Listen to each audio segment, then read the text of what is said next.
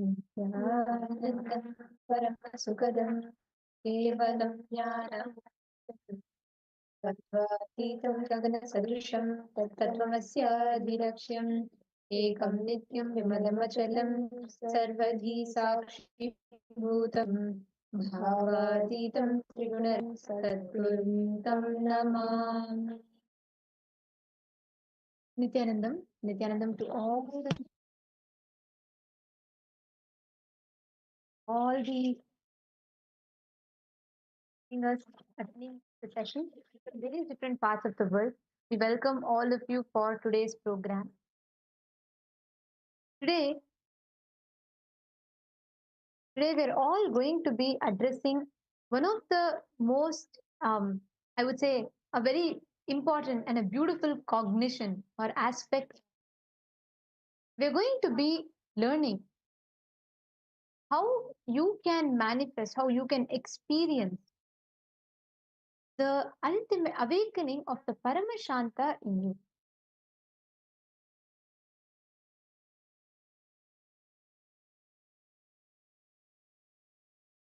So, all the participants that are here, we welcome every one of you to join for the program today.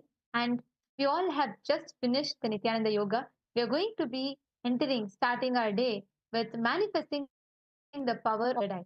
We are going to be understanding and manifesting the power of third eye to be able to see anything that you will, whatever you wish to, through your eyes blindly. So let us enter into our day, starting with the power of third eye. I request all the participants to please take a moment and blindfold yourselves. So I request each of you to take a minute and bring your blindfold if you don't have it yet. And please tie your eyes. And all the participants who are not on camera yet, I request each of you to please come on camera. We understand after the powerful yoga that all of us just did, this yoga action, the yoga with the 12 components, filled with whether you do the pranayama, the visualizations, the japa, all of these 12 components in the Nithyananda yoga, train your body, make your body ready to hold that space of enlightenment, to hold the space of manifestation that Swamiji is initiating all of us into during the Paramashivoham program. And today, when we start our day, we're going to be scanning, identifying any object, any image that is projected for all of you through the third eye. And today, let's do with a word, okay? So we're going to show a word for all of you, and I'm going to request you all to blindfold yourself and identify the exact word that is projected. Okay, ready? I request all the participants to please close your eyes. Please blindfold yourselves. We will now be projecting the word for all of you. Whatever shows in your third eye, whatever Swamiji reveals in your third eye, you can note it down.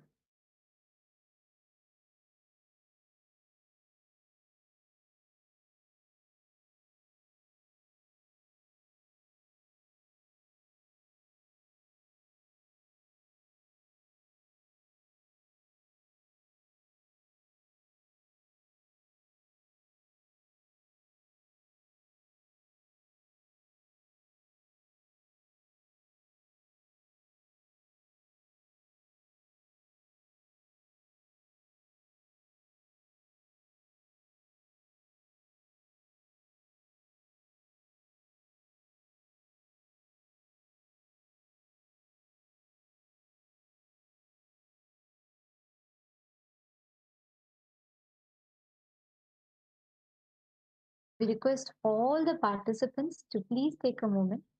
Please blindfold yourself. And now, an image is being projected to all of you, a word.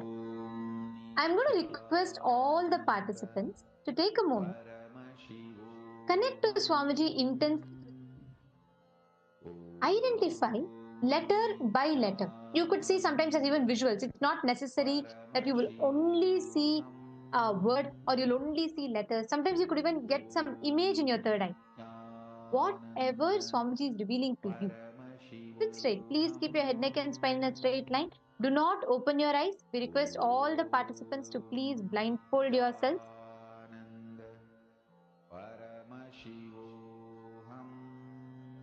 Nithyananda Maklelan, Nithyanandam, Mashni Gujadu, Nithyanandam. And I request all of you to continue to remain with your eyes blindfolded. Please close your eyes completely. Now, every word, visual, letter, what Swamiji is revealing to you in your third eye, please go ahead and take a moment and post that. Start seeing. Connect to Swamiji intensely. Please see. You may even get as a feeling, as a visual, or as an image. Swamiji will reveal it to you. The way you see it could be in any way. You could hear it, you could feel it, you can smell it. So whatever you see, know that it is your third eye revealing it to you. Swamiji is revealing it to you. Paramashivoham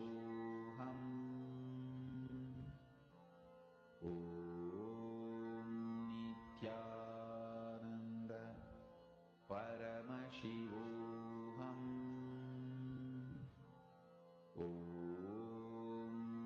Nithyananda Paramashivoham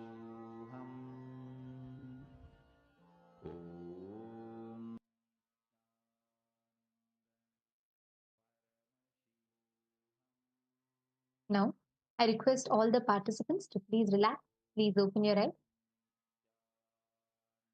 Annam Bansalaya and Ma Ashni Gujadur Makla. I request you all to now post whatever you saw, whatever Swamiji revealed to you in your third eye, describe it in the chat. And Anand Bansalaya, see, whenever you're manifesting powers, especially third eye, like I had shared with you earlier, please make sure you wear the eye band. See, that's very important. It is not just for you to not see, or of course, when we close your eyes, also you're not going to see. But the eye band ensures that there's no photon particles. The photons do not, like if you see, if you wear the type of eye bands that we put, the mindfold, right? It completely blocks out any kind of an light passing through. That's okay. Even if you do not have an eye band, yeah, you could bring some cloth, probably like a short, yes, a scarf or something, and you can tie it around your eyes completely. That way, it will prevent light as much as possible to pass through. So it will be completely where you will be able to bring your awareness to the third eye. Otherwise, it causes a lot of disturbance, and that's exactly what again and again obstructs you from seeing actually what is projected. Ma Teresa Allen, Ma Anandeshwari, Ma Vaidishwari, Nithyanandam. I request all of you to please take a moment now, start sharing in the chat whatever you saw. Ma Ashni has posted world and earth, okay. What else, Ma? I request all the participants to post whatever you saw. Okay, images of A banana. All right. Good. See, nice to see that you're all posting. We will be doing few more rounds of this. So actually you will be able to see Somji tells like how you can see with your eyes open. Much more clearly than that you can see with your eyes closed. It is not, see, right now it is only like a initial period where it's not like third eye needs practice or training, but it's just that you are tuning yourself. You are learning, you are starting to understand the science of how you are seeing through the third eye. It just requires that. After that, once you start understanding that, anything that is revealed to you much more clearly than you can even see with your eyes open, you will be able to see with your eyes closed. Okay, so I'm going to show the answer, and then we will be going to the next round. All right. So the answer, the exact word that we projected to you all was the word called rain. It was the exact word. Ma Ashni Gujadur, you have seen earth, which is very close. That's a very good direction you're heading in man towards manifesting it, ma. Now, let us do another round of this power. Okay, I'm going to request this time we could project anything. It could be shape, numbers, colors, letters, words, or pictures. So I'm going to request you all to connect to Swamiji, scan through your third eye, and identify what is the exact image that we will be showing you. Okay, ready? Can I request you all to please close your eyes completely?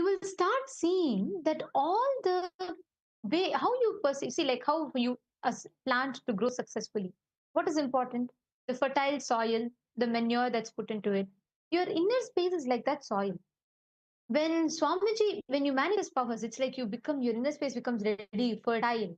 And Swamiji sows the seed of initiation. And throughout the day, all the powerful cognition you receive is like the manure for that initiation. And you start manifesting that ultimate, what to say, that reality as your very experience.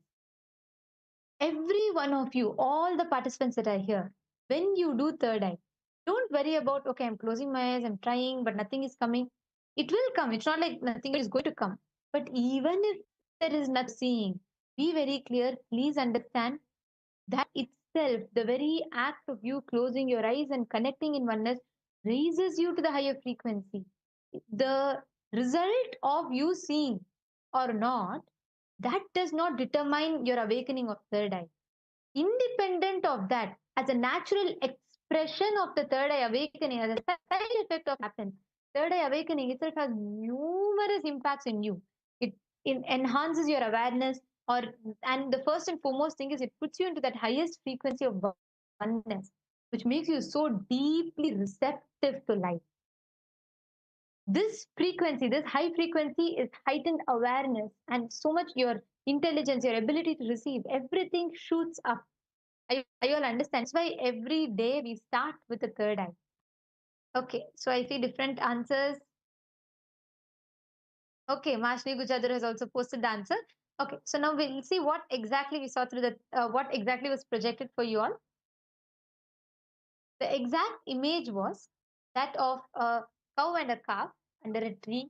So it's like a um, painting kind of an image, an AI generated image basically. And you can see this was the exact image that was projected. And now, see, all of whatever you see in your third eye is a manifestation. Actually, as we manifest different rounds today, we will be manifesting different powers throughout the day. And using the powerful cognitions that each of you get today, you can manifest the powers more and more. Start playing with these powers. And now we will be entering into the first session of the day, where we will be seeing how the only reality that is there, that exists, is that you are alive. We all see so many things happening around us, and we think that that is the reality. It could be like a person, or it could be a situation. We cognize everything around us as the reality that we manifest, or that we have around us, that we have built around us. But Swami beautifully reveals how the truth that only you are alive, the truth that you are alive is the only reality that exists. So let us now listen to these beautiful revelations from Swamiji directly. And today we're going to be learning about Maya Matrix, breaking free from Maya Matrix. See, today's deities, Simhagnamurti, all the forms of Paramashiva are the ferocious dimensions in which he manifests as that Rudra, as Kala Bhairava, or all the ferocious manifestations to liberate even Maha Vishnu from Vishnu Maya. And you will be learning about this further. We're going to be learning about each of these in detail. But now let us enter into the first session to understand how the only truth in life is you are alive, like Mamadra was just shared. So we're going to be listening to this revelation, the science and the beautiful cognition that Swamiji explains behind it. Let us all listen to the revelation now.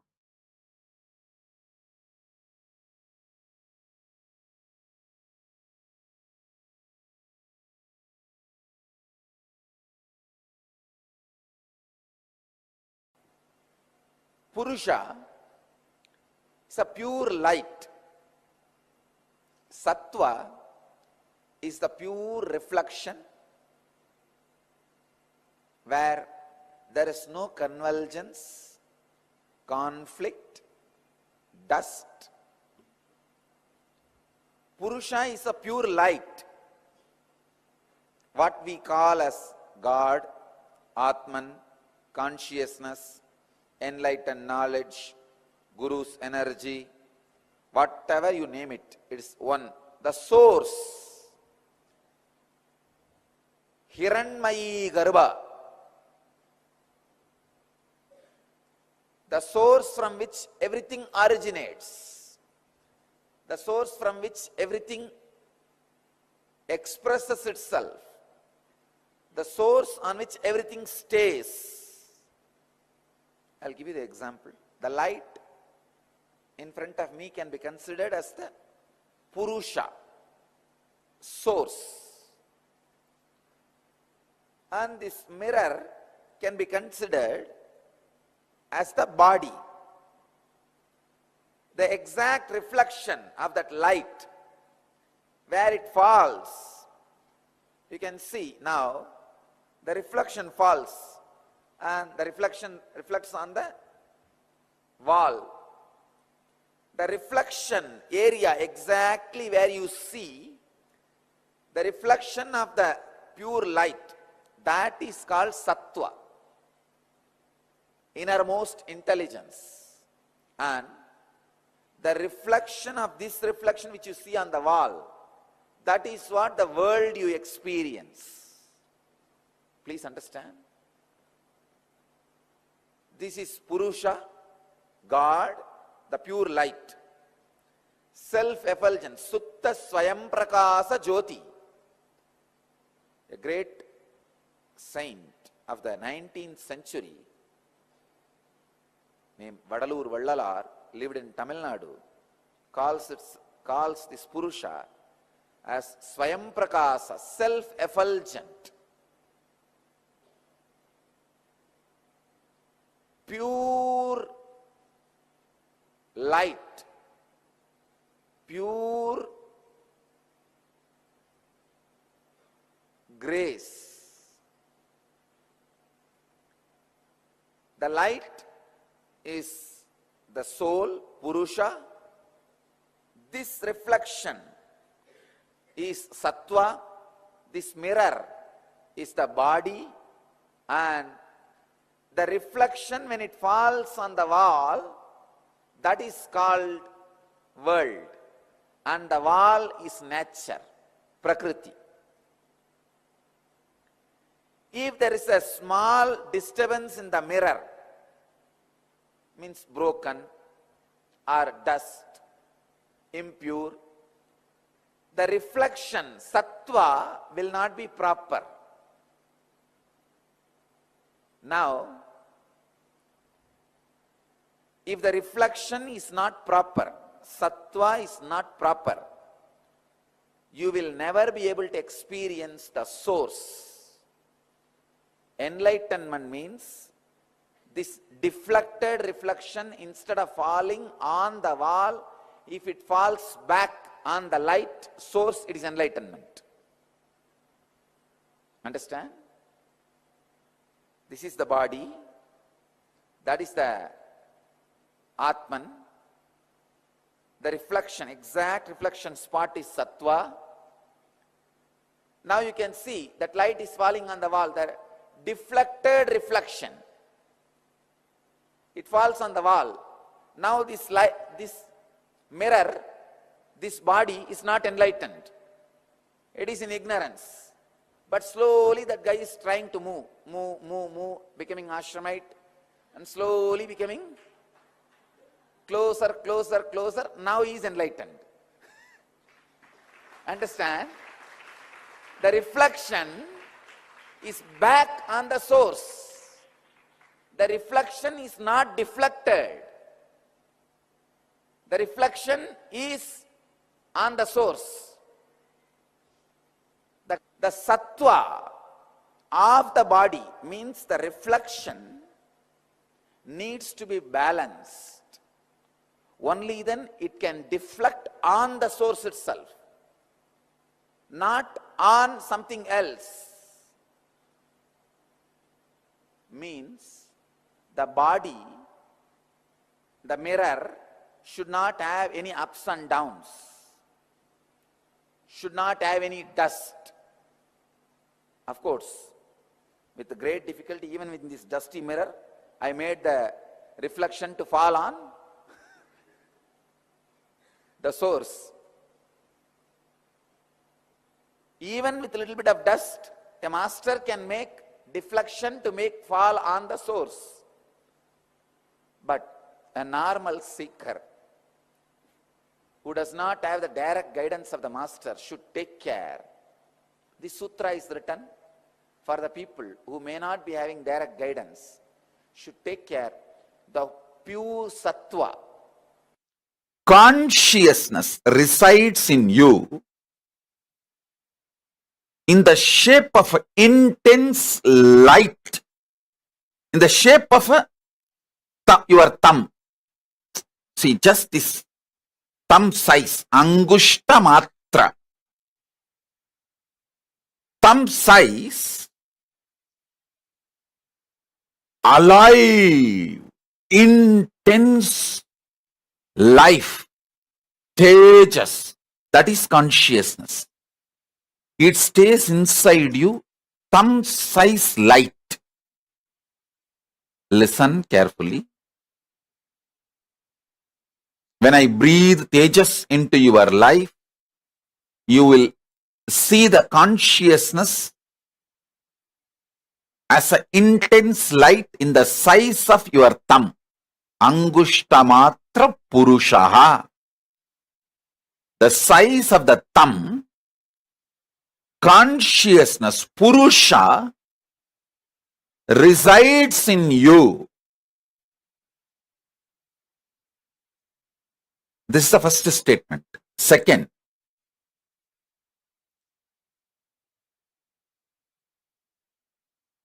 that Purusha is connected to all the minor chakras of your body. When I infuse energy into the Purusha of you, that Angushta Matra, your will to exist, your consciousness, your soul, it spreads to all the minor chakras and into your life. Listen. Listen to this.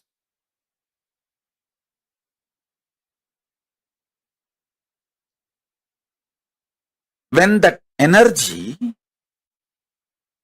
manifests into your minor chakras and from your minor chakras into your whole life,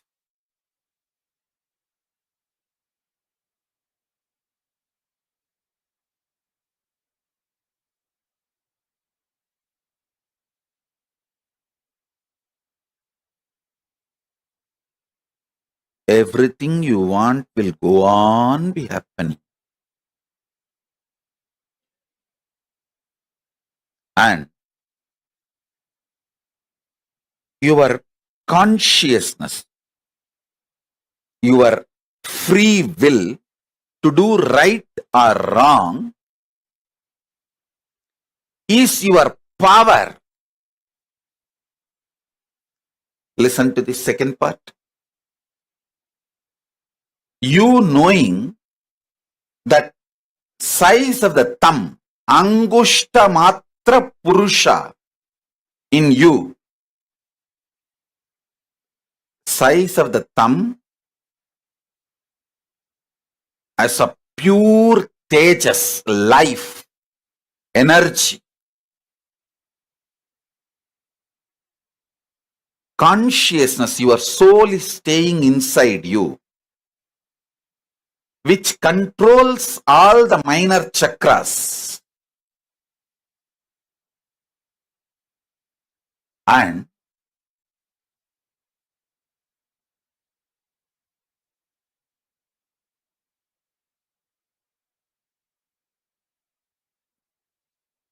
that pure tejas, soul, can reflect Paramashiva himself. You don't need to feel shy in front of Paramashiva.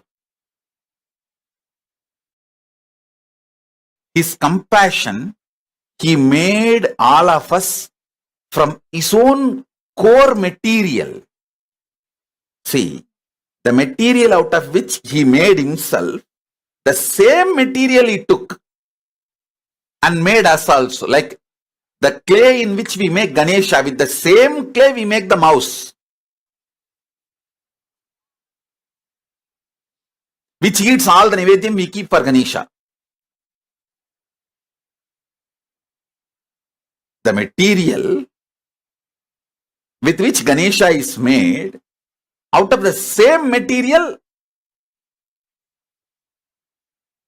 the mouse, the cat, sorry, not cat, rat, the mouse, Ganesha's Vahana is also made.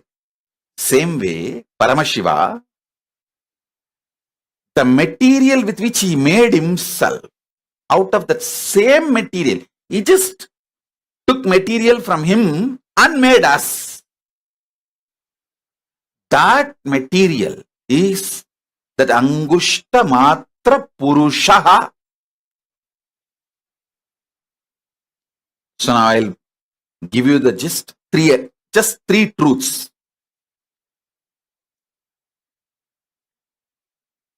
Your consciousness, free will to do good or bad, right or wrong, that is residing in you as Angushta Matra Purushaha, the thumb size conscious soul in you. First. Second, all the minor chakras of your body is controlled by that Purusha. So when energy comes from Mahakailasa and enters into that Purusha, from Purusha that energy goes to all minor chakras and oozes out to your life. That's the second. Third, your consciousness is the passport and visa for you to go to Kailasa, Mahakailasa. Even Rishis and Devatas don't have that. They have to come to human plane and take this body, only then they can go. This is the airport. The first sacred secret you need to know from Paramashiva, anti-aging is possible. That's first. Second, your association of Chit Jata means the body and consciousness. If consciousness overlaps the body, body gets the qualities of the consciousness. If body overlaps the consciousness, your consciousness gets the qualities of the body, like a feeling bound, suffocated, heavy, depressed. Listen. Listen carefully. Which component is predominantly active in you? If your consciousness is alive, functioning, if that is operating, all the intra-organs and internal organs of your system, body manifests the qualities of consciousness. Your consciousness, Paramashiva declares, is eternal 16 in his Dhyana Sloka. In Agama he says, I am eternal 16. Meditate on me as eternal 16. Listen carefully. Whether your body takes over your internal organs and intra-organs, or your consciousness takes over your intra-organs and internal organs and body.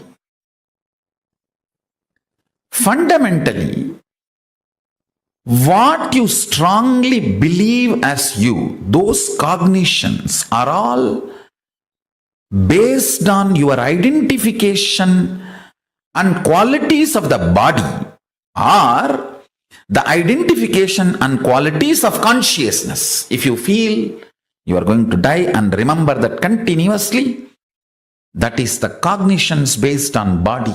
You will feel you are mortal and your internal organs will respond in the same way, and intra-organs, when I say intra-organs, the 14 chakras, your intra-organs also will respond in the same way. Even your consciousness will feel constantly suffocated, caged inside the body. Understand? If your cognitions are based on more the qualities of the consciousness, feeling free and deep within you, you know you are not going to die and you are existing forever, and how you exist during the dream and deep sleep and waking state, you will exist beyond death. Maybe the shell will go through some changes, but you are going to exist forever. When you are operating from those beliefs, your intra-organ will manifest the same, and internal organ will manifest the same, and body will manifest the same. More and more anti-aging will be happening in you. Understand? The inner software you are having, is it programmed more based on the qualities and perceptions of the body, or is it more based on the qualities and perceptions of the consciousness? You have some amount of money, you have certain property, all this is imagination approved by society and law of the land, but not reality. How many of you are realizing it? Raise your hand. You are alive is only reality.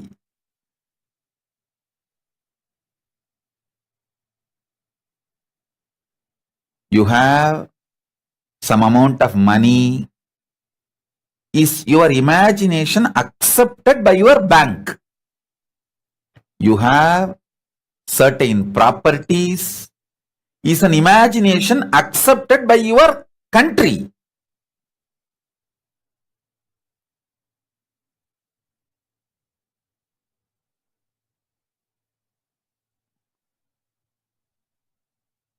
You have wife or husband. Is your imagination accepted by your spouse? The day your spouse decides he or she does not accept your imagination of having a spouse, over. Bye.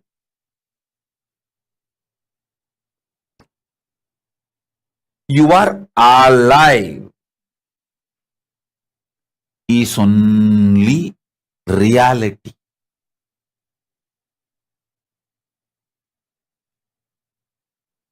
You are alive is the only reality.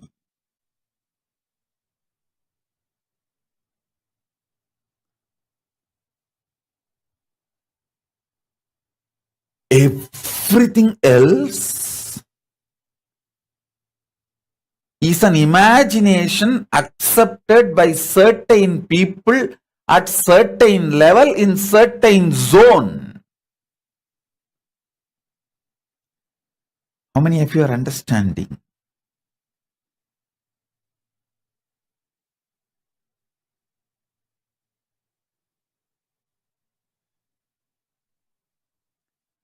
Other than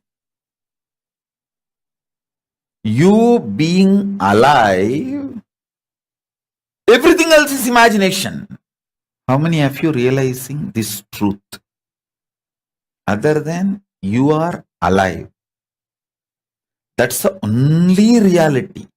Listen, even if you think you have a 6 feet body, you have a beautiful body, or you have an ugly body, all this is also imagination inserted into you by certain people, accepted by certain people, and kept alive by certain people. Your shape, size can change anytime, and it is constantly changing. Sometimes more than 3 pounds a day you change. Up, down. 3 pounds a day, you change.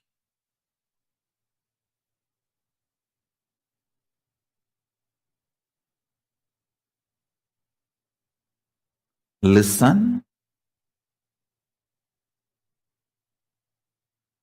More the reality is infused by Paramashiva, his super consciousness, more powers you manifest. Delusions disappear. Life becomes powerful, real, energetic.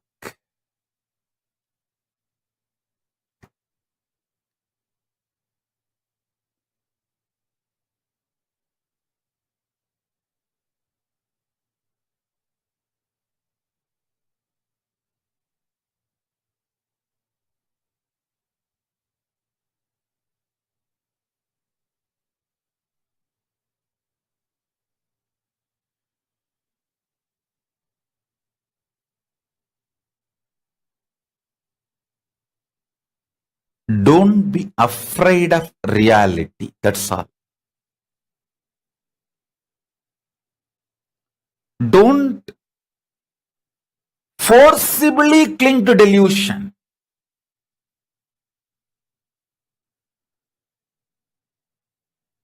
Don't forcibly cling to delusion.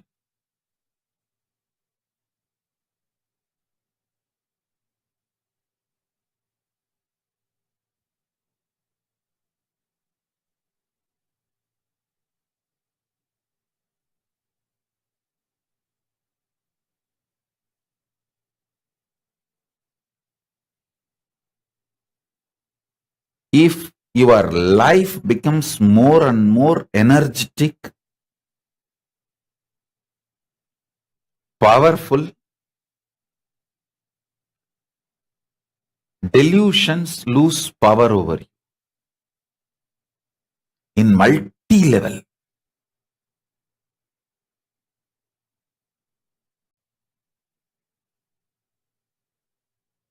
Evolve in reality.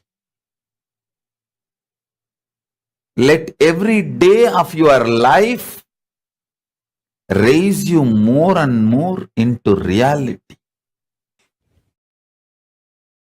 If you consciously don't decide or declare, what you are unconsciously always frightened about, what scares you, becomes reality.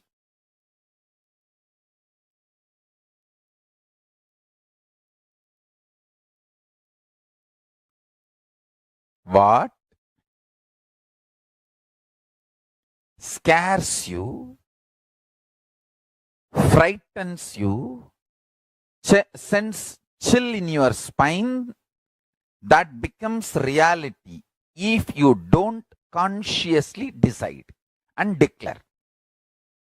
And the good news is, any of your conscious decision is too powerful than anything which scares you, frightens you, threatens you.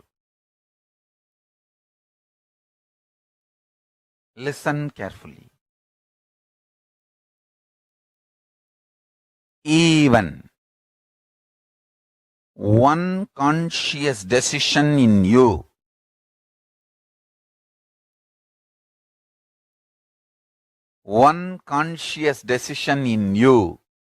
can clear away millions of unconscious fears, scariest things in your system. Understand, I don't have a feeling about me. I only have a clear reality about me. I am Paramashiva. That's all. That's a conscious reality. That's all.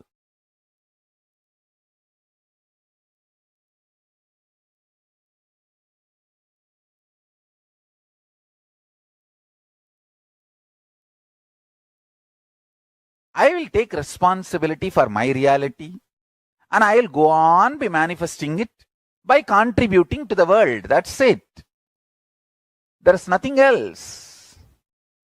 Listen intensely. How many of you feel when Swamiji says, I am Paramashiva, you are Paramashiva, I am able to trust, yes, I am Paramashiva, but maybe in the distant future I will realize it. Not immediate. Maybe at one Janma I will realize it. How many of you trust my words that much? Raise your hand. If you trust my words that much, you are qualified for initiation. Now I am initiating you.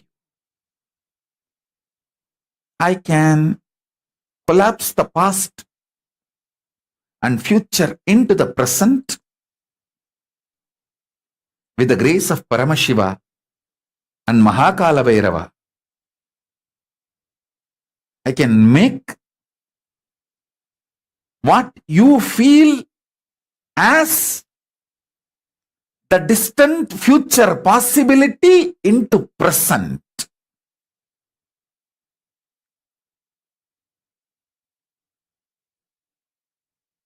Because only for you, past, present, future is separate.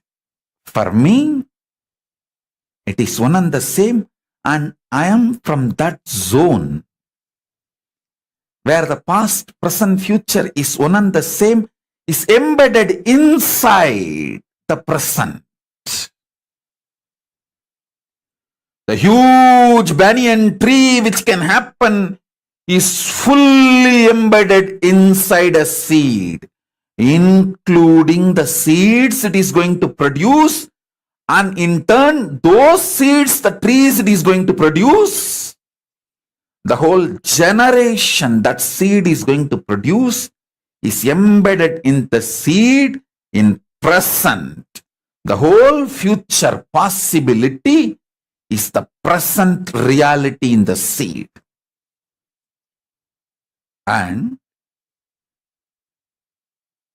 one good news is, in the human being, because of the conscious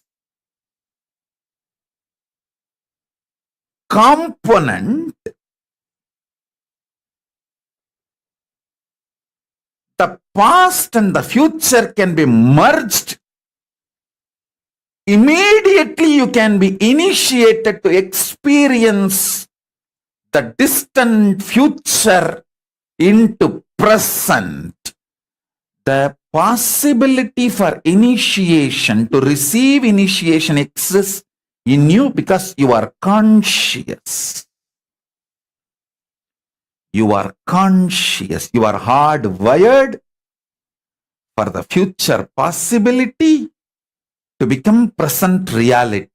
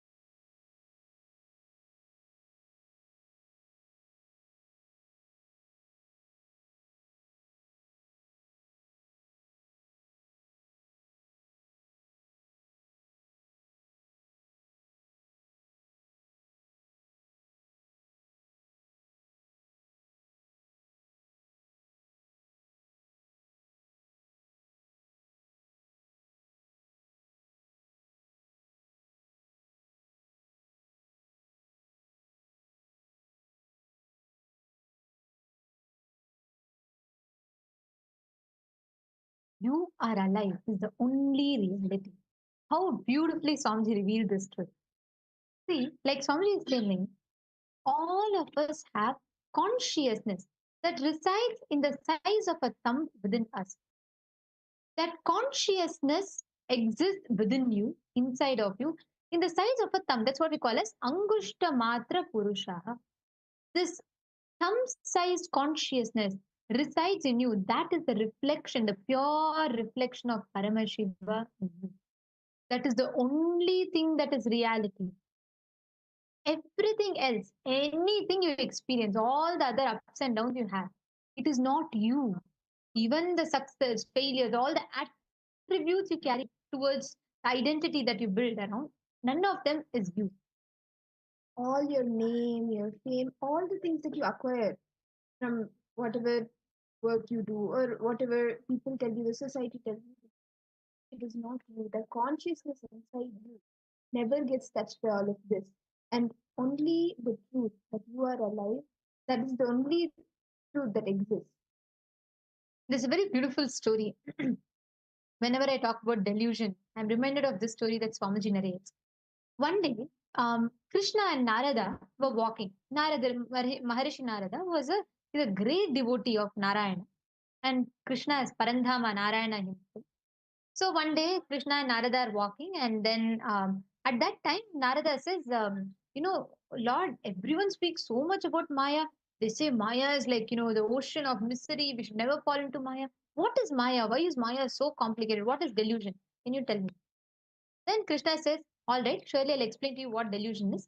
Can you go and bring a cup of water for me? And I'm coughing. My throat is very, I'm very thirsty. Can you just get it and come? So Narada says, yes, of course, Bhagwan. And he'll go. He goes to the nearby well to get water. As he's going to fetch the water, he sees a very beautiful woman fetching water. She's pouring the water into the pitcher. And Narada is smitten by her beauty. So immediately he looks at her and he says, where are you from? And he approaches her, requests her to, expresses his fondness for her, and he requests that she marries him. Immediately the girl says, all right, I see, I am fine, but I cannot be the decision maker. You have to ask my father, because my father is chief of this village and he has a lot of responsibilities which his son-in-law should own up. So please ask him. So Narada says, all right, and he goes to the father. He asks the father that, I want to marry your daughter. Please, can you give me your daughter's marriage, hand in marriage? Then the father says, all right, but under one condition, that you take up all my legacy forward. You should grow the farmland. You should take care of agriculture. You should take care of this village, everything. Narada said, yes. I'll do anything. I just need your daughter with me. Then they agree. They get married. Narada lives such a happy life. He lives such a lavish life. And especially after he takes up, he does so sincerely. He builds farm. He takes care of the agriculture. He takes care of all the businesses. He runs the whole village. And he becomes wealthy. He doubles the wealth even more. And his life with his wife is so joyful. Like there's absolute fulfillment, absolute joy. And both of them live so happily. And after some time, there is they give birth to children also, and the two children also are starting to grow up. One day, just in the time of in the time of harvest, there's a heavy rain and a flash flood. The flood is so severe that it destroys all of Narada's accumulation, his wealth, his business, everything is doomed. So everything is literally just washed out, his house. And he holds on to his wife and his family, and he starts like screaming for help. The flood is so strong that both his children get washed away. Then he holds on at least to his wife. And the currents become even more intense. Even his wife gets washed away. And he holds on for his dear life. And he says, God, what have I done? Why are you punishing me like this? Why have you taken away everything that is mine? That moment, he hears a voice. It says, Narada, did you get water for me? That is my water. When Narada wakes up, he realizes, oh my God, what did I do? I came here to get one cup of water for my God, who is my only life, who is my Krishna, my Vishnu. And I have forgotten, I've fallen into this whole delusion. I'm living this life where I saw one woman got distracted and the whole thing just went. That time he rushes, he wakes up, and he realizes the whole thing was Maya. Krishna looks at him and says, "This is Maya." Swamiji beautifully explained to all of us. See, whatever you experience, you may be wealthy, you may be poor, you may be having lots of joy in your life, you may be having lots of sorrow, but whatever it is, please understand, it is Maya. There are so many stories, so many examples where, and actually, even if you look into your own life will be an example. All of our lives will be an example of how Maya takes over us and how we fall into delusion. But all of that is not us. There are so many multiple stories that's not just us of how to make us experience that ultimate liberation. But before that liberation, to test all of us, one of the Panchakritiyas and all of that, Maya will somehow come and catch us. And that is actually not us, that is not the truth. And finally, Paramashiva liberates us from that, coming down as Simhamdamurti, coming down in his various forms to liberate us. And this, see, like in any activity, actually, even all of you can see in your own life today itself, if you just look few hours before, in the last few hours, some activity would have been happening, you would have been doing something, but somewhere you get little distracted. Okay, some other desire will come up, and maybe, okay, what is the thing that you seek the most?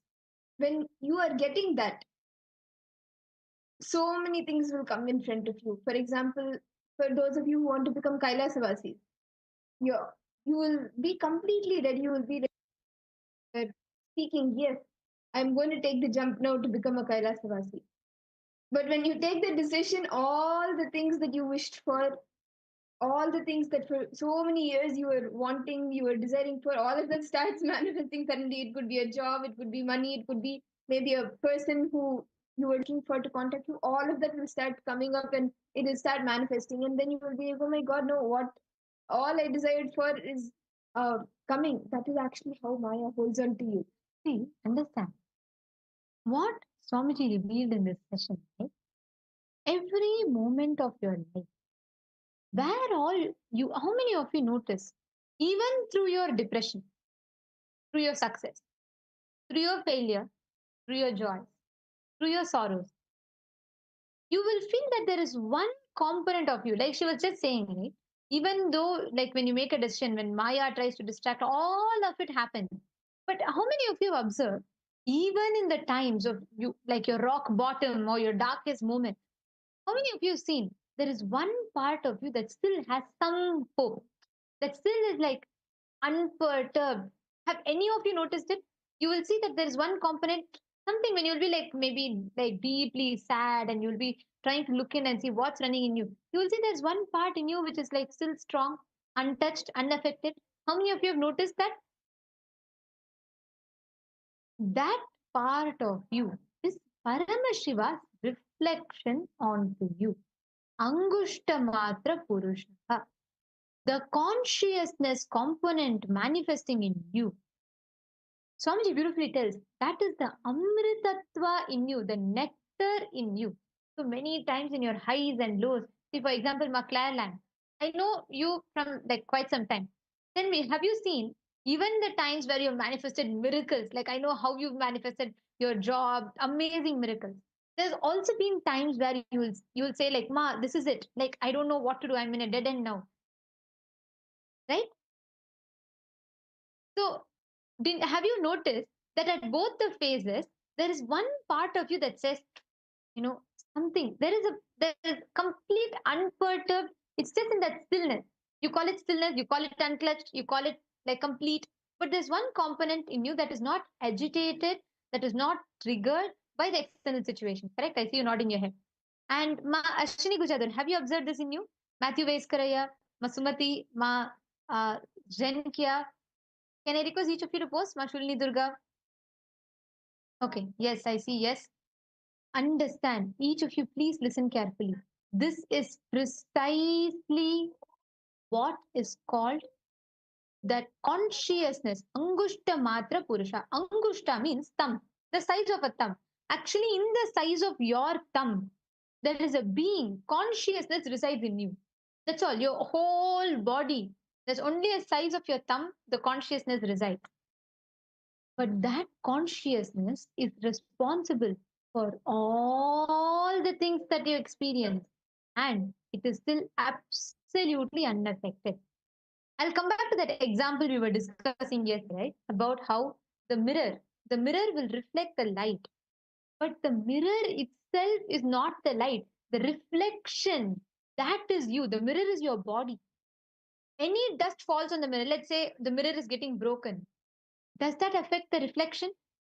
Mashini, let's say you're putting a torch on there's a room full of mirrors. You're putting a light source in the center, and all the mirrors are reflecting the light.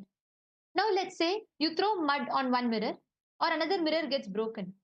Does that affect the light? Does it affect the reflection? Does it affect the source of the light, or does it affect the reflection? Absolutely no, correct? It doesn't. Same way, the consciousness in you does not get affected, like how a mirror, how much ever it is dusty, whether it is becoming dirty, it is having stains, or it is completely clean, or it is getting broken. The mirror may have the damage, but not the reflection. Same way, all the ups and downs you go through hormonally, all the ups and downs you go through physically, all the ups and downs you go through psychologically, all the three plus more does not affect you. It's not just, I'm not even talking about lows, even the highs. Let's say you manifest a job and you're all excited. You're like, oh my God, I manifested my dream job. This is what I wanted. Looking at that time, you will still find a part of you that is absolutely unperturbed. Same way, the worst moments of your life, maybe you got cheated into something, or maybe you lost your money, you got, someone scammed you of your money. Even at those moments, there will be a part of you that will be completely untouched. That part of you, discovering that part of you is what we're going to learn today. That component of you is that core Paramashanta Swarupa of Paramashiva, which is not affected by the ups and downs. Like how any waves, all the waves only happen in the surface of the ocean. Deep within the ocean is calm, peaceful. Same way, all the things that happens only in the surface, but deep within, inside you, there is a part of you which is completely peaceful, unaffected. No ups, no down can touch it. Getting mastery over this, understanding this truth is exactly what makes you conquer Maya, delusion. If you understand this one truth, suddenly you will see no more delusions, no more fears, no more agitations will happen in your inner space. And you will be able to, whatever you are looking to manifest, you will easily be able to create that as a reality.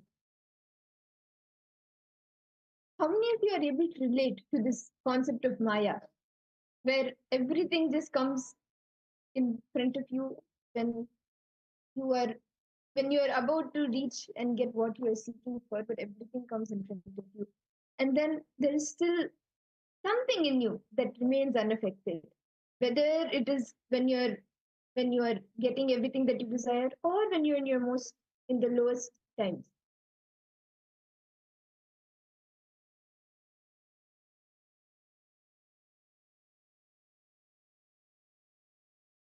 Can I request each of you to post in the chat?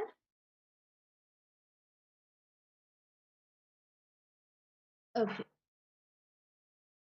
So now let's all do a small internalization exercise. Can I request each of you to bring your paper and pen? You will now be writing down your life should be um, like full, powerful, right? Usually we all want our life to be powerful. So from that powerfulness, make you want to manifest everything and make everything happen. So now can I request each of you to pen down 5 aspects of your life where you are feeling powerlessness. It could be any 5 aspects. And I request all of you listening here, please listen carefully. Each of you, take a moment, observe yourself, understand anything else you believe as you other than Paramashiva is an imagination. You believe you're a lawyer, you believe you're a doctor, you believe you're poor, you believe you're rich, you believe you're intelligent, you believe you're not intelligent. All of it is imagination.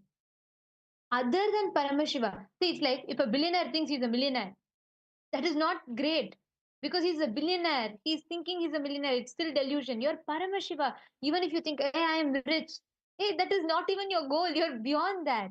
So you need to understand and recognize the Paramashiva component in you. That is what we're going to do now. Okay.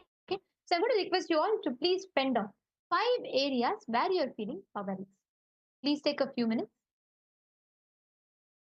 I request every one of you to pen this down. Once you pen down, please post yes done in the chat. And if any of you have any questions, please feel free to ask.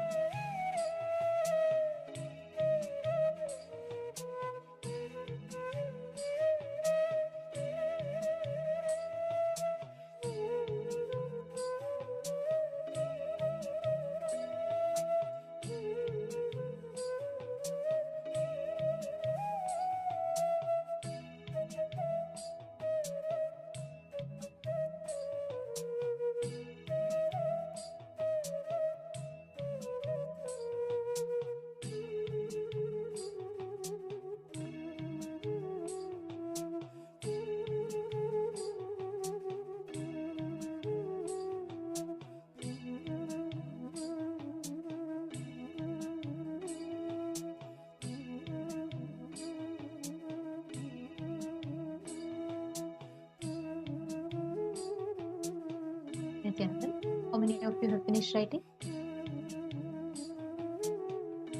How many of you have identified the power, the exact areas, aspects where you face the powerless? Now, the next important step comes. Listen carefully. Any other identity that you carry about you is a collective imagination declared reality by society. Like, for example, your idea of rich, poor, your idea of wealth. Money is what? Collective imagination of the society declared as reality. Okay, there's a question from Zenkia. Asked, Ma, you said even positive ones like I'm smart, I'm powerful, rich are also imagination, and we are beyond that. We can choose to be smart, powerful, rich, but we are not equal to these. Is that right? Beautiful question, Ma. Actually, many times we try to equate. When we try to say, oh, I am not incompletion, then we try to push ourselves to another identity. Our mind constantly clings on to somewhat other identity. I'll tell you something. Swamiji, beautiful statement. Swamiji tells, you thinking you are intelligent or you thinking you are not intelligent, both are wrong. You are beyond all of this. See, consciousness is the only eternal dimension of you. You being Paramashiva is the only eternal component of you. Everything else is ephemeral. For example, if you believe you are a best singer, as you grow old, when your voice fails, you'll fall into depression. If you believe your intellect is the best, that's your strength. As your logic fails, you'll fall into depression. If you believe the pleasure to see, like watching movies, is the best, when your eyesight fails, you'll fall into depression. Any identity that you build yourself upon, anything, your knowledge, your capabilities, your talent, your legacy, your wealth, anything you build your identity on is ephemeral. When that is removed from you, you will fall into depression. That is why Swamiji very beautifully explains as a line about Maya that Swamiji tells. Yama iti Maya. That which does not exist but makes you believe it exists and influences your decision is Maya. You will learn about that in the next session. Swamiji will explain that in the Maya Matrix. But listen, Mazinkyo, any other identity, even the good ones, see, it is like, let's say you are a billionaire, okay? Someone takes that, the identity that you're a billionaire is hidden from you. You're given $2,000 and you're made to feel proud you're rich enough to have $2,000. Or let's say even someone gives you $1,000,000 and someone makes you feel proud that you're a millionaire. Is that your best identity? A billionaire being satisfied that billionaire is a millionaire is not a best identity. You are Paramashiva, your consciousness. You thinking, yeah, I have so much of wealth and this wealth is my identity is still conscious poverty. Are you catching it? Ma Zenkev, if you're understanding, I see you're nodding your head. If you are clicking with it, let me know in the chat. Understand, any other identity other than Paramashiva is a collective imagination by the society declared as reality. What is beauty?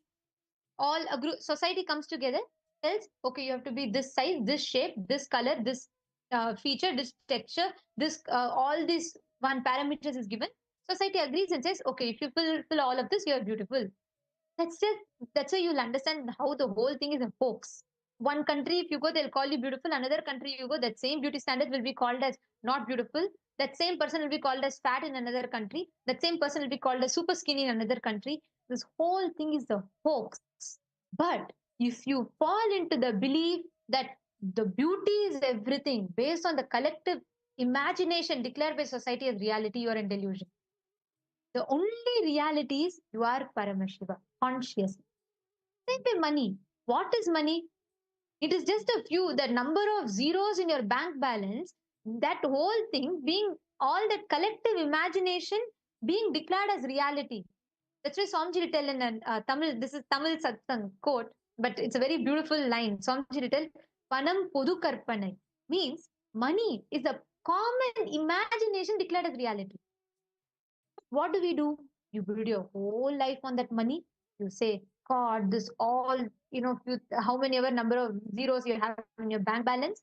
You based on that, you declare, you build your identity, you build your belief that, okay, money is giving you so much freedom, money is giving you this, money is giving you that. Then just a fraction of a second, if that is taken away by life from you, You just collapse because you do not have another identity to cling on to. So the only thing you are Paramashiva is the reality. Now, next comes the next question that you may have. So, does that mean I have to give up? Does that mean I should not have money? Does that mean I should not be intelligent? Does that mean I should not look beautiful? No. Understand. You declaring you being beautiful is not wrong. But you thinking your beauty is your ultimate identity is wrong. You being wealthy is not wrong. But if you are enjoying the wealth of the understanding that, hey, I am Paramashiva, this rich or poor does not make the money does not make me rich. Because I am Paramashiva, I manifest money. Same way, manifesting powers does not make you Paramashiva. Because you're Paramashiva, you're manifesting powers. That means what? Whether you manifest powers or not, you are Paramashiva. You're not affected by it. There's a subtle difference. Are you catching it? Ma Zenkia, Ma Ashini, Ma Claire. How many of you are clicking with this? You being wealthy is not wrong, but you thinking wealth because you are wealthy, that is your identity, is something seriously wrong. If you understand, hey, I am Paramashiva. Me being my statehood of Paramashiva is not affected by wealth. But because I am Paramashiva, I can manifest wealth. Then you can manifest what million? You will manifest in billions. Same way, when you declare that, okay, I am not affected by me being beautiful or not, is not going to affect me. Because I am Paramashiva, I just radiate that grace. Then understand, you will have such a strength, such a confidence, unshakable, eternal, that confidence and that grace will flow through you. This is why when we see Swamiji is so graceful. Swamiji is so beautiful, and Swamiji, everything that Swamiji declares. Today, Swamiji declares that he is going to build a golden temple, simply it will happen. He has made a nation itself and shown to all of us. That reality, see, even right now, since you believe so strongly, society has trained us, molded us to believe that we are this, we are that. It may be difficult to make a jump. But Swamiji gives a very powerful text for this also. If you just declare, I don't know whether I know or not. Swamiji has told, because Swamiji told, this is my reality, I declare. Start with 11 times. If you declare this within yourself, the 12th time, you will start making it as your cognition. It will become your belief. That belief will become a reality for you. Nithyananda Ma, Iqbal Dano, Nithyananda Ma, nice to see you. Did you completion, Ma Iqbal? Why don't you spend time here today and do the completion? Today is a very powerful session. So actually, I think you should sit here. So you can go through and do the completion deeply. Because we're going to be learning about how to liberate yourself from Maya Matrix. So be here, okay? I know it's late for you, but I know also you'll stay up. I know you have a lot of passion, like you very sincerely come. So I know you'll stay up. But I really recommend, Ma, don't today miss. Sit and attend all the sessions, okay? Okay, all right. So now we're going to be with this understanding. I want to request all of you, each of these cognitions you've written down, see from the cognition that now you are Paramashiva. With the understanding that you are Paramashiva, how you are going to address the situation. Please take a moment for all the things you have written down. Please address it from this cognition.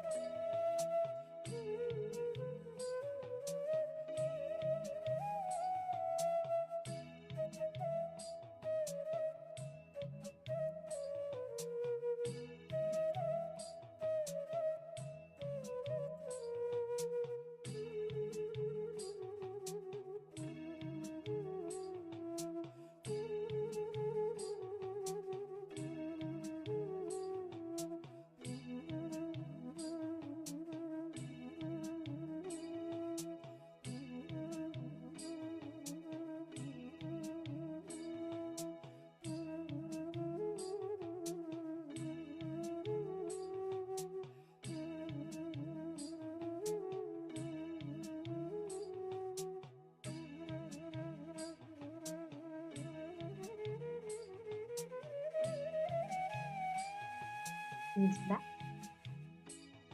Have all of you finished writing down? So even if you understand, even if you recognize where exactly the pattern is, that is enough. All right. Now, all of you listen carefully. With this understanding, when you establish yourself in that complete peace inside you, the component of you, the part of you, the Angushta Matra Purusha, the thumb sized consciousness that resides in you, if you just recognize, identify that part of you, you will develop an extraordinary quality of listening. Today, we are going to be manifesting a very interesting power. This is like one of my favorite powers as well, because what we're going to be doing is you're going to be manifesting the power of Dura Shruti, me, your ability to hear remote distances by your will, whichever aspects, whichever areas of your life. Like, for example, many times, if you see constantly inside you, inner chatter will be happening. So, our listening in life is normally like very, very less. Even if where you think you're actually listening, the listening in our life, what we carry towards life is very less. This power of Durashruti is beyond the parameters of time and distance. This power, let's say, for example, Maklar, you're in Canada, let's say, for example, and let's say your friend is somewhere in Australia. Wherever you are, the distance does not matter. When you experience the Manon Mauna inside you, when you recognize that Angushta Matra Purusha, the thumb size consciousness in you, any distance you'll be able to transcend and you'll be able to hear what exactly the other person is saying. Are all of you understanding the power? Can you all give me a thumbs up if you all understood? Claire Lang, Mashni Bujadar. Okay, yes, I see a thumbs up. Now, I'm going to be, what we're going to do is myself and Ma Madhura, we're going to be listening to some song or some music, some sound, some noises. Okay. I'm going to request you all to connect to Swamiji. We will be muted, so you will not hear anything on your end. We will be completely muted. And I'm going to request you all to establish yourself. First, bring that complete Paramashanta in you. Try to identify the Angushta Matra Purusha, the thumb sized consciousness. Like Swamiji told, it can be anywhere in you. But you'll experience that part is so peaceful, so complete unto itself. Please close your eyes. Can I request you all to take a moment? Recognize. Just go more and more aware or become aware of that part. Drop all the other agitation. Any other emotions that may be coming up? Drop it, it's fine. Surrender it. And identify that Angushta Matra Purusha, the thumb sized consciousness within you.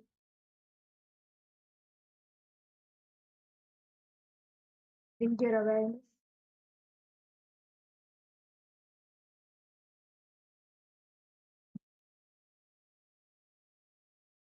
Intensely connect with Swami, chant the Mahavakya.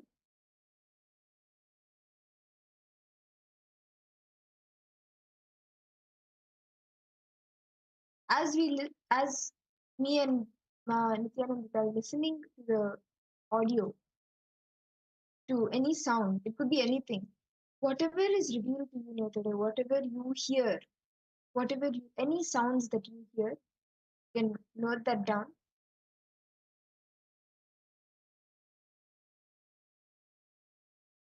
I request each of you to straight chant the Mahavakya, intensely connect with Swami.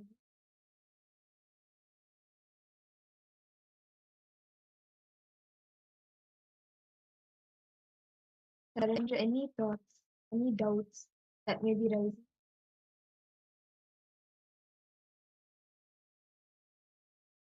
This power is not bound by any limits, like within this certain limit you can hear. No.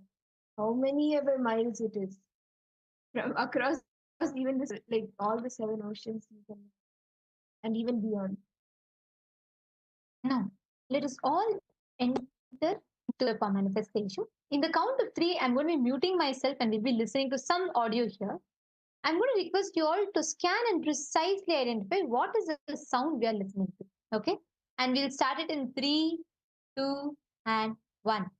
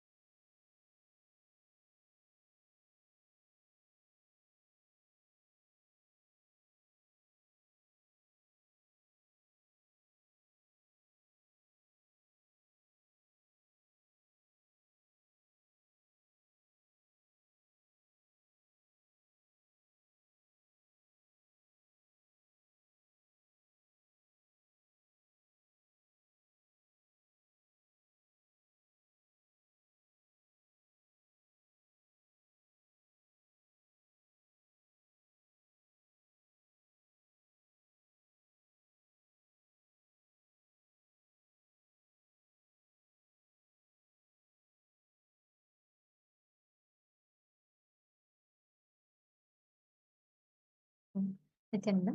We apologize for the technical glitch. We apologize for the technical glitch. We apologize for the technical glitch. We apologize for the technical glitch. We apologize for the technical glitch. Sorry for the technical glitch. We are going to be continuing to listening to the audio. There's a small glitch. So we're going to be replaying it again and listening. And I request all of you to once again connect to Swamiji and please scan and I complete it for the inconvenience caused. We're going to be listening to the audio once again. And we're going to be requesting all the participants to connect to Swamiji and intensely establish yourself in Paramashanta. Scan and identify what exactly is audio we are listening to. So we will be starting in the count of 3, 2, and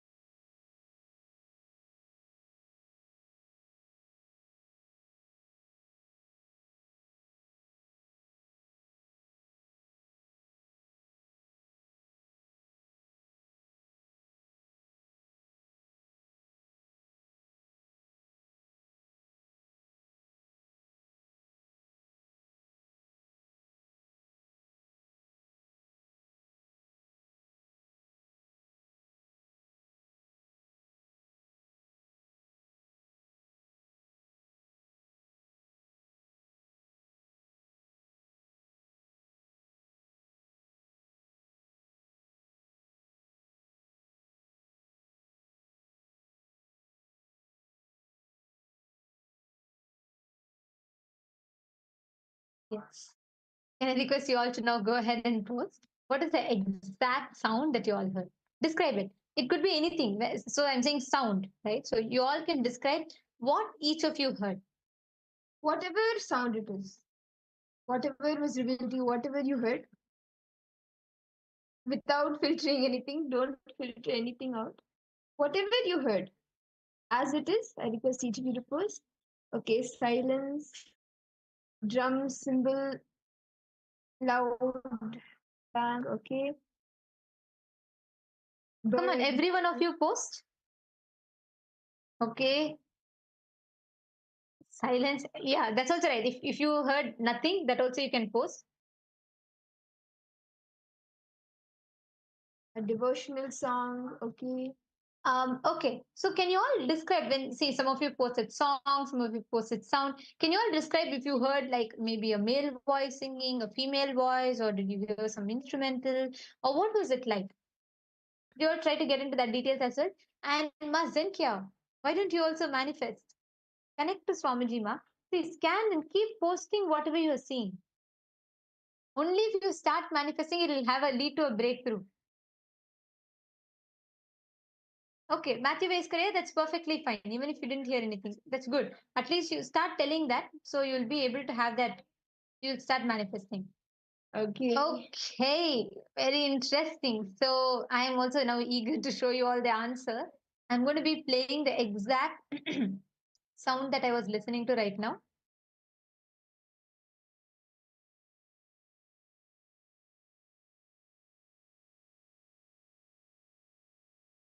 And many of you will be surprised because many of you have gotten the answer correct.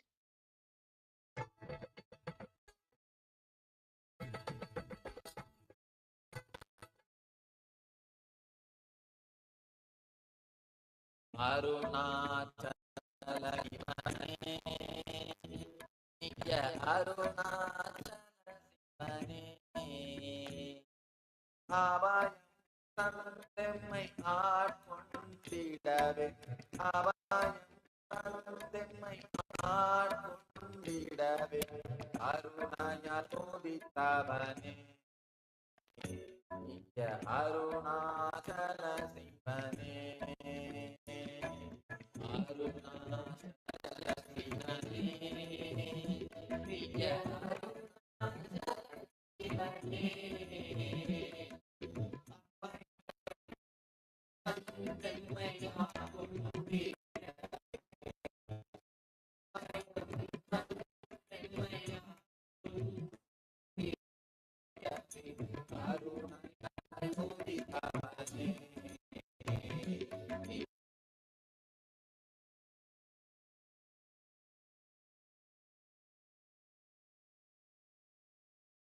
Ma Claire Lang, you have manifested spot on. You said you heard Swamiji.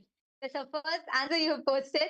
And And Ma Ashni brother, you also post devotional song Bells. and you have also posted a male voice. And I see my Iqbal Ban also has posted, I heard Swamiji's voice. Wow. Excellent. It's just the first round, and already so many of you manifesting. Okay, now we'll be doing one more round. And once again, but now you should all not guess. Oh, they'll be listening to maybe some songs related songs. I mean, it will not be. It could not. But that should not be a logical guess. It should be just completely through your third eye. You should actually listen. Go into that deep, tune into that frequency where you can hear all the subtle sounds. Okay, we will start the next round in 3, 2, and 1. Please settle down, enter into the deep listening. With Swamiji. And whatever you hear, whatever Swamiji reveals to you in this round, I request each of you post in the chat. Whatever sound you hear, whatever sound you are able to listen to. Now let's enter in 3, 2, and 1.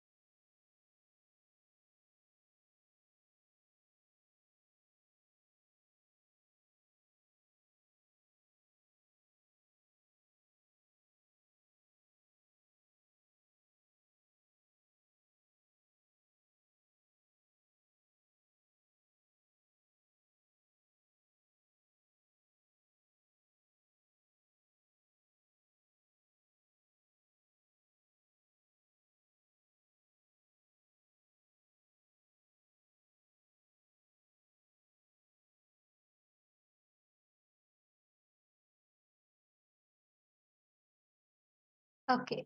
Yes. Come on. Now I request all the participants to start posting. What was the exact audio that we all heard? What is the exact sound?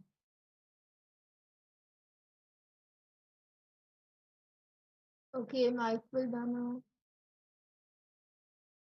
Matthew is correct. Come on. Each of you post what is the exact thing. You have to connect to Swamiji through the third eye. You will be whatever you heard, what Swamiji reveals to you. You it could be any. See, like for example, maybe just an example. Maybe let's say I'm listening to some instrument. You will hear suddenly, like maybe you will see some instruments. You may see it, or you may visually see it, or you may hear it. So whatever you, comes to you that few minutes, put that in the chat. Okay, Mashni Gujadar. Okay. And any other particular language or anything that you all could hear, like any specifics. Could be the instrument, it could be the language, it could be anything. Or the pattern of the sound. Whatever you were able to hear, as much as in detail as possible, I request you all to post. Okay. I'm going to now share the answer with everyone. What is the exact sound that we were listening to?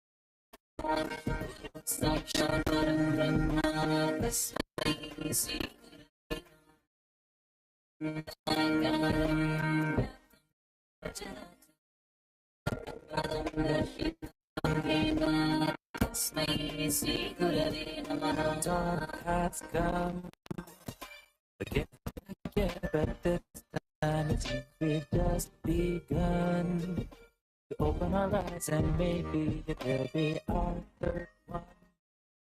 And prepare your melody of love will be sung to the top of the highest mountain. It's been so long since we have heard our inner song without word for us. You are the best way, a radiant star to light. So wonderful, I can't take my eyes off you. Never wanna take my eyes off you. You are my life, you are my world. So beautiful, don't wanna breathe without you. Don't even wanna live without you. You'll be as one in unison all over the world, all over the world, all over the world. All over the world, Nithyananda, all over the world, lifting us all over the world, Nithyananda, all over the world.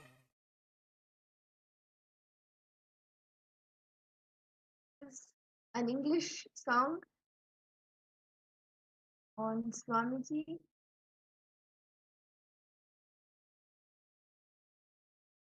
Yes. So this is the exact song music that we were listening to. Actually, see, understand, every one of you listen. This sound, your ability to listen to the audio is not based on the volume it is in, the frequency, its vibration. No, it's purely based on your the way what you are establishing yourself in. So you only focus on that. Forget about how right, how wrong, whatever it is, doesn't matter. You again and again bring yourself back to this space. You will simply start having a breakthrough. Now, we're all going to be entering into the next session of our day where we're going to be understanding about what is Maya. What is this Maya matrix and how do you conquer? How do you win over the Maya matrix? Let's all enter into the session now.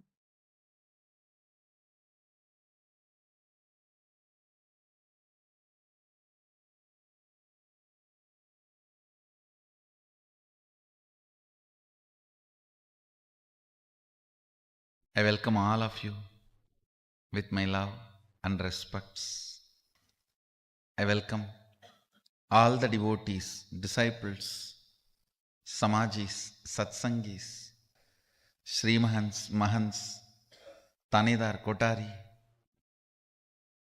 Sarvanyapida Yajamans, everyone sitting with us all over the world through Nithyananda TV, streaming and two-way video conferencing, having Nayanadiksha all over the world, all of you with my love and respects. I'll explain some more details, intricacies. I'll reveal some of the sacred, secret, sweet signs of third eye and Maya matrix. Listen, the 25 states an individual consciousness goes through due to its delusory association with physical, physiological, psychological, neurological ups and downs. Please listen. The 25 states of consciousness which an individual consciousness, a soul, jiva, the individual identity goes through due to its false association with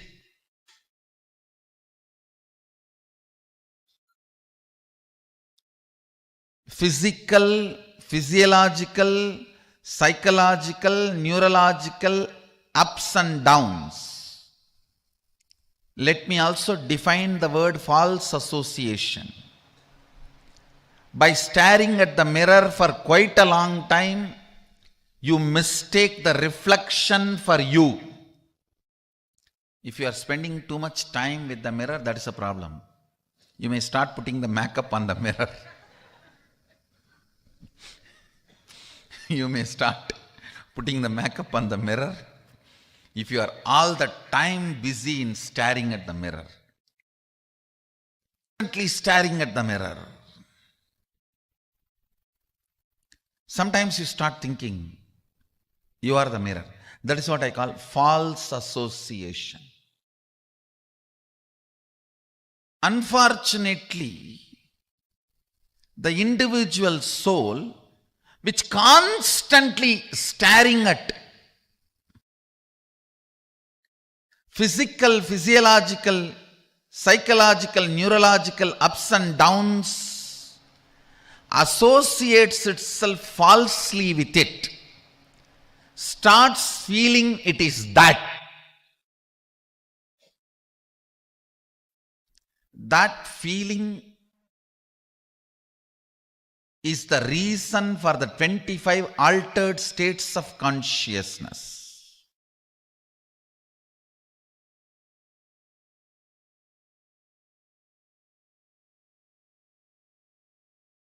If you are getting into more and more of false identification, it is called delusion.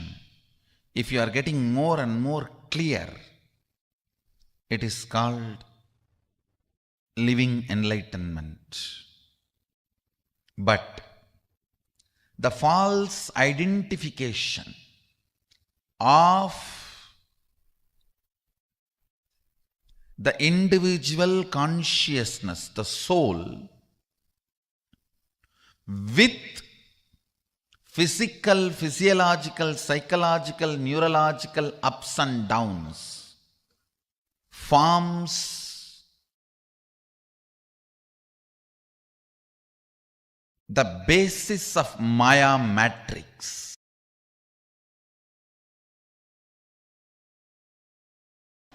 Jiva. Listen. Jiva. The individual existence. Perceptional.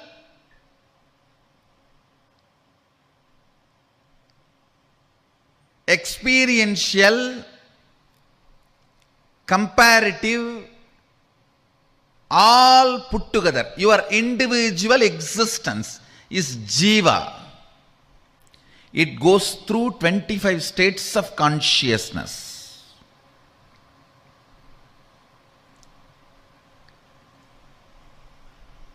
From sleeping, sleeping, sleeping, dreaming, dreaming, sleeping, waking, waking, waking, awakened, awakened, waking. Totally 25 various states of consciousness you go through as a Jiva. Jagat, the universe. It has 11 dimension. Length, breadth, depth is all you know. Time and space still scientists are exploring. But various permutations and combinations of length, breadth, depth, time and space forms 11 dimension. That is the Jagat, universe. Sadashiva, Ishvara, who manifests as 5 dimension and unmanifest part of him. That is Ishvara. Listen. Jiva, soul. Jagat, universe. Ishvara, Sadashiva. The matrix between these three is called Sri Vidya. The knowledge of Sri. Sri means Adi Shakti. The knowledge of Adi Shakti is the knowledge which will liberate you from this matrix. Understand?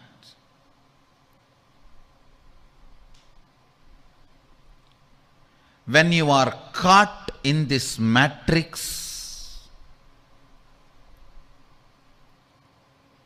whatever you think you are, you will continue to be slave. It is like a lion hypnotized all the sheep, saying that you are all lion. Don't bring lion cub story here. It is different. It's a different lion. The lion hypnotized all the sheep, saying you are all lions. So you can come without fear every day. You will have one. Even what society teaches you, the choices as freedom is nothing but you being hypnotized. You being sheep and hypnotized as lion. Understand?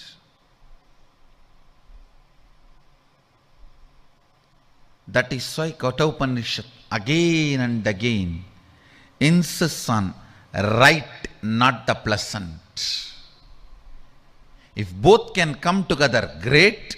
If you have to make a choice, always right, not the pleasant. Because most of the time, in the form of the pleasant, enters matrix into you. Listen. Listen. I'll tell you, when you fall into the matrix, Maya, When you fall into the Maya, I'll tell you exactly. Listen carefully.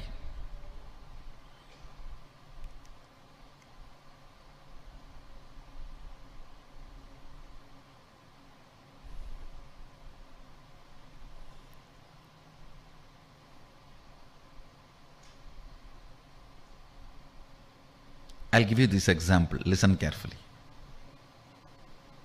You come and ask me, Swamiji, give me the way for enlightenment. I tell you nothing. Just have integrity and listening with the Guru. You will immediately be liberated. And you start thinking, oh God, integrity means I have to be completely in tune with what he is telling.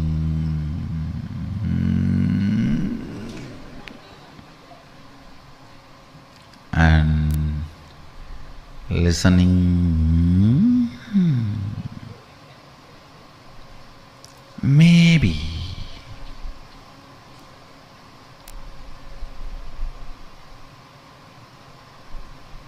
I think I tried 2-3 times, it did not work out. So I'll start practicing first integrity with my father, mother, brother, husband, father-in-law, son-in-law, daughter-in-law. Then I'll bring integrity with master. Gone. You have already fallen into the matrix. Listen.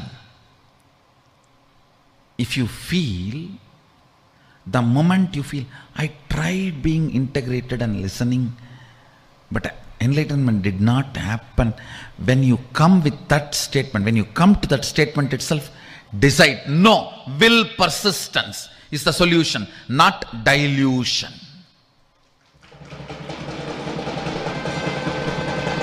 Understand the first principle. The first principle itself should be practiced with will persistence.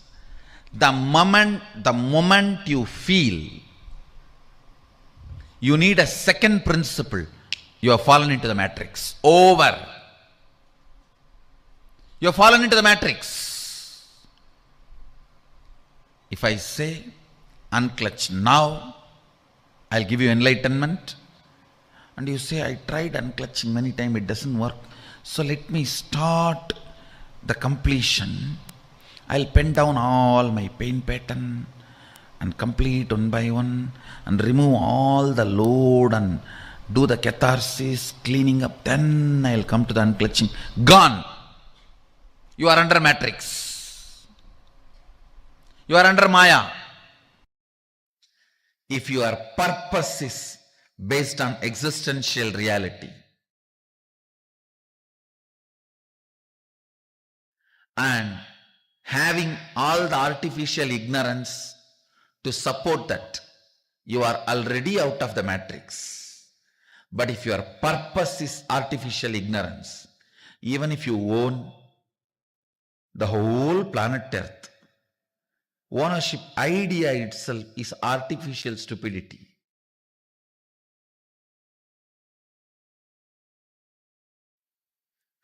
Within the matrix, anything you do is waste of your time, which is life for you. Your time is money for your boss, pleasure for your beloved. Your time has a various meaning for many people in your life. But for you, your time is life. Understand the meaning of your time. For your boss is money. Meaning of your time for the people who is in love with you or loved by you is attention, love, meaning of your time for your son or daughter is to have what they want, their education or their house or whatever they want. Each one of them have a different meaning for your time. Your meaning you need to have for your time. The word your time, the meaning you need to have is your life. Understand, if your purpose is existential reality and artificial ignorance, artificial intelligence of the matrix is used to support it, great, you are out of the matrix. But if your purpose itself is artificial ignorance or artificial intelligence, I tell you, you are wasting your life. You are not living, you are grown. You are not living, you are grown. When you hook your gadgets to the grid, be very clear, you are hooked, not your gadgets. When you hook your gadgets to the grid, you are hooked to the grid, not your gadgets. Your gadgets are the tub in which you are sleeping and you are hooked. The artificial pleasure you feel in your Facebook friends and the gadgets, with that is the liquid, lubrication liquid on which you are grown. Understand, it is 110 volt current in the Matrix movie. I'll call it as a 120 because 120B is conspiracy in Indian IPC. It's a 120B, greatest conspiracy against humanity. Please listen.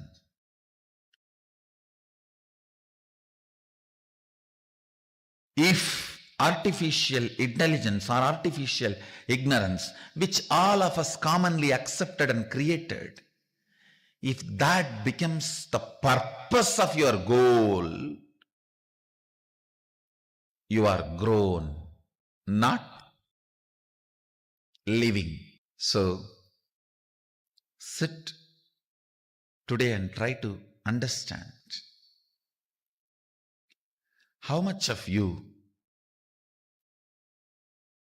is matrix filled, Maya matrix filled.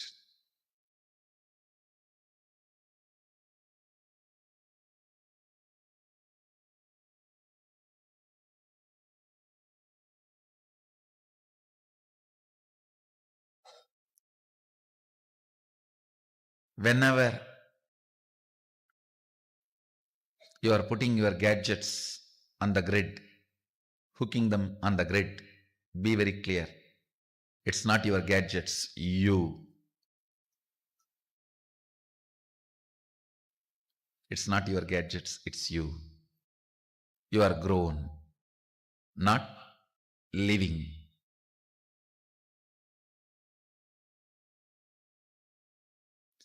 Everything in your inner space which does not allow you to manifest Sadashivoham is fear. It is like a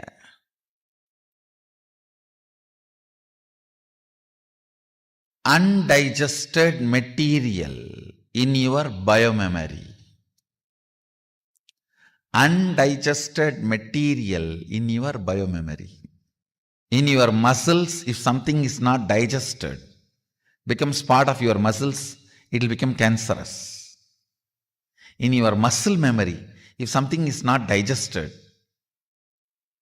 and stays back, it becomes fear. It becomes fear. So understand, reduction of bad cholesterol in your body and your health are directly proportionate to each other.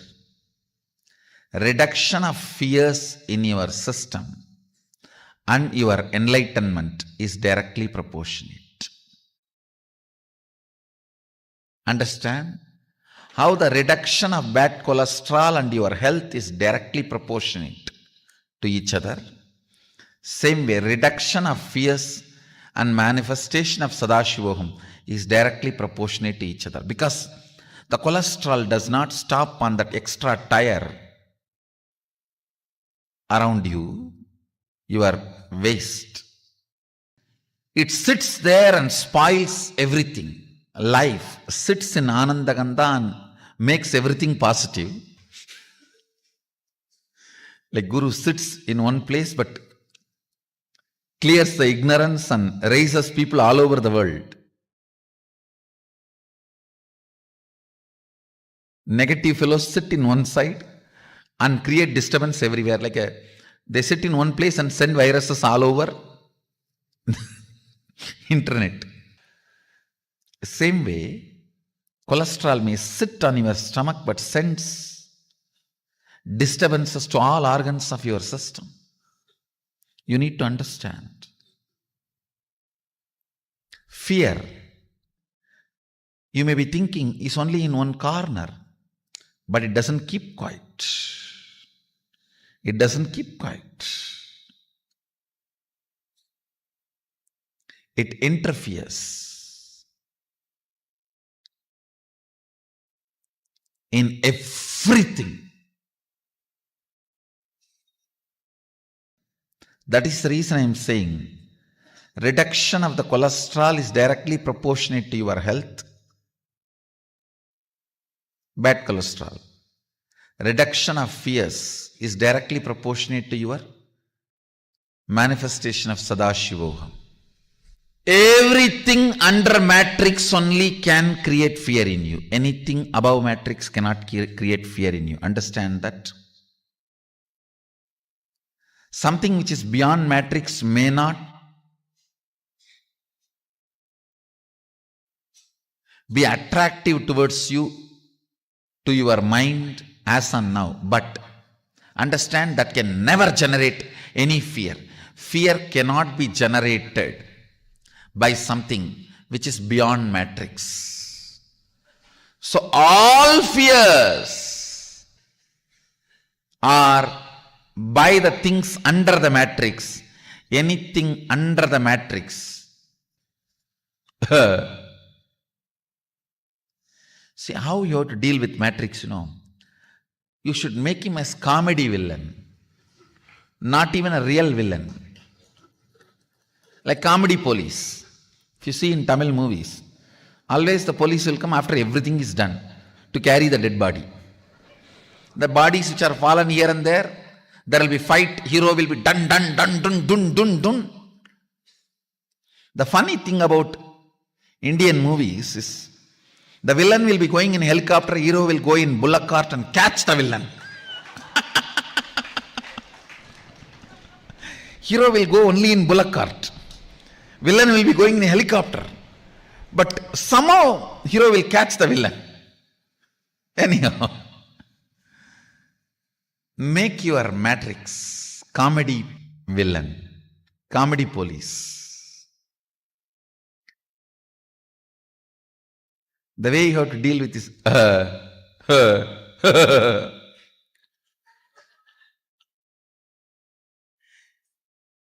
treat anything under matrix as like a dirt. I can give you many examples. If a frog is trying to kick the elephant, how the elephant will look at the frog?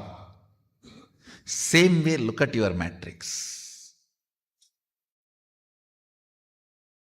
I wanted to tell you one important thing. Be rest assured.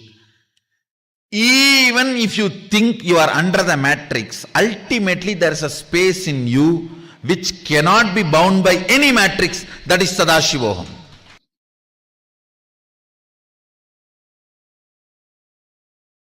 Ultimately, it does not give up on you.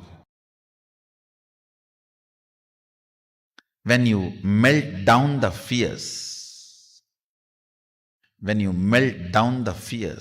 you will understand what I am saying. When you melt down the fears, you will understand what I am saying. Today, let's melt down the fears.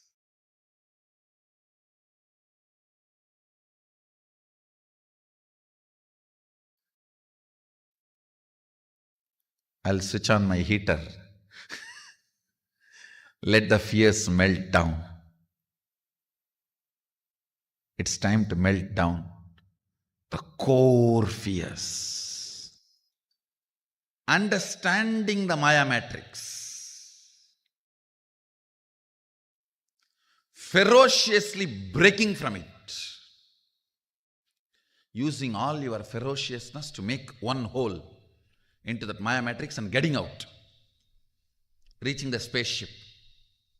Then, using the same ferociousness to break the Maya matrix, being inside. That is what is manifesting powers.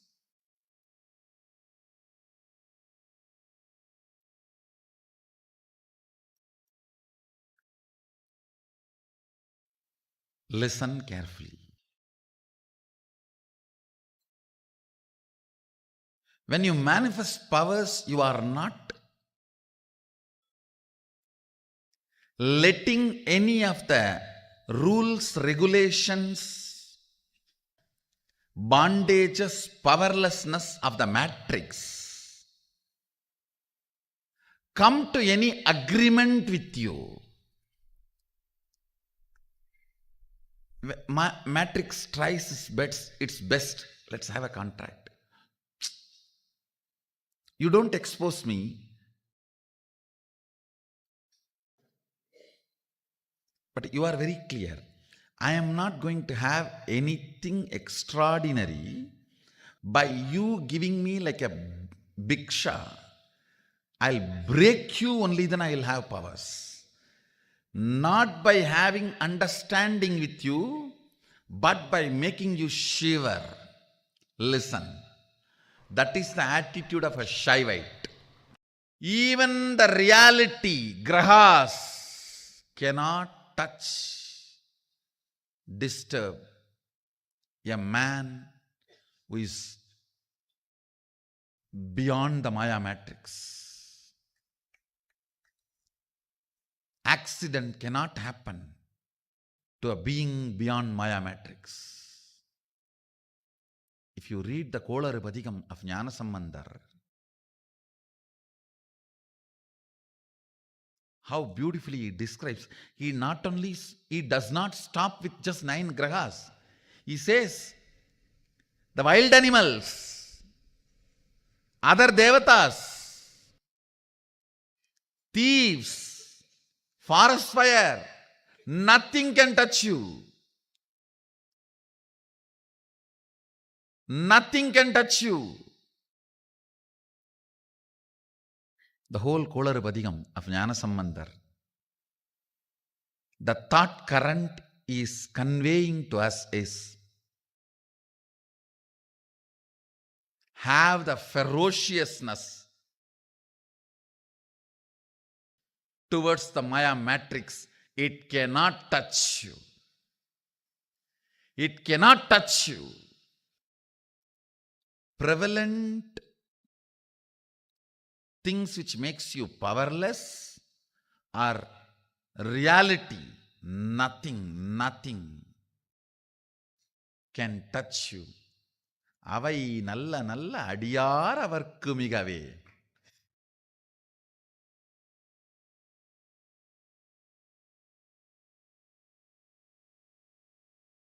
That's the beautiful word he uses, ending every stanza. He describes detailed way how the grahas and then all the other gods, goddesses, and the gods of the directions, nakshatras, rashis, and wild animals, nothing can touch you. Understand? The ferociousness with which you need to handle Maya matrix, you can learn from this one Kolaru Padigam of Jnanasambandha Murti. Tirunavukkaras Peruman, another saint tells Jnanasambandha Murti, don't go to Madurai now. Neither the grahas are right, nor the situation there is right. Jnanasambandha Murti never listens to anybody other than Sadashiva. He does not care about anything which is under the Maya matrix. Veyuru Dolibangan Vidamunda Gandan Viganalla Vinay Dadavi Masaru Dingal Gangai Mudimelanindian Ulame Bugundadanal Nyayiru Dingal Sevai Budan Vyalan Velli Sanibambirandu Mudane Asaru Nalla Nalla Avai Nalla Nalla Adiyara Varkumigave.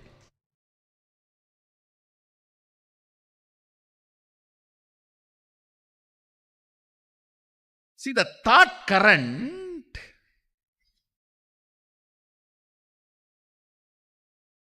when I know reality is my purpose, I cannot entertain the powerlessness, victim pornography, and I cannot be affected, I will not be affected by any of this powerlessness. The child, see the ferociousness. One more thing, it is not the arrogance of ignorance. No, the way it describes all the possible obstacles which can come shows very clearly he is aware of all that. See, out of ignorance, what can happen? That is different. Here he is not out of ignorance, he is describing everything.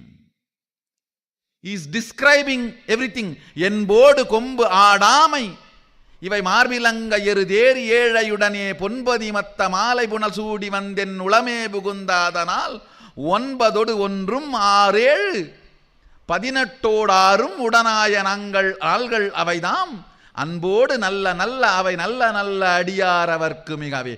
He is describing every possible danger. And then he says, all that will be only good for the person who is carrying Sadashiva within him, who is beyond matrix.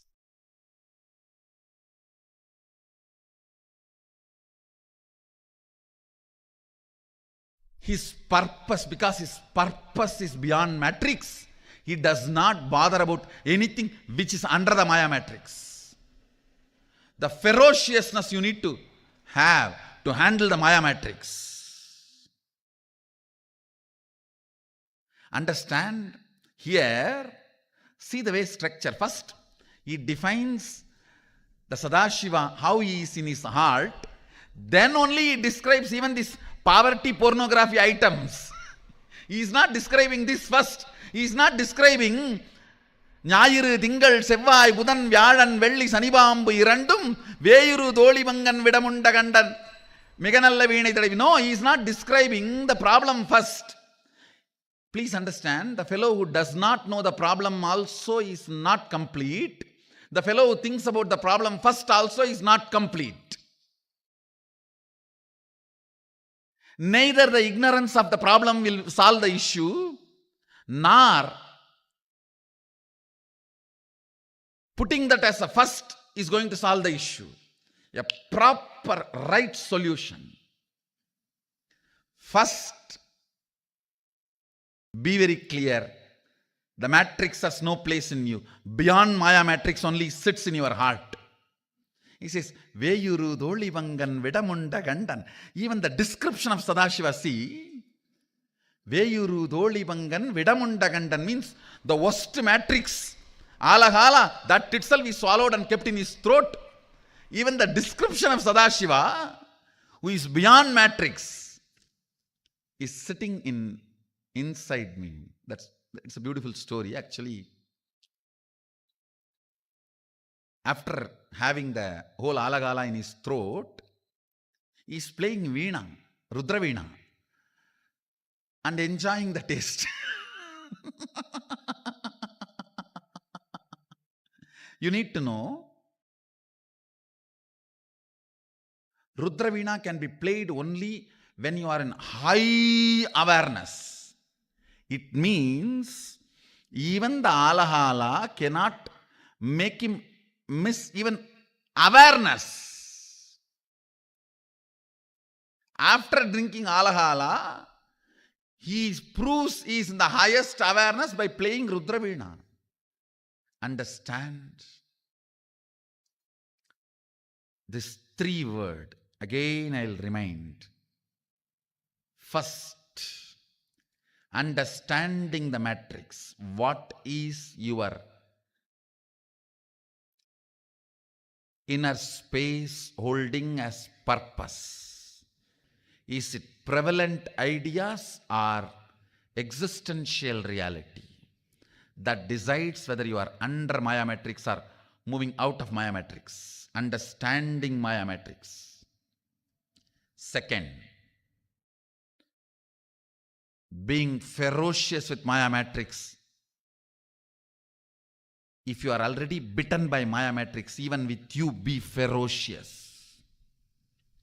With that part of you, be ferocious.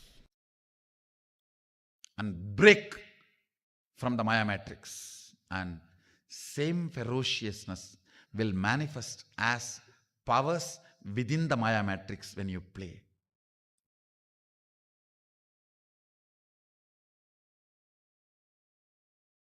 I welcome you all to be out of the matrix. My love to we all of you who have decided to come out of the matrix. My respects to all who are struggling to come out of the matrix.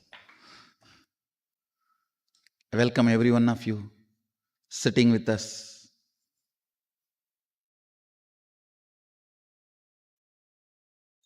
All over the world through 2-way video conferencing, all over the universe through 3-way video conferencing.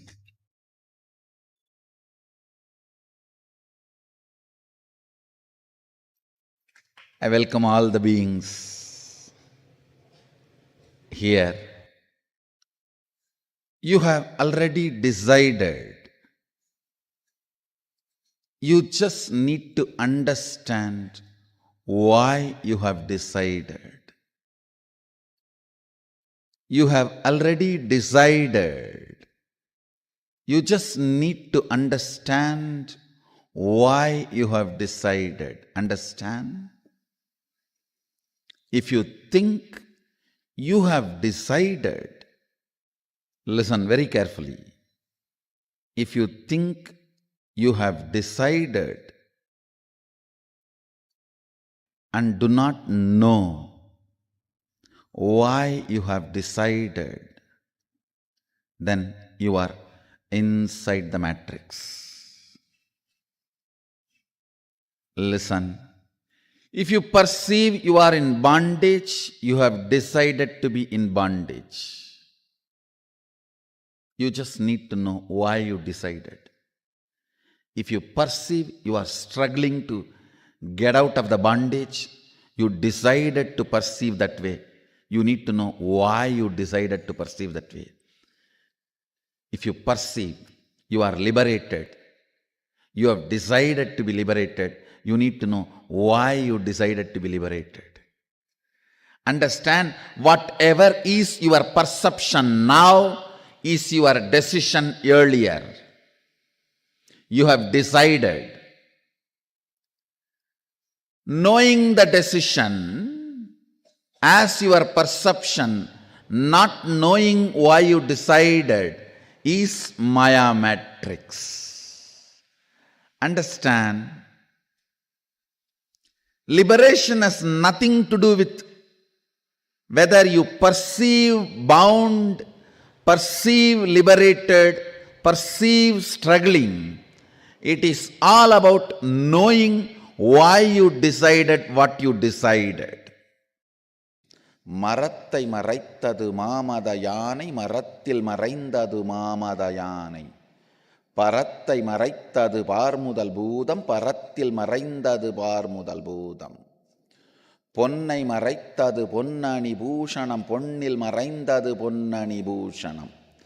தன்னை மறைத்தது தன்கரணங்களே, தன்னில் மறைந்தது தன்கரணங்களே.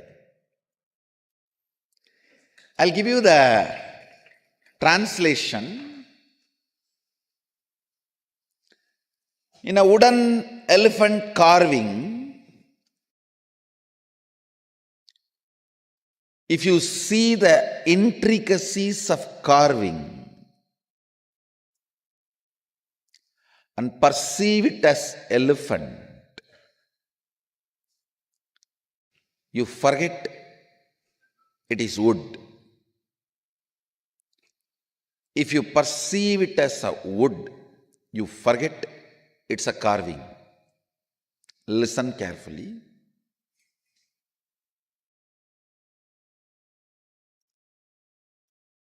When you get involved in every intricacy of what is shown in front of you by building an opinion about everything as good or bad, you are caught in the Maya matrix. Listen. The every curve, ups and downs of what is being shown, what is appearing in front of you, whatever is appearing in front of you,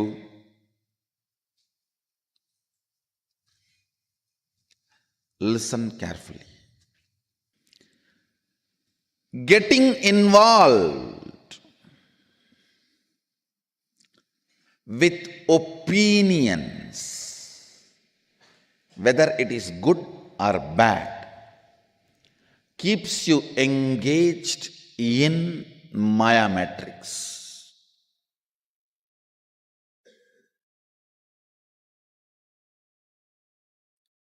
If you build opinion about every person, every situation, everything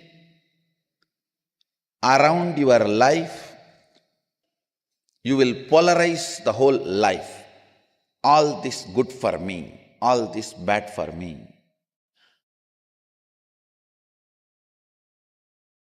Building more and more opinions. You have to be very clear. Building more and more opinions about the things you are seeing within the matrix keeps you engaged with the matrix and establishes matrix's authority over you. Understand? Building opinion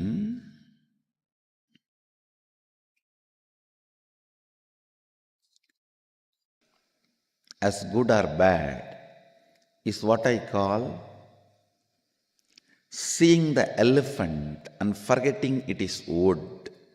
Understand? In the world, it is a wood sculpture of elephant. But if you perceive that as elephant, it's my world.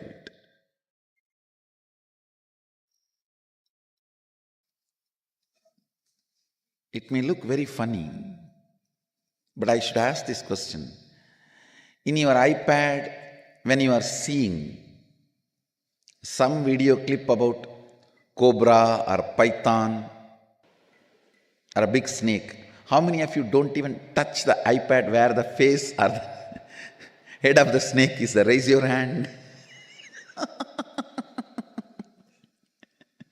Do you remember you are all adults? And it cannot bite you from inside the iPad. Listen.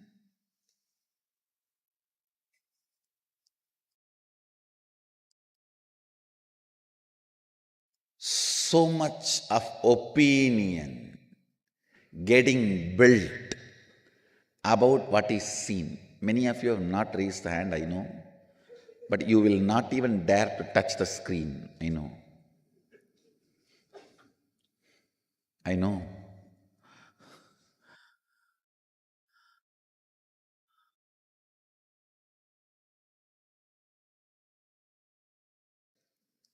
Now in LED screen, if I project a huge cobra which is moving, a video about the cobra, let me ask and let me see how many are able to touch the LED screen.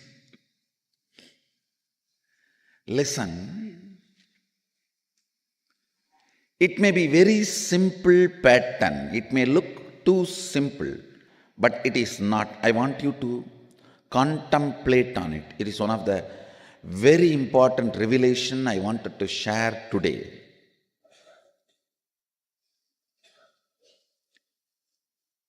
Opinions,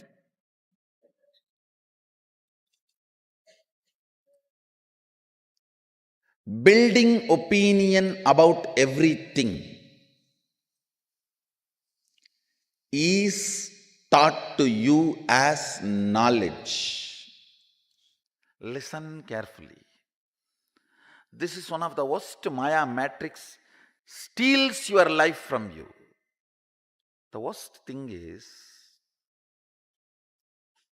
see, any structure which reveres you, gives you the best if you are integrated, that is outside the matrix structure. That's the KAILASA, Zion.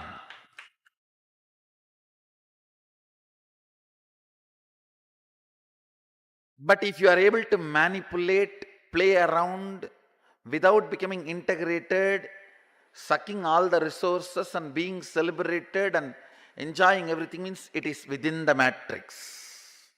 The problem is not that you cheating and having all the resources under you, you not realizing you are within the matrix. Wherever integrity becomes the decision-making factor of getting pampered, supported, praised, that is the space of KAILASA, the space of Zion. If not, I tell you, if you are able to manipulate some place, some structure, some organization without integrity, unable to have everything there, then you are under the matrix. You are the loser, not anybody else. Loser is you, not anybody else.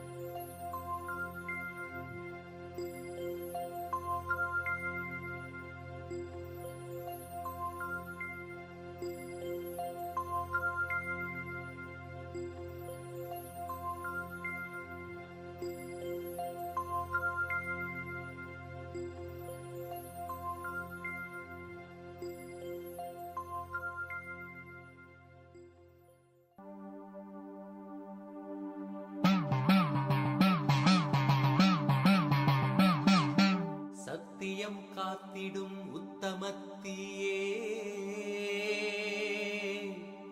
சத்குருவாய் வந்த நித்திய தாயே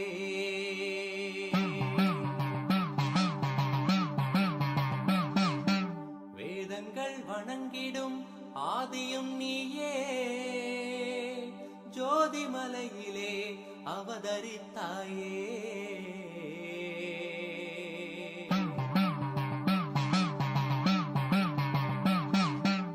அவனியை பேணும் ஞானமும் நீயே அக்னி வடிவிலே அருள் புரிந்தாயே.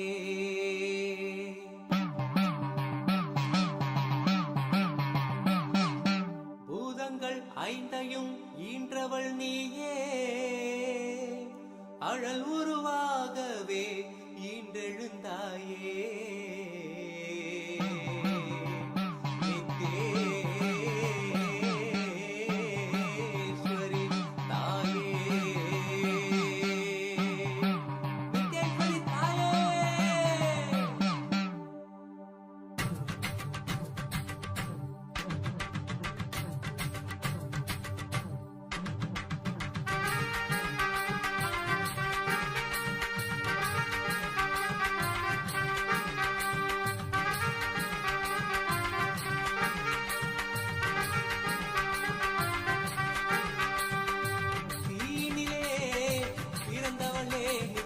ஆனந்தத்தியே நித்யானந்தேஸ்வரி, தீனிலே பிறந்தவளே நித்ய ஆனந்தத்தியே நித்யானந்தேஸ்வரி, கர்மங்களை கொன்றிட வந்தாய் நித்யானந்த தர்ம மண்ணில் வென்றிட வந்தாய், கர்மங்களை கொன்றிட வந்தாய் நித்யானந்த தர்ம மண்ணில் வென்றிட வந்தாய், தீனிலே பிறந்தவளே நித்ய ஆனந்தத்தியே நித்யானந்தேஸ்வரி, தீனிலே பிறந்தவளே நித்ய ஆனந்தத்தியே நித்யானந்தேஸ்வரி, நித்யானந்தத்தியே நித்யானந்தேஸ்வரி, நித்யானந்தத்தியே நித்யானந்தேஸ்வரி, நித்யானந்தத்தியே நித்யானந்தேஸ்வரி, நித்யானந்தத்தியே நித்யானந்தேஸ்வரி.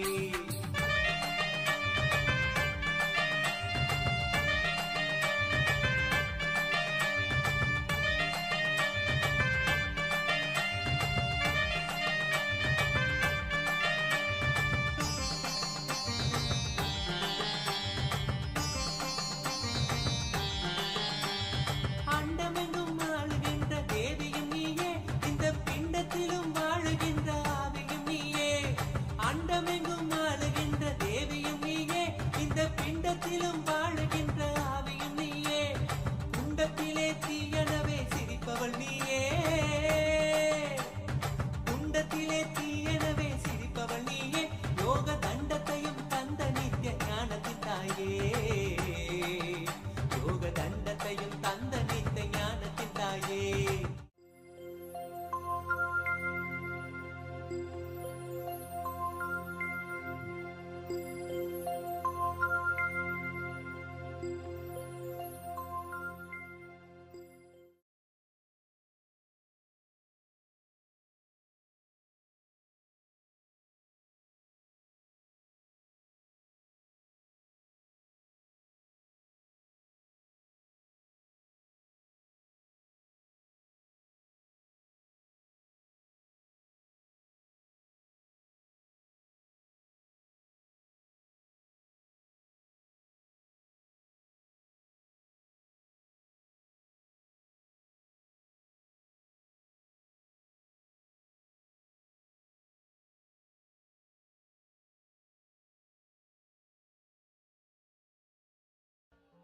Chant this Mahavagya.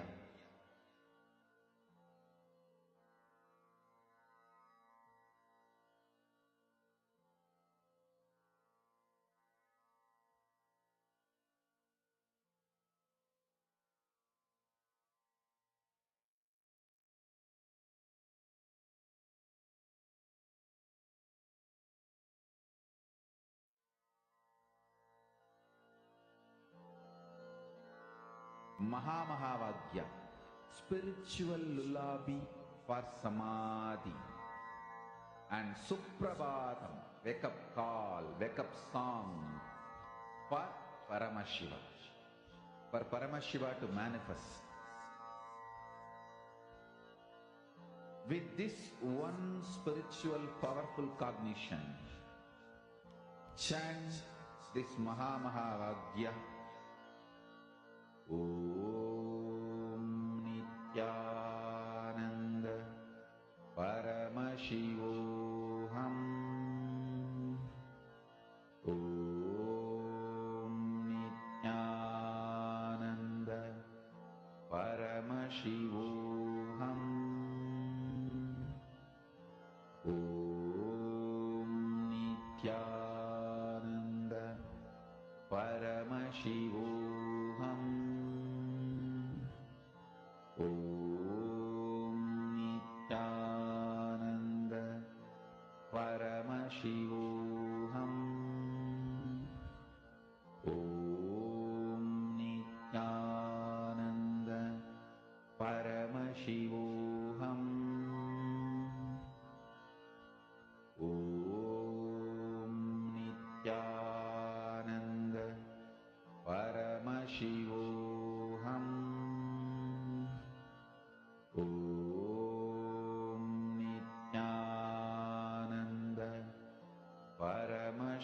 Such a powerful revelation Swamiji revealed to all of us about what is Maya matrix, how you fall into the matrix.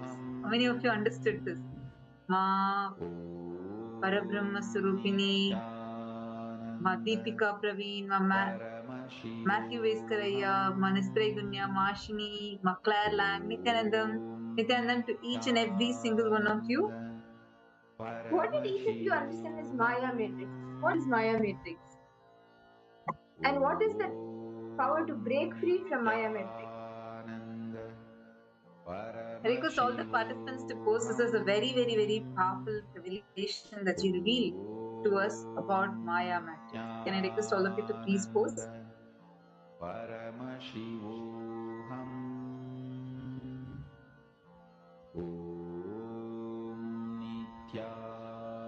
Nithyananda Ma Hin Wang, Ma Nistre Gunya, Ma Claire Lang.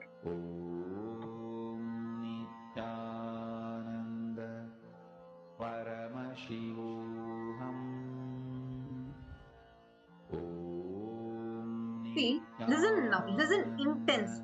Can I have all of you listening? This is a very, very, very interesting session. See, many times you associate yourself with each one of these delusions, and by the association of it, you fall into the trap. Many of you caught that. Understand, you associate yourself. The association creates the bondage of that Maya. Means, I'll give you an example. For example, you strongly believe you are so skillful in your business, and because you're so skillful in your business, you feel you're powerful, or you strongly believe, oh, I'm such a weak person, I'm so low, I'm such a powerless person, and because of that association of yourself with that, you're under the Maya. Listen, either whether the associated powerfulness or associated powerlessness, that creates the fundamental basis of Maya. How many of you understood this? So powerful revelations, one after another, Swamiji revealed. See, the very way we think gets influenced by what we associate ourselves with. Many of you know, when you recognize that I have an I, identity I, you feel I'm a girl, I'm a woman, I'm a man, I'm a wife, I'm a husband, I'm a sister, I'm a brother. All these associated identities. I have a fundamental question. Do you think that because of that identity you carry, you have such, like I'm just taking the example as a relationship. Like how you feel. I'm a mother, I'm a daughter, I'm a husband, I'm a friend. Like this, you have these relationships that you have in, like as in your life, right? And you have the identities based on those relationships, right? I have a question for all the participants that are here. Which comes first? Is it the identity comes first and then the relationship happens? Or is it that the relationships come first, then the identity happens? Take a few minutes, think and answer. What comes first? Actually, if you expand it slightly bigger, you can even see, for example, do you first start feeling that you're useless? And because of that powerlessness, you have certain qualities or some project, some incident, something associated to that? Or because of that external thing, what you associate with, like something that you say as yours, from that does the identity form. What comes first? Think and answer. I request all the participants to post. Come on. Think, think, think, think. Claire, what do you think? Kicks in Weng, what do you think? Michael Bano has posted her answer. Mashni Gujadar, what do you think? Mihri. Manasri Gunya, Michael Vano, Madhupika Praveen. Relationship first and then identity, okay? Michael Bano also has posted relationship first. Are you both very sure? All the participants, others that are here also post.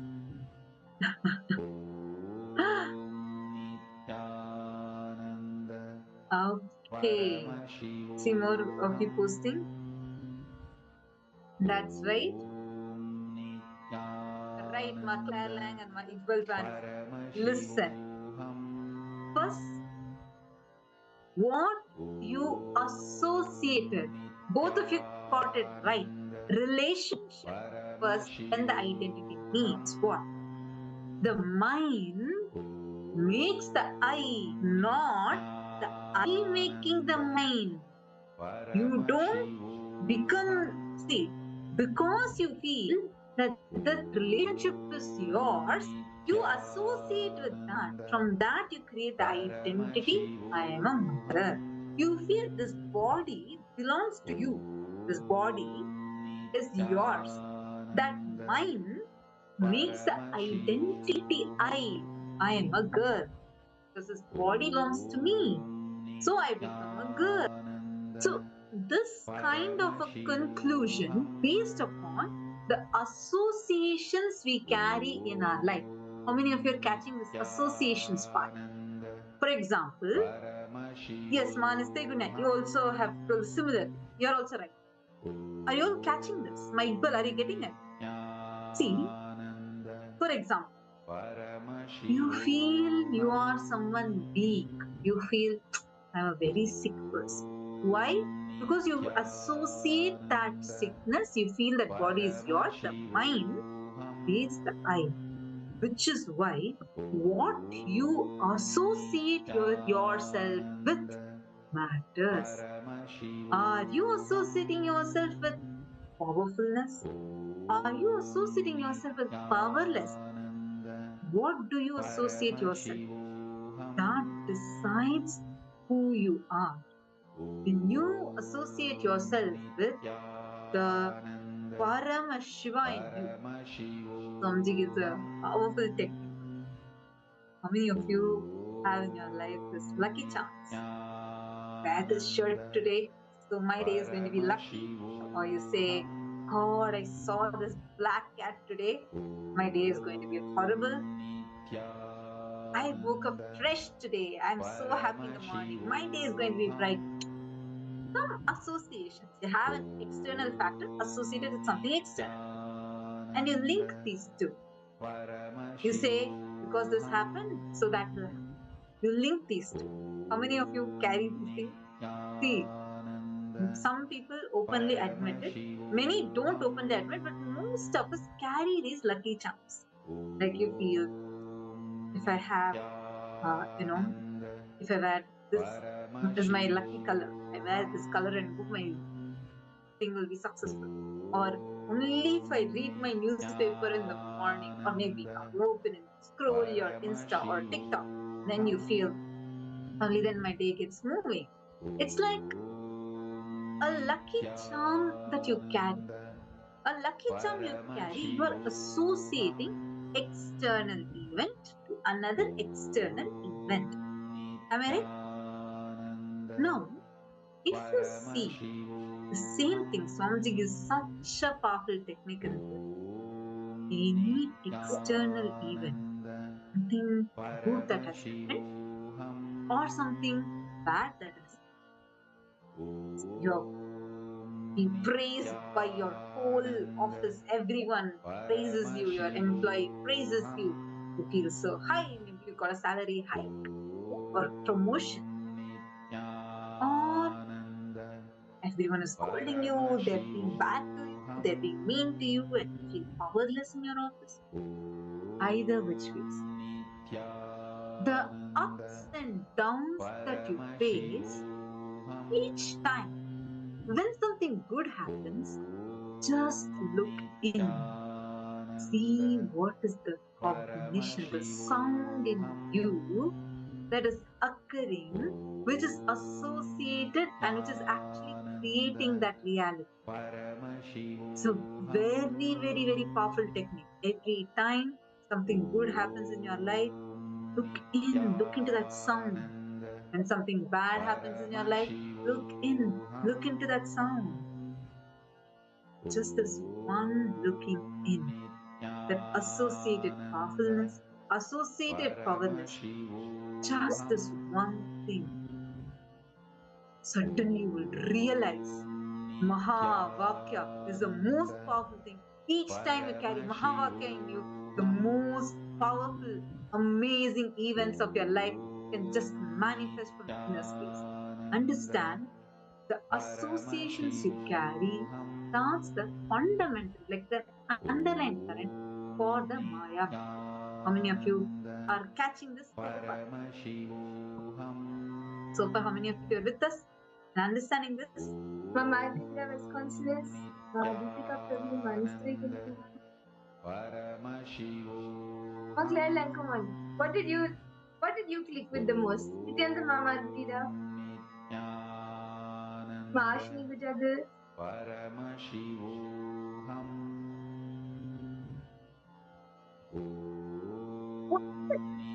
We just we heard from him how we can break free from this Maya matrix. We learned what the Maya matrix is and how we can break free from it. What was one more technique that Swamiji revealed? How to break free from the Maya matrix? Any guesses?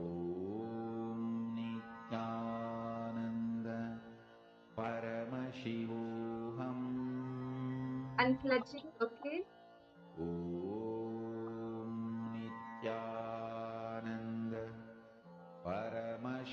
Anyone else?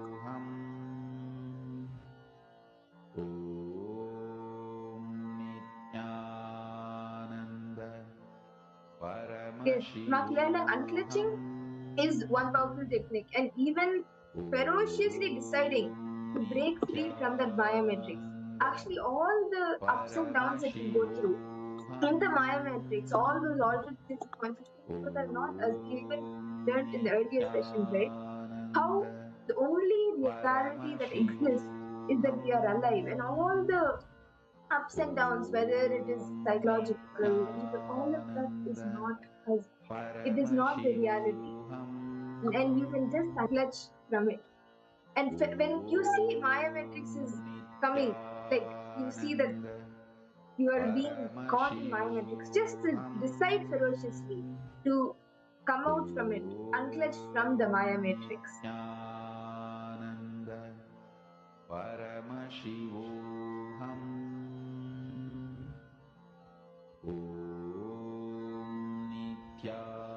Nithyananda Paramashivoham.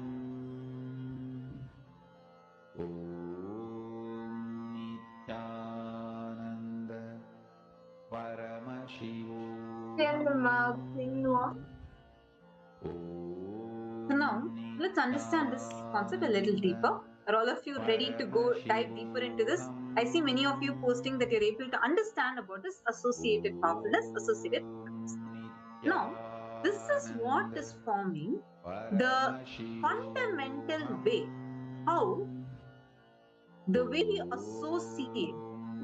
See, you are Paramashiva. You are Paramashiva. And from the space of Paramashiva, anything you associate yourself with. Like, for example, it's like you start cognizing only this much is you. Associate yourself only with that. Like you feel only your family is you. So you feel that much level identity only. So then the ups and downs that you go through will all be based upon that. Suddenly you decide, Vasudhaiva Kutumbakam. The whole world is my family. And then suddenly that mind, what is yours, expands so vast, you become a sannyas. Understand, sannyas is not renouncing everything that you have. No, sannyas is renouncing the powerlessness you carry and reclaiming the powerful inner space in you. That is sannyas. So when you sit and associate yourself with the highest Paramashivatva, cognizing again and again and again, I am powerful, not because of some skill sets that I have, not because I am having certain qualities in me, not even because of what people are telling about me. No, all that is a false association you carry. When you cognize you are Paramashiva, anything happening in your life is happening from that pure Paramashivatva, then you get to be out of the Maya. Now, see, directly you may not be able to cognize this. That is why, to show how this is a possibility for you, to show how that Maya matrix, you can be out of the Maya matrix, is actually a possibility for all of you. Just to remind us of that, like Swamiji says, life itself is a dream. The dream that comes in your dream to wake you out of your dream is Guru. And that is why Swamiji is manifested as Simha Swapna. He manifests, literally wakes you up, ferociously wakes you up and liberates you from this Maya. Sometimes, whenever you think whatever you want, you can get in your life by your manipulations, tantrums, your mood swings, your ups and downs.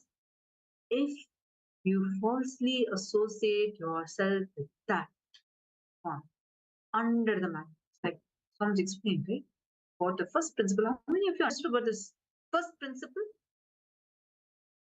For example, sometimes when Swamiji says, okay, now sit, you can manage the this is the initiation you have to see. Once what happened, Swamiji told one of the persons that Swamiji was doing the Aushadha process. Okay. And Swamiji gave a fire, one of the fire sticks. And Swamiji gave it to, like we had a Homa happening. And so Swamiji energized, Swamiji gave it to one Balasingh. Swamiji said, take this and go keep it inside the fire. This was the exact instruction Swamiji gave. And that kid also took, and he went, it's like adult, not even like maybe 19 years old. And he took the stick, he went, he was trying to place it in the fire. So big Humag. And when Swamiji is done, Swamiji actually used the fire through his third eye. And it was a very powerful fire. It was quite big. He actually went and he took the stick. He first, I think he got two sticks. First stick, he actually put his hand, entire hand inside the fire, took it out. But what happened? The moment he did that, suddenly the fire slightly grew bigger. He got scared and he just threw the second stick just like that from outside and he came out. And times Swamiji said, still remember, I was blessed to be around at that time. I was witnessing this whole scene. Swamiji said, oh, the first time when he just listened to Swamiji and he went and put the stick inside, Swamiji clearly said, keep the stick inside. It was actually a very powerful like Aushadha process going on. At least we had some 20,000 to 30,000 people live who are watching, and we had thousands of participants sitting physically. It's a grand process. It was happening in Kailash Courtyard, where like you'll see all the deities there, and Swamiji was sitting. Swamiji said, but the second time you gave importance to your fear, you associated quickly yourself to that fear instead of the Guru. Actually, his whole body had started manifesting the power where he could have been in a way where the fire does not burn him. Swamiji actually had initiated him into that power. But because he at that fraction second, he put his fear first. He actually lost that power at that instant. Understand? Whenever you are with Guru, every second, every moment matters. What exactly are you associating yourself? If you get that powerful cognition, just integrity to Guru. Only that can give me all the best things in my life. Not my mood swings, not my tantrums, not my ups and downs, not any other techniques, strategies. Only that integrity. You will become an amazing power manifester. You'll be showered with all the things as the best in your life, and you will have the liberation from the Maya. First, let's do a quick exercise. How many of you are understanding this so far? Take a moment and please post it. Actually, like Swamiji was sharing, right? When the Guru or when Swamiji for all of us, when he says something, like when he tells, okay, unclench, sometimes our mind puts us into this loop, like, oh, I've tried it multiple times, but somewhere you feel that you've not had that completion. So you said, okay, let me now do this completion, let me write, let me relive, let me do that entire process, and then I will unclench. Understand, this is where Maya comes, this is where Maya holds on to you. And to break free from that, you need ferociousness. Ferociously decide that to just simple listening, simple integrity to the Guru. And actually, beautifully, Swamiji narrates one story. There was a Guru and his disciple, and the disciple was very integrated, and he always listened to what his Guru told him. And one day he falls into the river. There's a river, and he falls into the river. So then he shouts out to his Guru, like, help me, help me. The Guru tells him, just stand up. The disciple is like, he's confused. What, I'm in the river and my Guru is not helping, or he's just telling me to stand up. The Guru can't tell him, just stand up. The disciple still doesn't listen. Then the Guru just ferociously tells him, just get up. And then the disciple, he gets up. And just to realize that the water is only till his knee. That is how Maya holds on to us. See, we get so deep into the Maya matrix that we don't know that it is actually so low. All we need to do is listen to the Guru, listen to Swamiji, and come out of it ferocious. So beautiful. See, understand every step in every way. Whenever you associate yourself with Maya, engaging with Maya is falling into the matrix. Listen carefully. It's like, if you get into an argument with your spouse, at just that one point, you will feel like, I have a point, I can argue and win with him. Gone case. You getting into the argument is, be very clear, you have lost it. Because it's like that's how the Maya starts. You feel, just this time I can win over it. Just this time. But what happens? What ends up happening? You fall into it and you just go into that mind. Every time, see how you are being engaged with the mind. Let's do one thing. Take a few minutes and actually write down how much of you feel like is filled with the Maya. Take a few minutes. I request all the participants to sit and please write this down.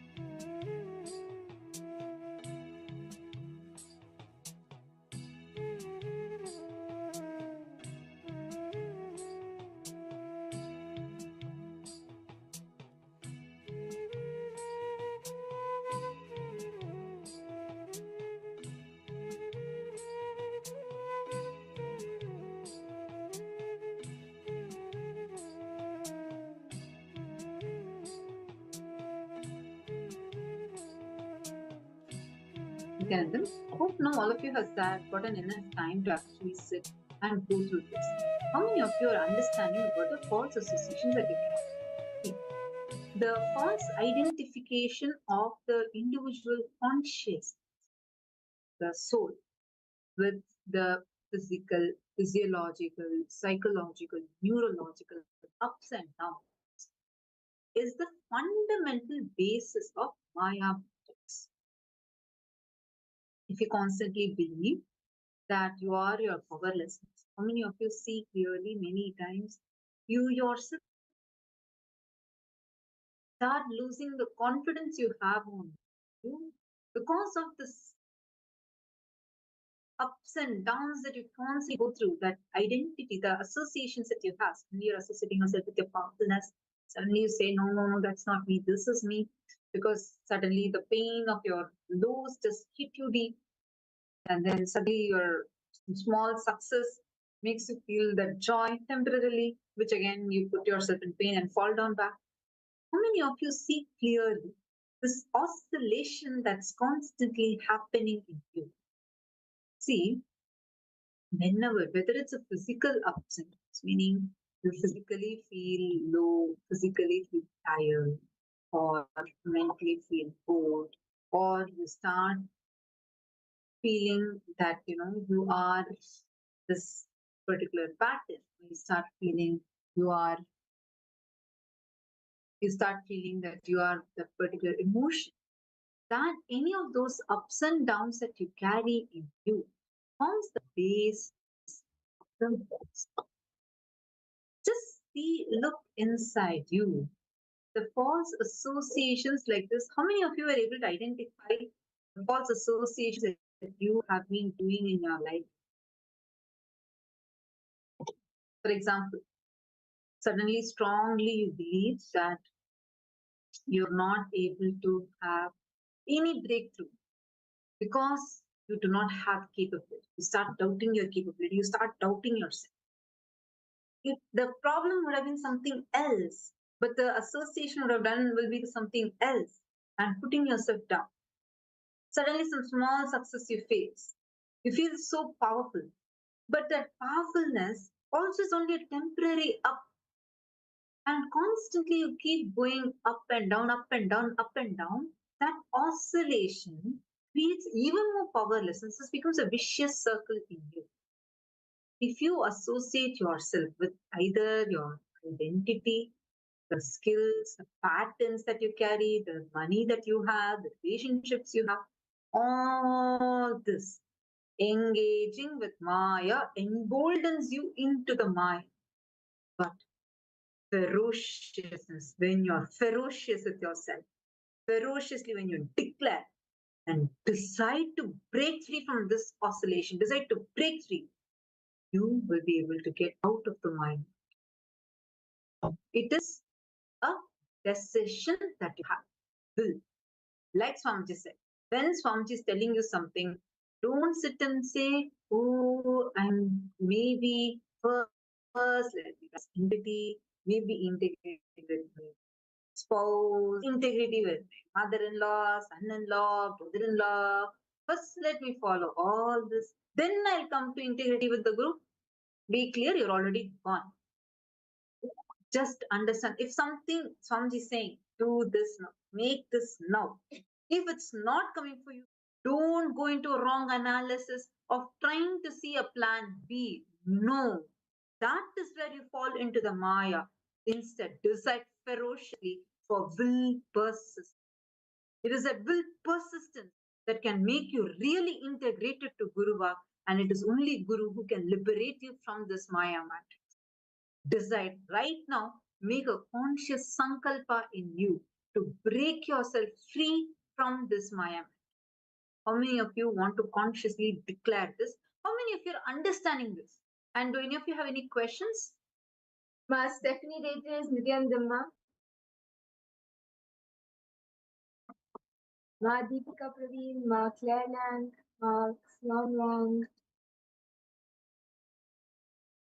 Ma Margarita Vasconcelos. What are your understanding? even from whatever you wrote down, what is those few things that you see you are actually falling into that Maya matrix? And what is the one thing or the few things that you are going to do to ferociously break out from that Maya matrix?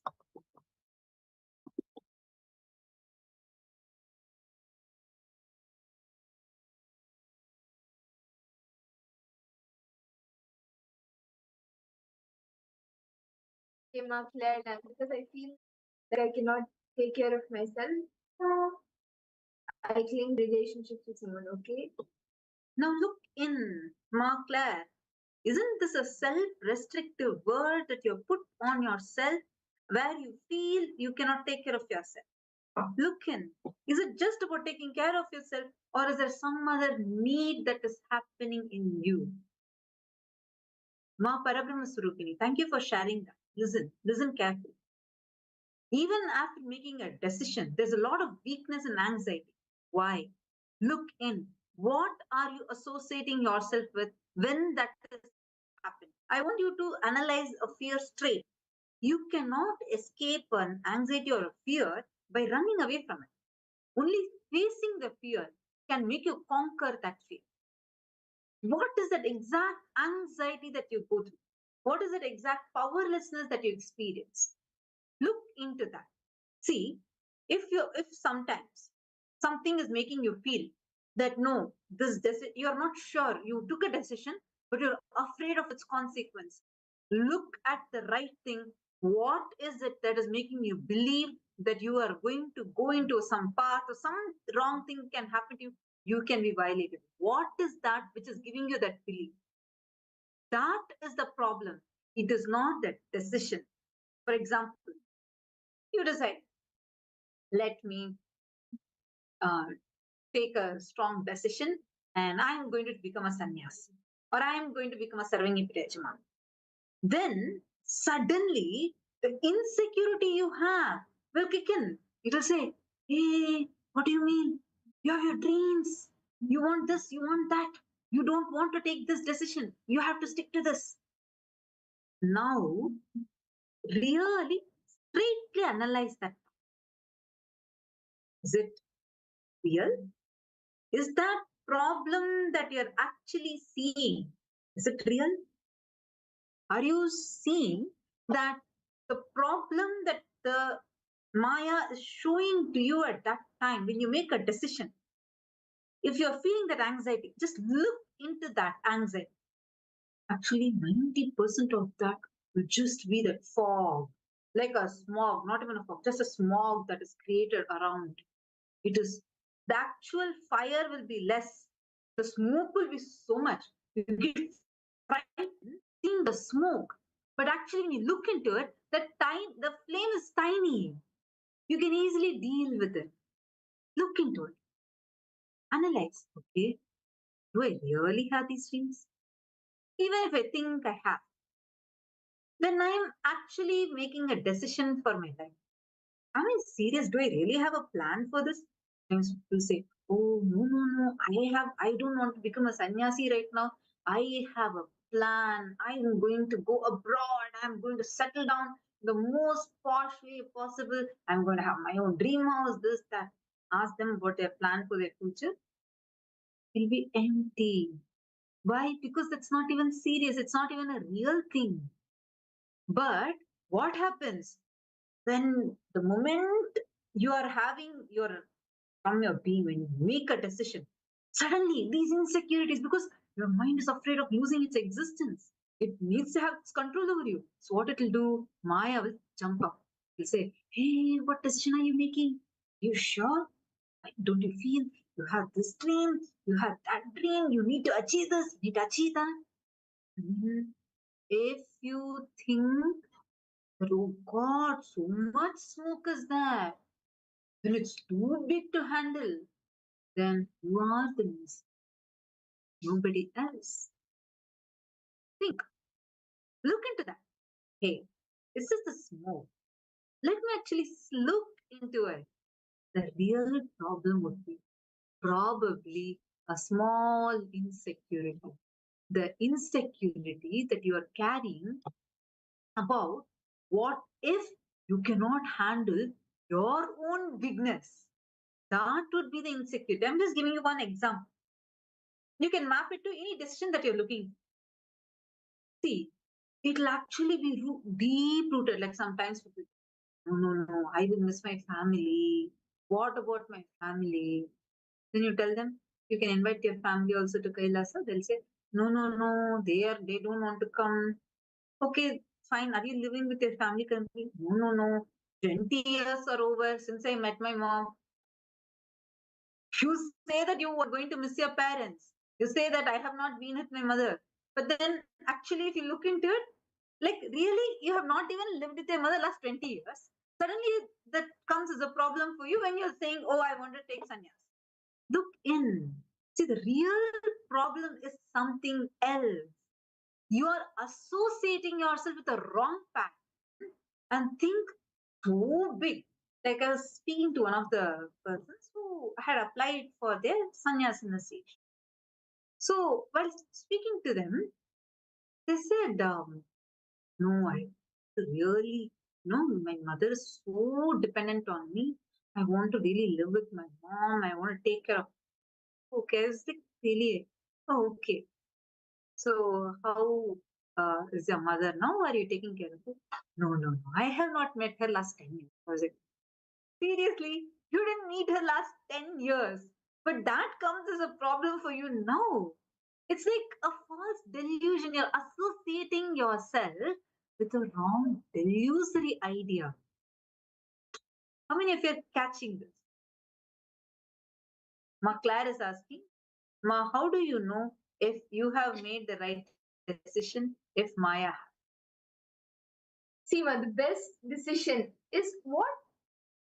Just look in. Sit. Look in. What do you really want to manifest? What do you desire for? What is that which you're seeking for? Actually, I'll give a personal experience for this. I'll share with you, Ma. My Purvashram family, before I joined Gurukul, my parents, they uh, they also had asked for blessings to become Kailas Vasis. This was maybe about a few months after I had joined Gurukul. So they had asked for blessings to become Kailas Vasis. They had asked Swamiji then if they should become. At that point of time, Swamiji had said, "No, wait for now, and he will call when it is time." So they said okay, and they went back to the house. And there was a temple, and it was going fine. There were two cars, huge house, everything was fine. And of course, as like a huge house in the US and two cars, everything was completely fine. And there was this one desire actually to get a BMW car, and this finally manifested in 2017. And this BMW car came in the form of Maya. See, this BMW car, it was something that my Purvashram father was wanting for like quite some time, and he desired for it. And this manifested, this happened in 2017. And guess what? The next day, literally, Swamiji called and said, "Come become Kailasa." See, this time. So now there are two choices. Either you can choose the BMW car which has come in the form of Maya, or you can take the choice what your being is actually seeking for to become a Kailasasi, to be with Swamiji. What your consciousness, how we learned the Angushta Matra Purusha, that consciousness within you, what your being is actually seeking for. You have two choices. So look and see what you are actually seeking for, what your being is seeking for, and ferociously decide to take the decision for what your being actually is seeking for, and break free from the Maya, from whatever is coming in the form of Maya to you. So beautiful. That's so sweet what you shared. See, actually, this is the best thing. Anytime, see, Ma, one thing you can see is any decision. Look at, is it integrated to the first principle you are carrying in your life? What is the first principle? If you are making a decision, is it in integrity to the first principle of your life? For example, If the first principle is integrity to Swamiji, that is enough for me. If that is the operation scale, like if that is what you're clear, that is your first principle, then every decision you make should be aligned to that. What is the first principle of your life? Being integrated to that. Look into every decision.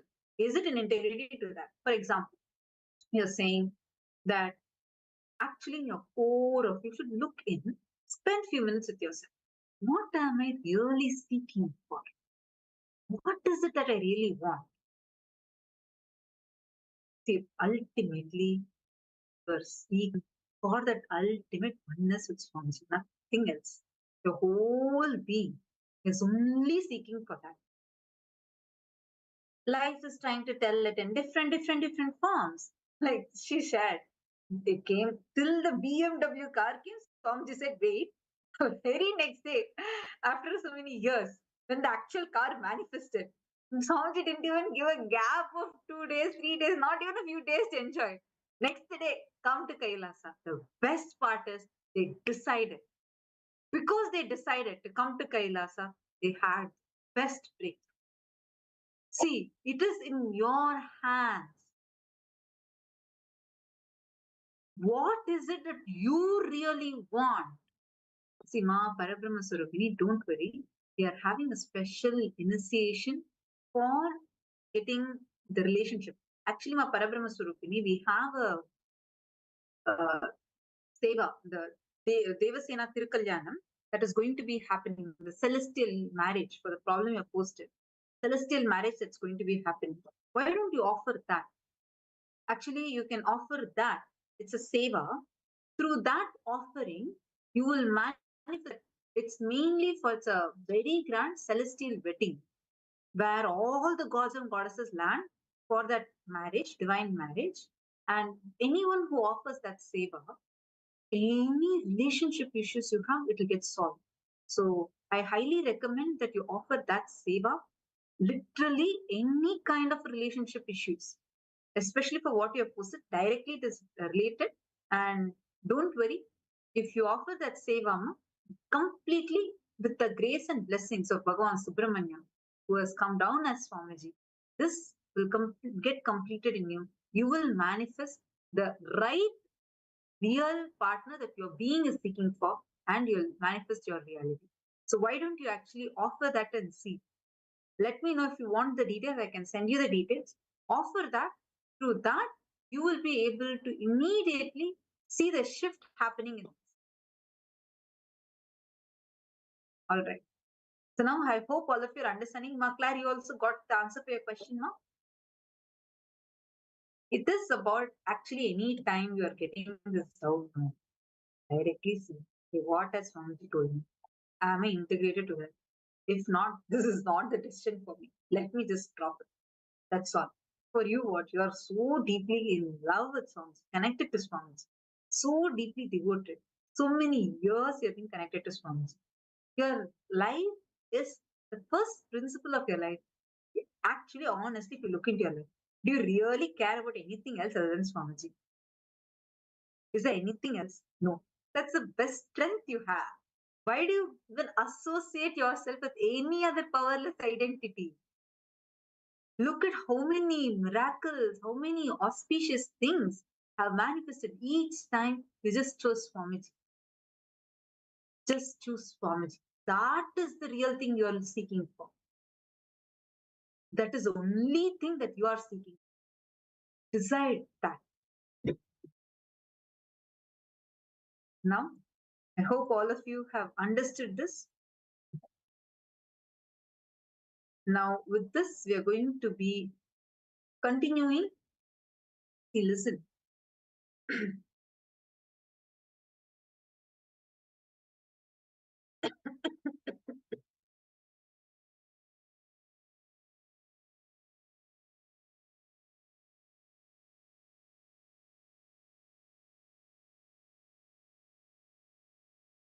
Each of you now, the next step, how we can decode ourselves from the Maya myth. Understand Liberation has nothing to do with whether you perceive yourself as being bound or whether you perceive yourself as liberated, or you can even perceive or you perceive yourself with self struggling. All of it is all about knowing why you have decided what you have decided, right? Are each of you clicking with this?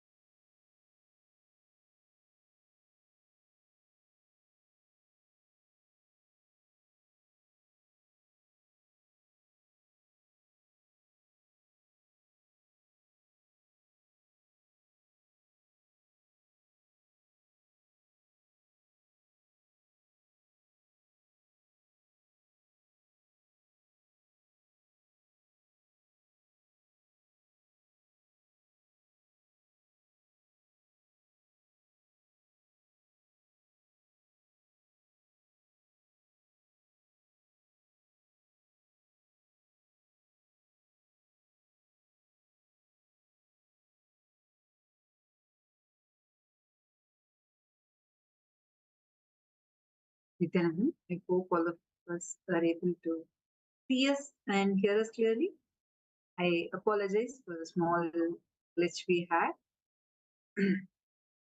Now I hope all of you are able to see us and hear us. All right. Now I hope all of you have understood.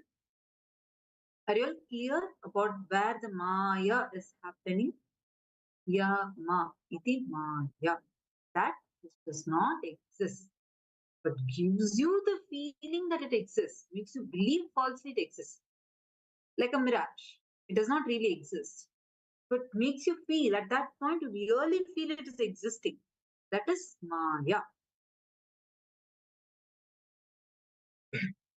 See, whenever you fall into that Maya, you feel you are believing, like how when you're in a dream, you believe everything that you see in the dream is real, right? When you're dreaming, you actually feel like everyone are existing. That is existential reality. How many times have you gotten confused? Am I woken up or am I still dreaming? Because your dream looks so real. You really feel all that is real. Why? Because at that point, you're associating yourself with each one of those. You're associating yourself with that dream. You feel that that exists as a reality. But the moment you're woken up, what happens? At that point, suddenly you realize, hey, that's not me. You associate yourself back to your real identity. You wake up. That is why no nightmare and no wet dream can last more than 3 seconds. Any worse nightmare. You can never dream of yourself as dying, because the moment you're almost about to die, you suddenly wake up. You suddenly realize that's not you. Understand? Like how the most ecstatic thing cannot happen to you in a dream. The most frightening thing cannot happen to you in your dream. You will be almost about to experience it, but you'll wake up. And Swamiji says this lasts only for 3 seconds. Only 3 seconds you can have a nightmare. After that, you wake up from that night. Same way, all the situations in your life are also happening to align you to your real purpose. Sometimes Maya becomes so sweet, tries to distract you away. Sometimes life becomes so terrorizing, trying to align you, trying to wake you up to who you really are. The problem is we try to only escape from both. We are too shallow. We never get into the depths of either one of them. That is why you need a guru. Only guru can wake you out of this Maya. Decide ferociously to break free from the Maya matrix and get ready to receive this as an initiation today from Swami. Now, let us all enter into a very powerful Kriya. We are going to be doing Nitya Kriya for obesity. So, this is a very powerful technique Swamiji has given, and Swamiji himself is going to be guiding us. This helps balance the energies in our body. And by that balance, completely anyone who having obesity can do this for 21 days, and that obesity will be gone. Let's now do the Kriya. Please sit straight and follow along. We also request anyone that has any blood pressure or heart issues and any such issues you have, high diabetes, or if you're a pregnant woman, we kindly request you to avoid doing this Kriya. And please do these techniques only as per the recommendations of the physician. Even if you're a heart patient, please kindly avoid doing this Kriya. Let's now enter into the Kriya.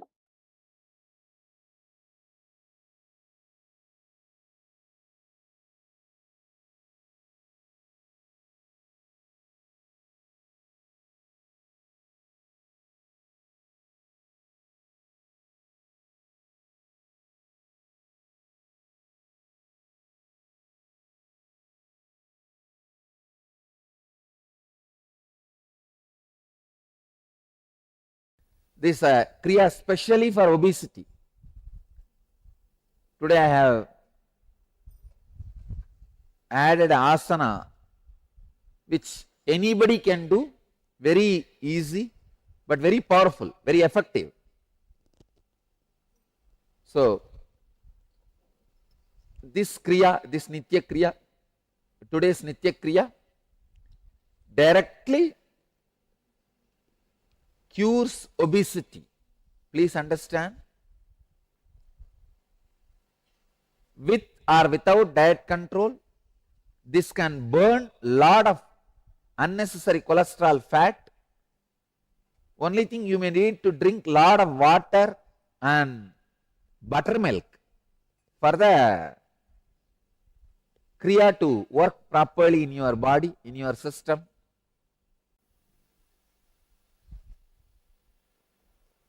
Let's start the Kriya.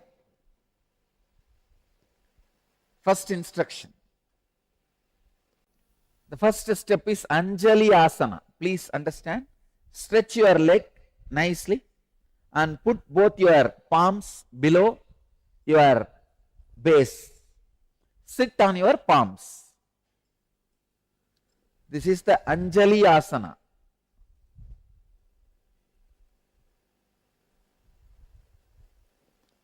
That's the first instruction.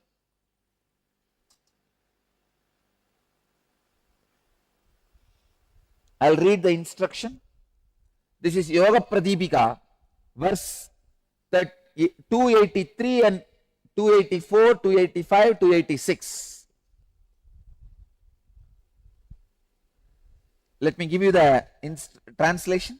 Sit with legs extended forward, keeping the heels on the ground and toes pointing upward. Place two hands under the buttocks, palms facing upward and finger closed together. Please understand, palms facing upward. Palms this way. Palms should not be facing the downward. Palms facing upward. fingers close together. Try to bring elbows close to the body. See, these postures are mainly designed to create certain tension in your body where the Kundalini can be awakened, kind of a certain straightening out. So the Kundalini can be awakened. Direct the gaze between the eyebrows, means put your attention on Anya, between the eyebrows. It's called Anjani Asana. Be in this asana at least for 60 seconds.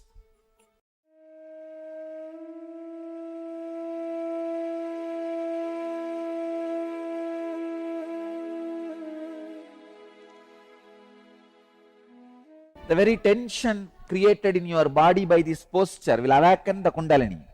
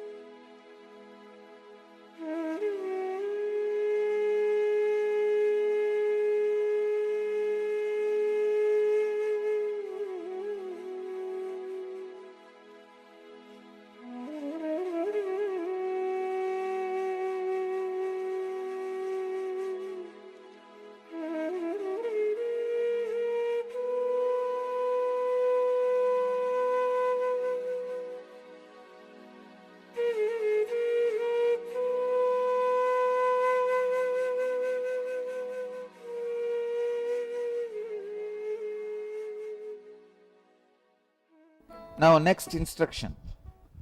In the same posture, do the Udyana Bandha. Garanda Samhita Upadesha 3 verse 10. Contract the bowels equably above and below the navels towards the back so that abdominal viscera may touch the back. He who practices the Udyana without ceasing conquers death. Hold, contract the bowels in and up. Hold as long as you can.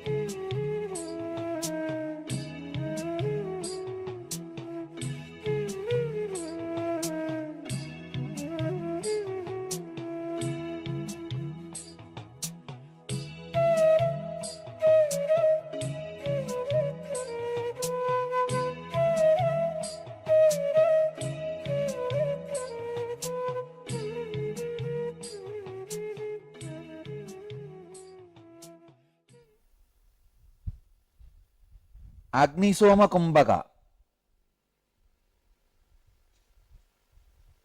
I'll give the instruction. Prana should be inhaled through right nostril, and after retaining the same as prescribed, one should exhale through the other nostril, left. Please understand. Inhale through right, hold as long as you can, exhale through left, again. Now inhale through left and hold as long as, exhale through the right. It is Agnisoma Kumbhaka. Do it. Using the fingers. Inhale through right.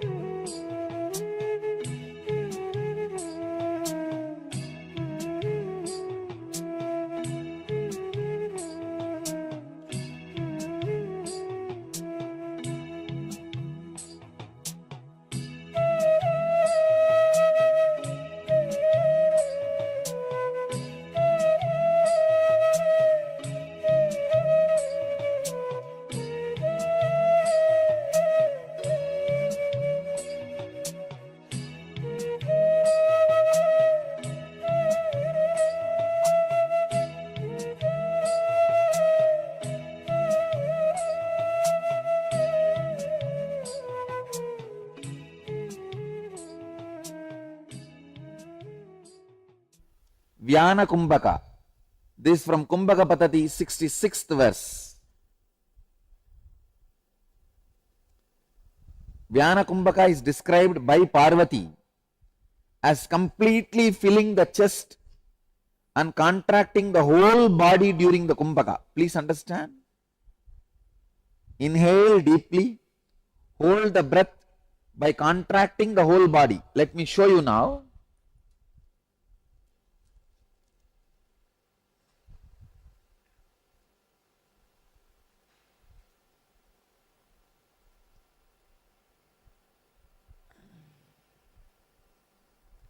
Inhale, fill your chest and stomach and contract the whole body and do the Kumbhaka. Hold. Visualize, literally you are contracting the whole body.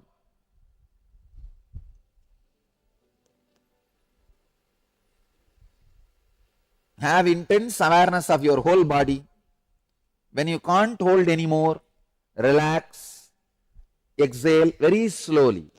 Do this 21 times.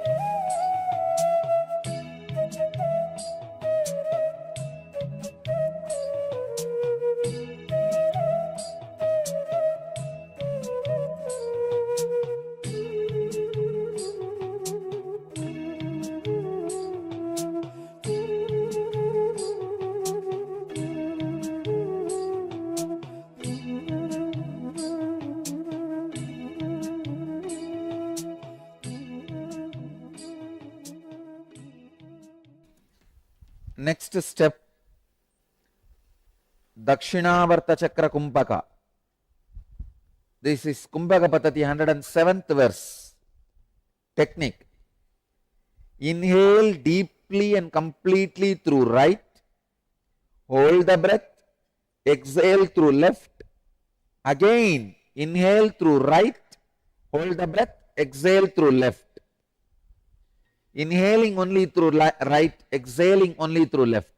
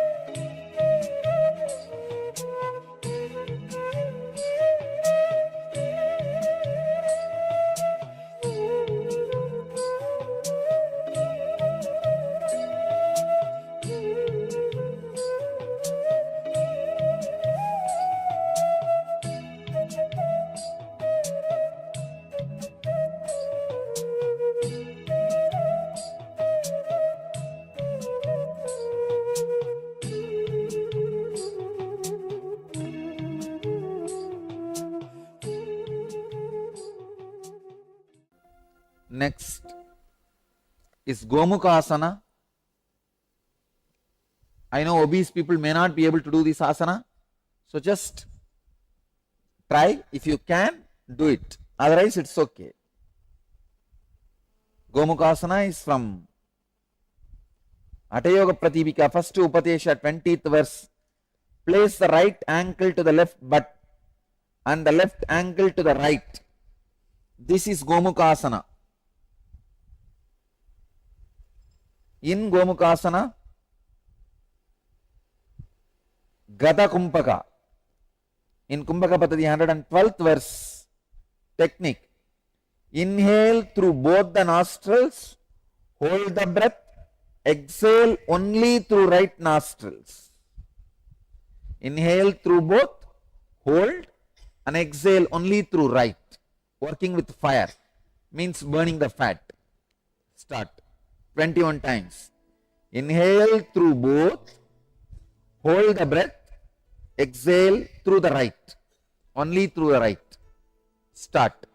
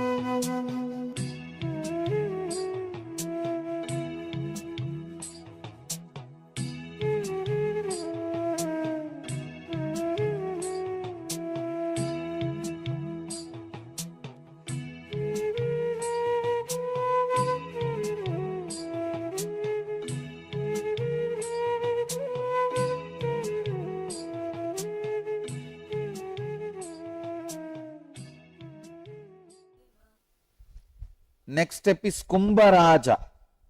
Kumbhakapatati, 134th verse.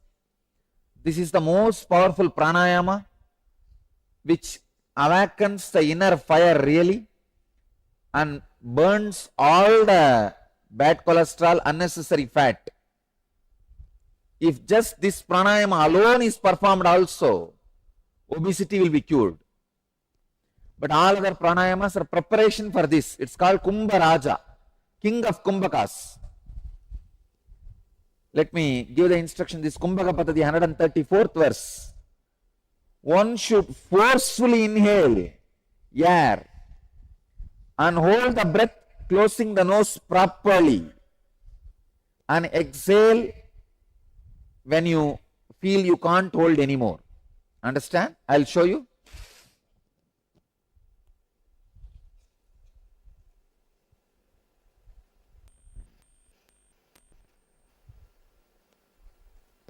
Very forcefully inhale, hold as long as you can, and exhale when you feel you can't hold anymore. This is Kumbharaja. Do this 21 times.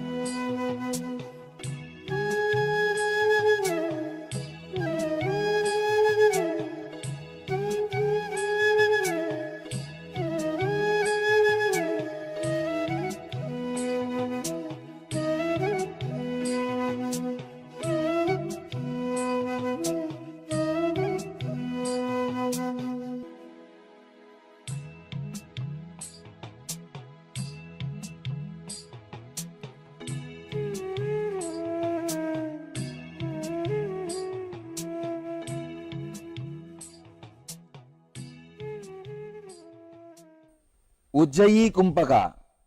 This Kumpaka Patati, 131st, 32nd verse. Close your mouth, inhale through both the nostrils, hold the breath and exhale through left nostril. Close the mouth, inhale through both the nostrils, hold the breath, exhale through the left. I'll show you.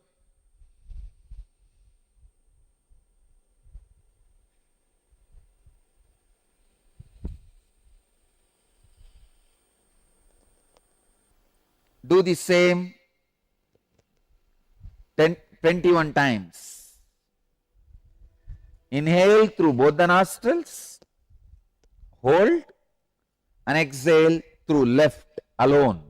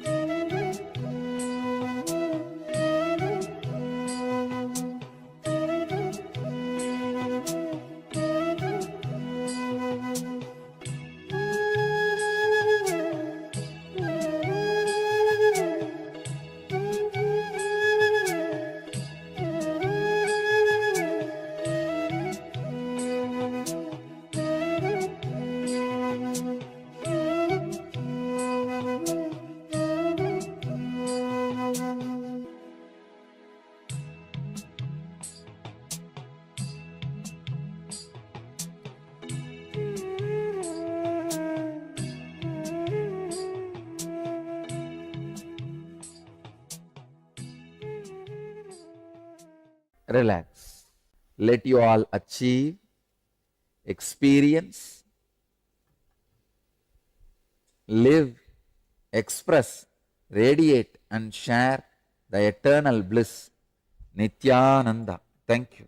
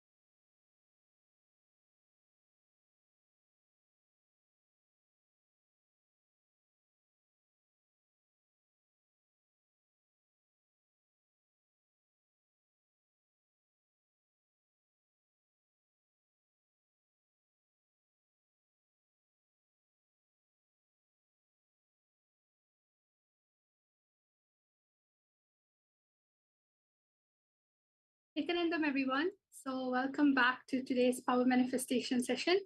I hope all of you did experience the Kumbhaka that you were doing before in a more powerful way. So we can all now relax from the process that happened before. Take a deep breath and relax. So Nithyanandam, everyone, Ma Mishri, Ma Claire, Ma Baste, and Jnana Pradayani Ma Parabrahma, Matthew Aya, Margarida Ma, Tishan Wang, Ma Yogananda Rupini Ma. Yes, so all of you, welcome back for Power Manifestation session. Ananda Lakshmi Ma Sophia. So today I have something in store for you for Power Manifestation. We're going to be manifesting the power of Dura Shruti. What is Dura Shruti? So you may have heard this. It sounds so familiar. It's because maybe in previous sessions you would always hear the power of Dura Shrishti.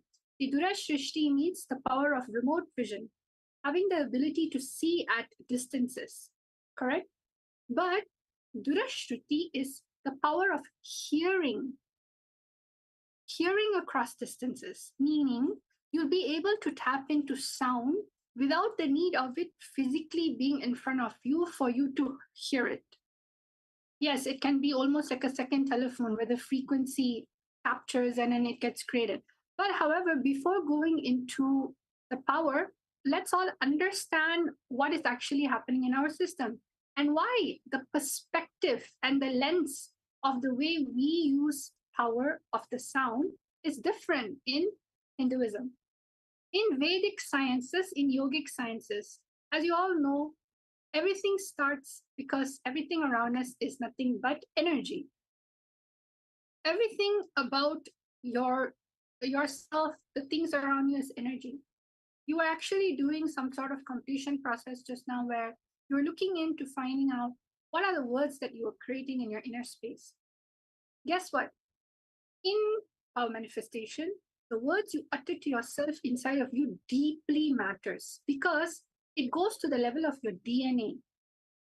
Your DNA actually makes what you are based on the words, the vibration, the sounds you use onto yourself. For instance, let us all understand first what are the different type of sounds that is available. So the different types of sounds available is the infra hyper sounds, ultrasounds, then you have the audible sounds, then you have the last one. So I want all of you to understand that this process is something that is commonly known. The last one is called infrasound. So the infrasound is 16 hertz and below. The audible sound, which is basically known for human ears, is like 20 to 20,000 hertz. And ultrasound is more than 20,000, and hypersound waves is more than 1 gigahertz. So now, how do we receive sound? You receive sound through your ear. The sound waves enters into your ear, the frequency enters into your ear, and it gets picked up, sent signal to your brain, and your brain processes the different type of frequency. So the human range is only 20 hertz to 20,000 hertz. So now you need to have a little bit more understanding, deeper understanding that the words you utter about you, how you feel about yourself, how you perceive others, how you perceive life, how others add on sounds to you, all of this gets recorded in your inner space. So let's go to the second one for a deeper understanding. Now, you need to understand this one thing. Swamiji says that the DNA in which you have, the DNA in which you have, the DNA strands and your consciousness is kept together through sound. means the binding force between your DNA structure and your consciousness. What is holding these two together is sound. This sound the sound you store inside matters because through that sound, your consciousness connects with the DNA and sends instruction. Are you understanding? So listen carefully again. I'll explain. Let me just, yes. Listen carefully again. Swamiji says, through sound, your consciousness and DNA is tied together. That means wrong toxic pattern, toxic ideas, life negative ideas, when they enter into your DNA, they become the connecting force between your consciousness and DNA. So that is how powerful sound is, because the whole world and even you are made of nothing but sound and light. So that is why we emphasize so much on the science of completion, because the science of completion is not just something about sharing what you feel inside of yourself. It is literally a DNA changing experience for each and every single one of you. Are you understanding? Yes? So now let's go to the next.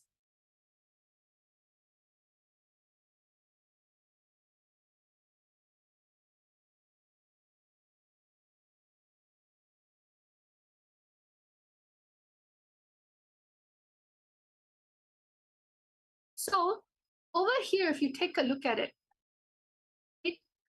somebody says that you need to understand the things that keeps your DNA alive are the different materials that is inside of you. For example, if you look at this, you have different proteins, you have different glucose. All this is needed for your DNA to bind together, correct? So the one that is holding on to all of this, the physical components like sugar and water and hydrophobic material, all this, when it comes together, the only glue, the glue is actually nothing but the sound. The sound.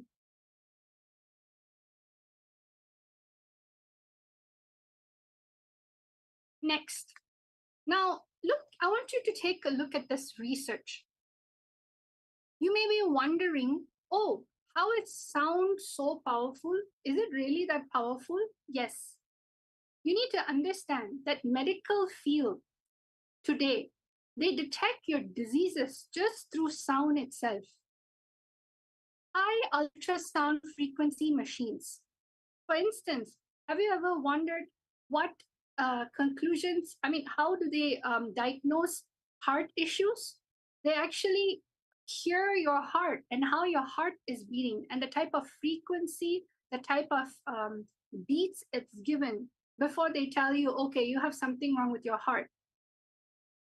Sound machines are the one that detects the deepest type of disease that happens in the body, because we are originally sound. We are nothing but vibrations. We are energy. When you love, when you say the word love in you and you have the word gratitude in you, the type of sound vibration it creates matters. If you, let's say, have SDHD, you doubt yourself so much. What happens is that you also start creating that type of frequency. How many of you are understanding this? That is why we always tie integrity to sound. The words you utter to yourself and the words you utter outside of yourself matters, because it's a DNA related transformation. And this is how in Hinduism, we do a superconscious mutation happens. It is when you reassemble the whole DNA through sound. Whenever Swamiji talks to all of you, he actually talks to you through sound. He initiates you to sound. So now let's take a look at a study that happened. They actually captured cancer cells and how cancer cells would look like. So there's an acoustic physics scientist called John Stuart Reid, and basically they partnered up with Rutgers University, and they applied cymatic imaging to identify cancer cells to compare it to healthy cells. So these two scientists hope to develop this technology to allow surgeons to have the ability to precisely target cancerous cells when removing tumors. So they did something called they used something called the CymaScope instrument, and basically it printed out how a cancer cell would look like. For example, to your left, the one that is completely with a very beautiful pattern, that is what you call a healthy cell. How a healthy cell sound like. And to the right, you're seeing how a cancer cell looks like and what are the type of sound that gets generated and created by it. So now imagine the type of words and how your words can actually impact you. How each word sends sound vibration into your inner space. So let's go to the next one.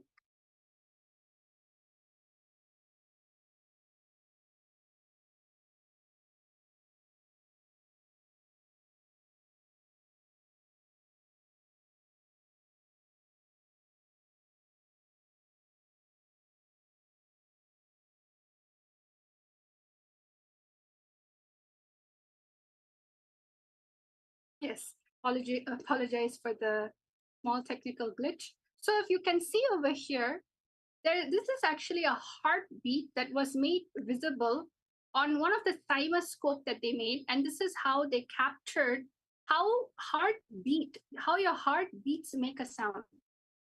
So if you can look at it, this is the type of frequency your sound creates.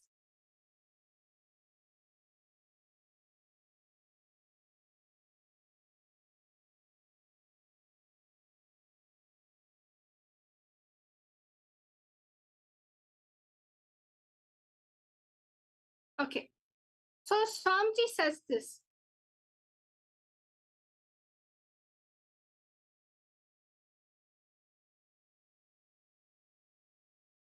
Yes. So if you can see, each and every single sound is created in the body for a particular purpose, for a higher purpose. Each and every single internal organ, intra organs, and whether if it's an external sound of source outside of you, your incompletions, your completions, all of this take a huge effect to the way you organize, the way you build the foundations of your life. Because the DNA is nothing but a foundation of your life.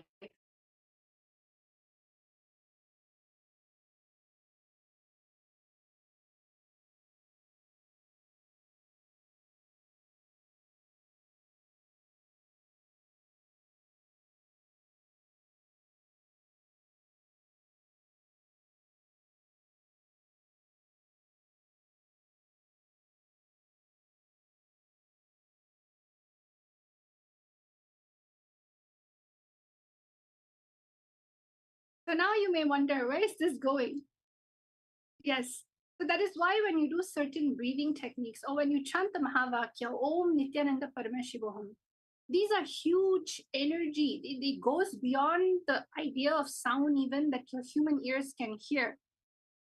And these are all the Vedic Hindu yogic sciences, the yogic sciences from the Veda Agamas. How each and every single component, the activities that we do, the meditation techniques that we give you, all of this is coming because of the way you have to align your vibrations. So today with this power, we're going to be playing around with the power of sound. At least for the initial preliminary level, we are going to be hearing something that is not physically being played for your two regular ears to hear. Are you all understanding this? I'm actually going to ask you to listen to something. There will be a music playing behind the scene. However, you'll not be able to hear it. It'll be on mute. You're going to hear with the power of your third eye. So now, how does this happen? In Vedic sciences, the yogic sciences, the sound from the master, how it penetrates your third eye. Swamiji says, please understand, sounds from the master reaches your system through your third eye, not through your ears. Ordinary words, which leads you to more and more words, it reaches towards your ears. However, the words which leads you from sound to silence, the sound which leads you from sound to silence, it reaches your system through third eye. So whenever you are actually listening to yourself, if you try to listen to yourself with your two ears, you're only going to become more incomplete with yourself. So whenever you do your completion exercises in the upcoming days, always remember, when we say listen to you, do the completion with you, we mean as in listen to you through the third eye. So now we're going to listen to the sounds using our third eye. You're going to connect with yourself. You're going to connect to somebody in the third eye. The consciousness radiating inside of you. You're going to sit with your head, neck, and spine in a straight line and chant the Mahavakya intensely. Om Nithyananda Paramashivoham. And I'm going to be projecting round 1. And all of you are going to be hearing what is the sound that is happening in the background. I'm only going to be playing the Mahavakya for you, as it's the ultimate password for anyone to connect to Swamiji and manifest powers. But in this session, please connect to Swamiji while chanting the Mahavakya and find out what is the sound that is being played right now.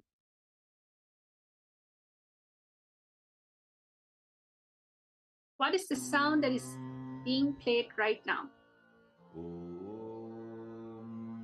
Nithyananda Paramashivoham Om Nithyananda Paramashivoham Om Nithyananda Paramashivoham Om Nithyananda Paramashivoham Om Nithyananda Paramashivoham Om Nithyananda Paramashivoham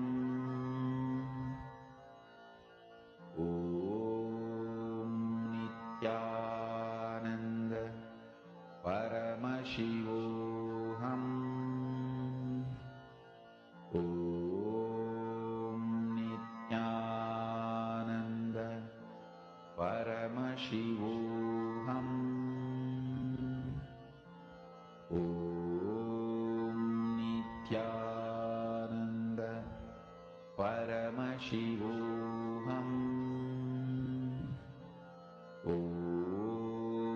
Nithyananda Paramashivoham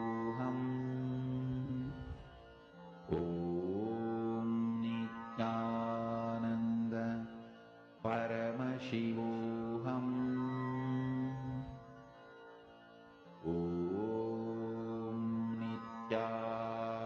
Nithyananda Paramashivoham Om Nithyananda Paramashivoham Om Nithyananda Paramashivoham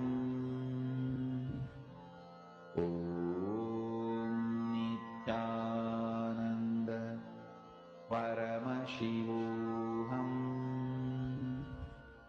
Om Nithyananda Paramashivoham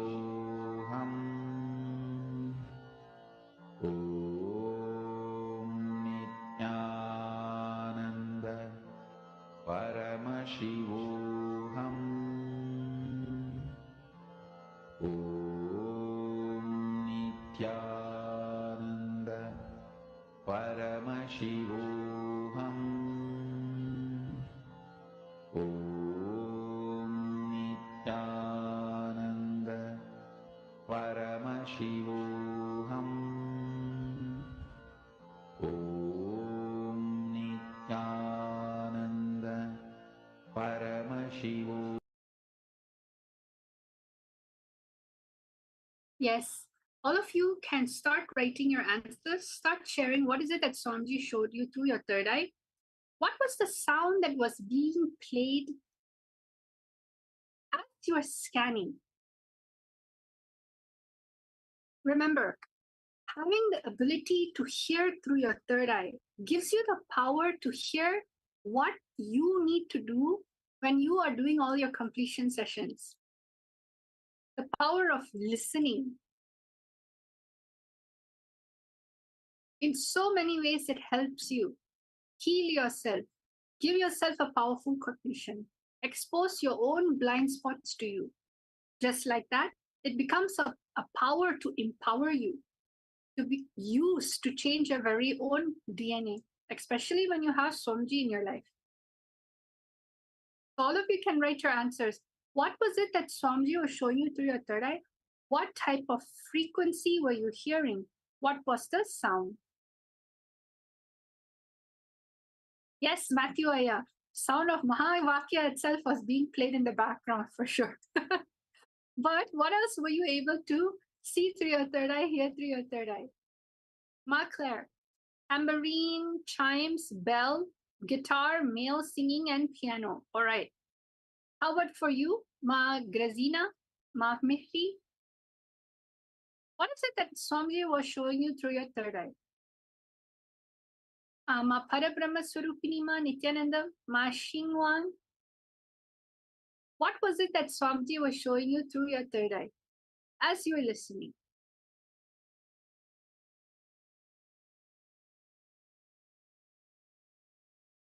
Give it a go.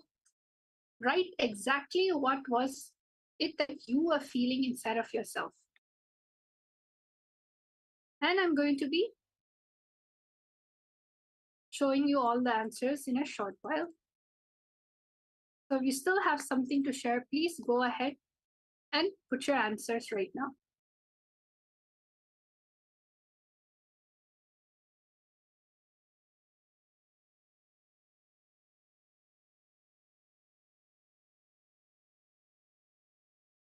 So the sound in which you are listening to that was played behind the scene was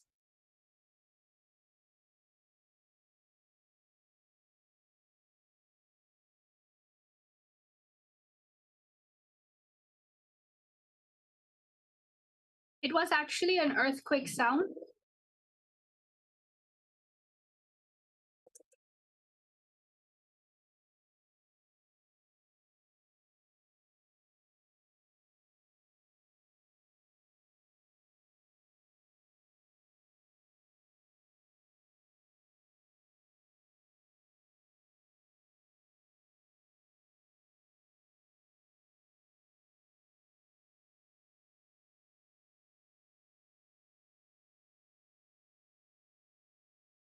So now let's go to the next round.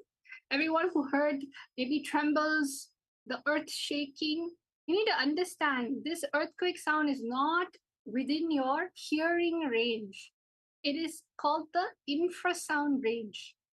The tremor that you hear when an earthquake happens is something not part of the human hearing frequency. It is lower than 20 hertz.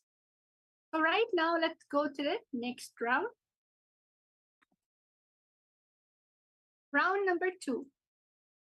Again, we're going to be listening to the sound that is being played. However, you cannot hear it.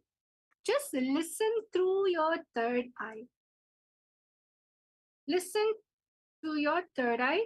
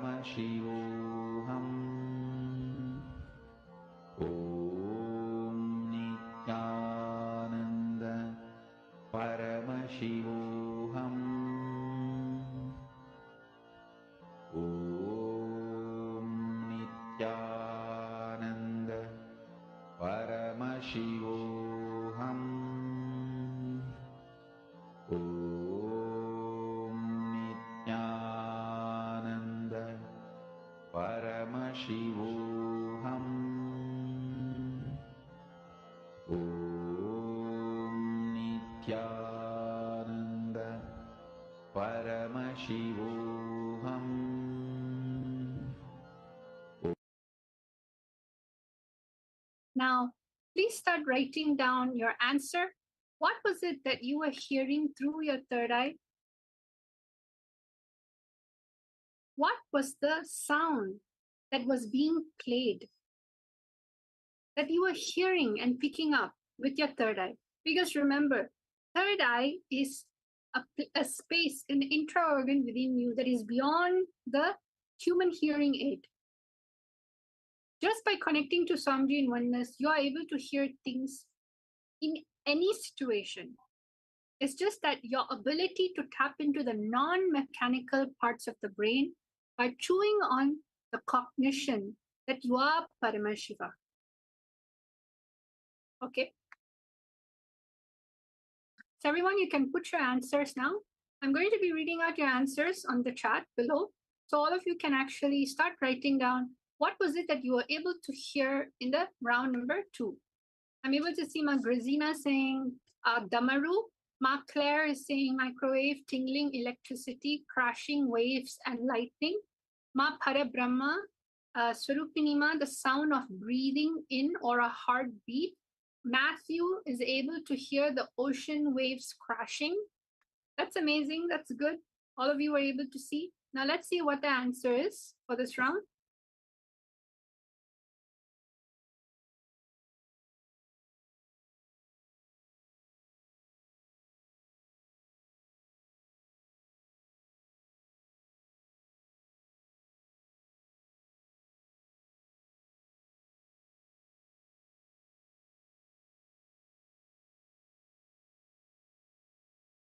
So it's the sound of a helicopter.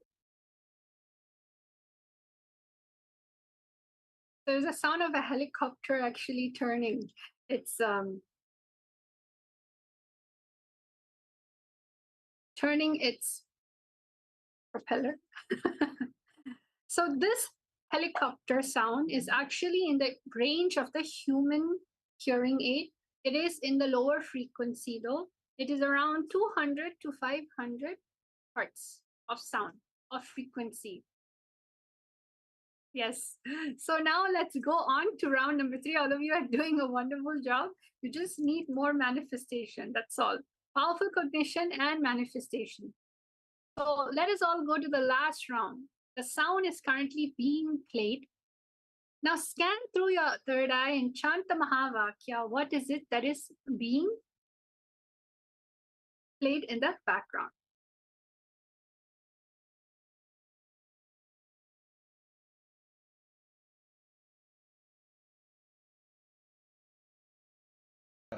Paramashivoham Om Nithyananda Paramashivoham Om Nithyananda Paramashivoham Om Nithyananda Paramashivoham Om Nithyananda Paramashivoham Om Nithyananda Paramashivoham Om Nithyananda Paramashivoham Om Nithyananda Paramashivoham Om Nithyananda Paramashivoham Om Nithyananda Paramashivoham Om Nithyananda Paramashivoham Om Nithyananda Paramashivoham Om Nithyananda Paramashivoham Om Nithyananda Paramashivoham Om Nithyananda Paramashivoham Om Nithyananda Paramashivoham Om Nithyananda Paramashivoham Om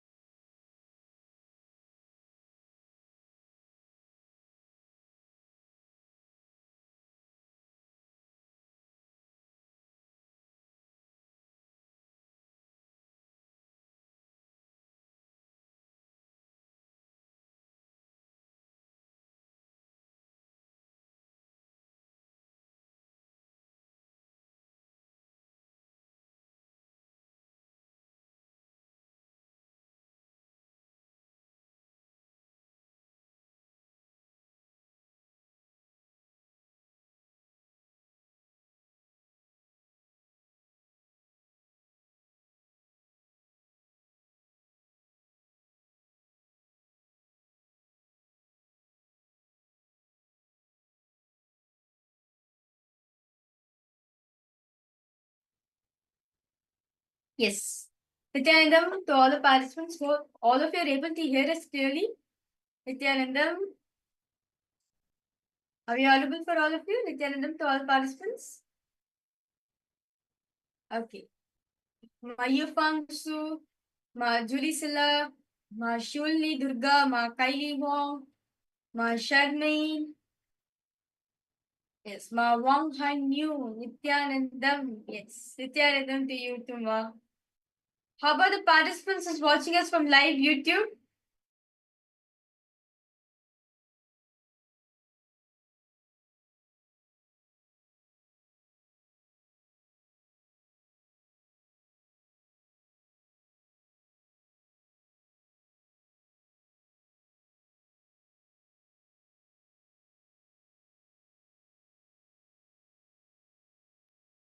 Yes, Nithyanandam to all of you. Nithyanandam, I see so many viewers are joining us. Nithyanandam, Nithyanandam, Kirtana, Nithyanandam.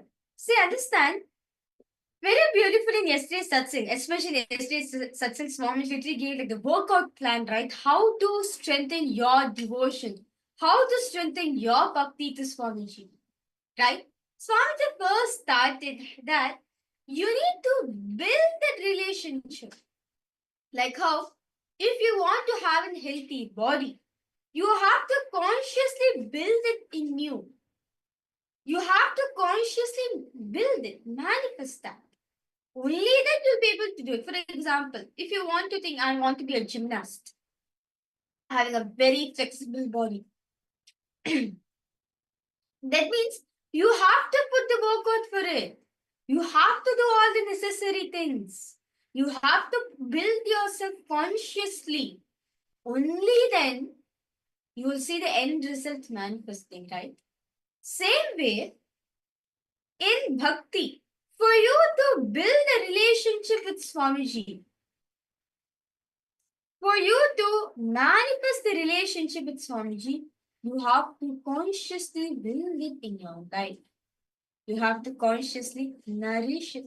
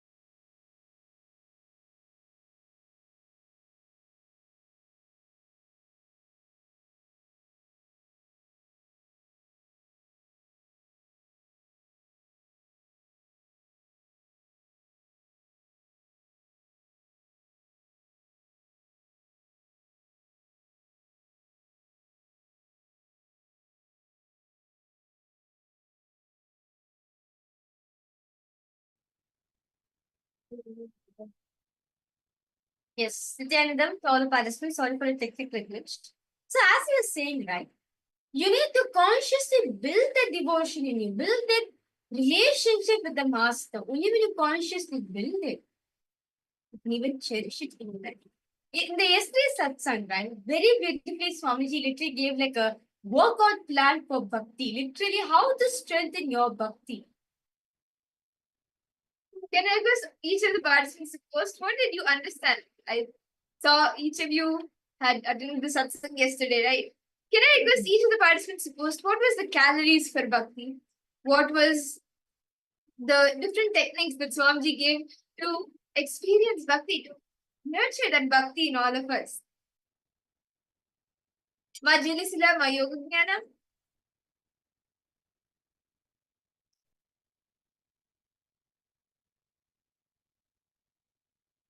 Each of you can first.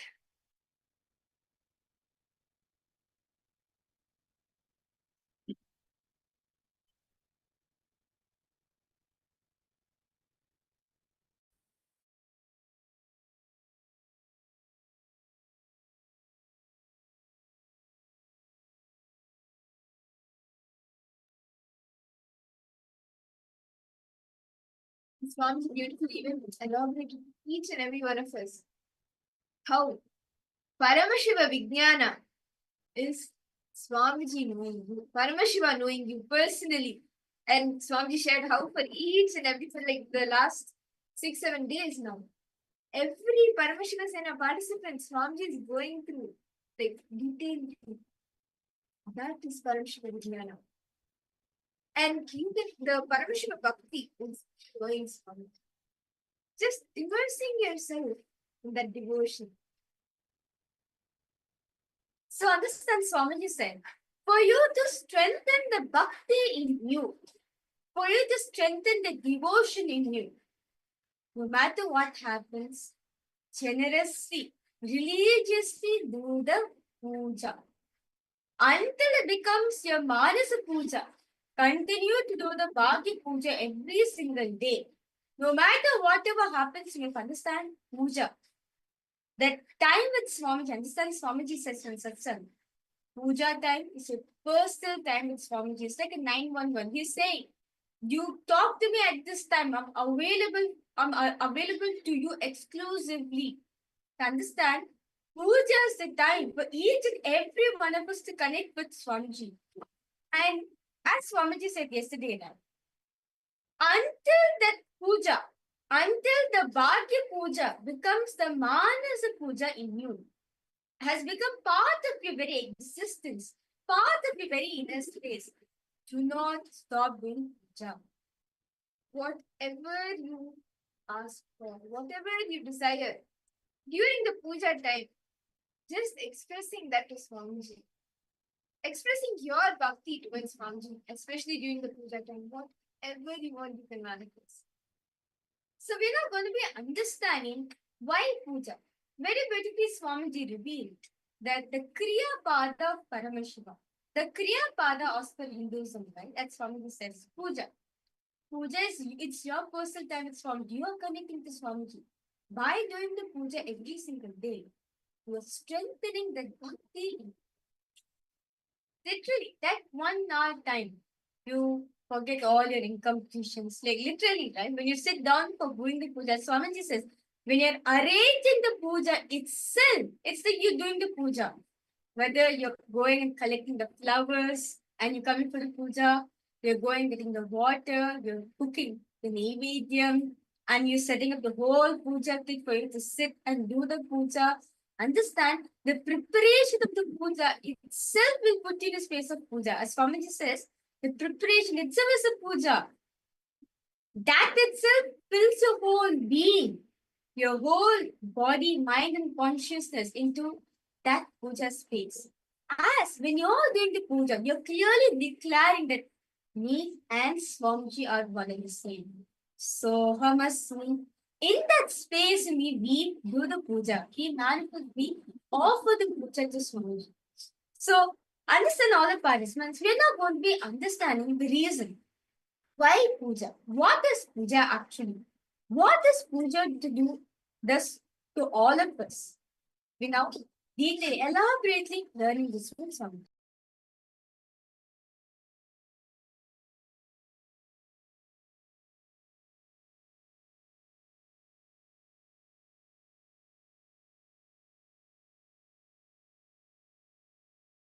I want all of you to know in Hinduism there is nothing called faith, belief. It's a simple science. You cognize the higher reality which exists. Shraddha Vivecha. Shraddha is not faith or belief. Shraddha means discovering the higher dimensions of the universe, higher truths of the universe, higher powerful cognitions of the universe.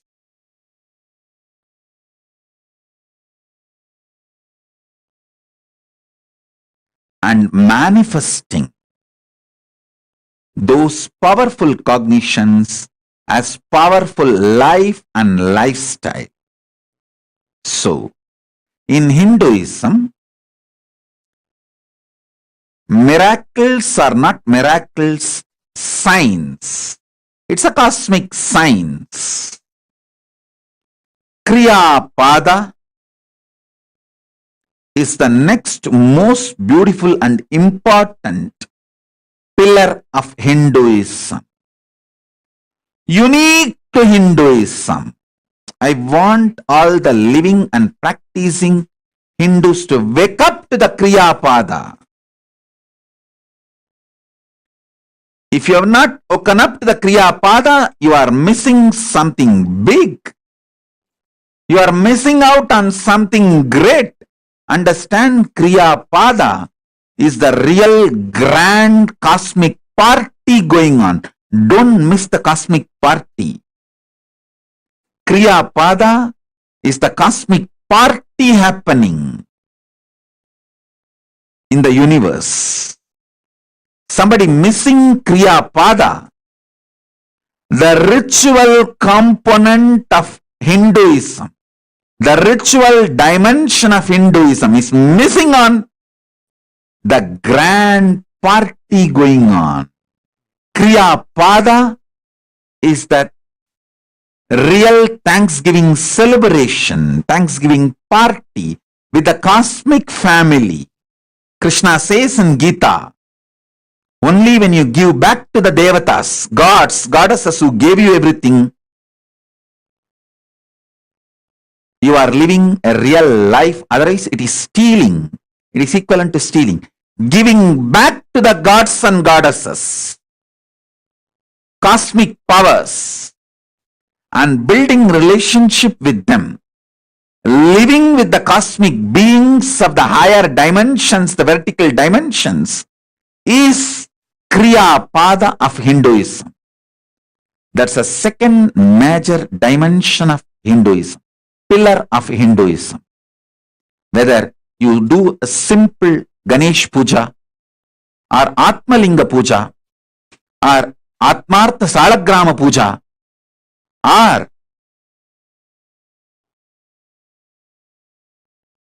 Sri Chakra Puja, any small ritual you do, the time you take, the items you use may be small, but ritual itself is not small. Kriya Pada is the cosmic thanksgiving, cosmic celebration, cosmic get-together, cosmic partying going on. Don't miss Kriya Pada. Listen.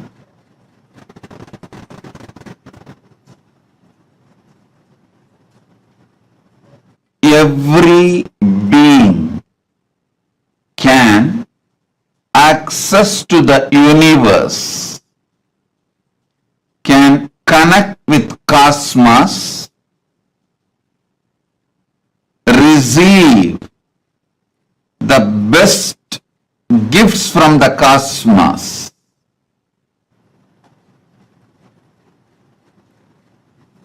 When I say cosmos, when I I say you can connect with cosmos, understand, you should first understand the core component of the cosmos, the method through which you can connect with cosmos. Sanatana Hindu Dharma gives the detailed explanations, understandings, direct truths about cosmos.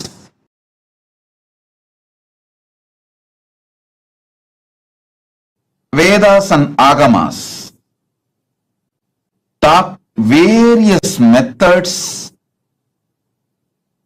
for enlightenment, power manifestation, achieving the ultimate goal of the human being, the moksha. Whole thing is roughly classified into four: Charyapada, Kriyapada, Yogapada, Jnanapada. It is also called Charya Yoga, Kriya Yoga, Yoga Yoga, Jnana Yoga. Listen. Charyapada, Kriyapada, Yogapada, Jnanapada. Charya means lifestyle. Lifestyle decides the success or failure of your life. Your lifestyle decides the outcome of your life. Your lifestyle decides your success or failure of the life. Listen.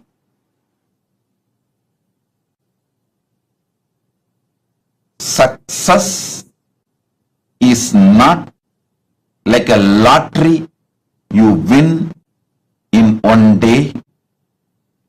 Failure is not an accident you come across suddenly one day. Success is not lottery you come across one day, you win one day. No. Success is habit. Listen. Success is habit. Anything you take, whether health,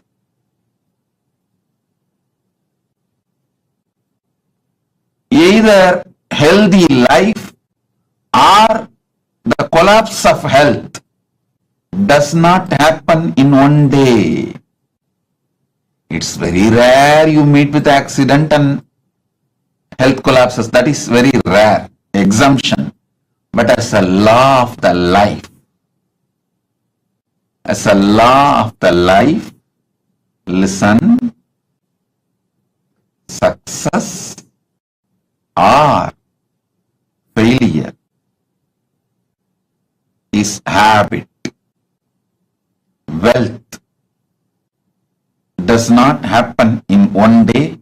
Same way, you don't lose in one day. Wealthy life or poverty is a lifestyle, habit. Losing wealth in one day or achieving wealth in one day happens by accident, which is exemption. That is not a rule. Sometimes people win lottery and they become wealthy in one day.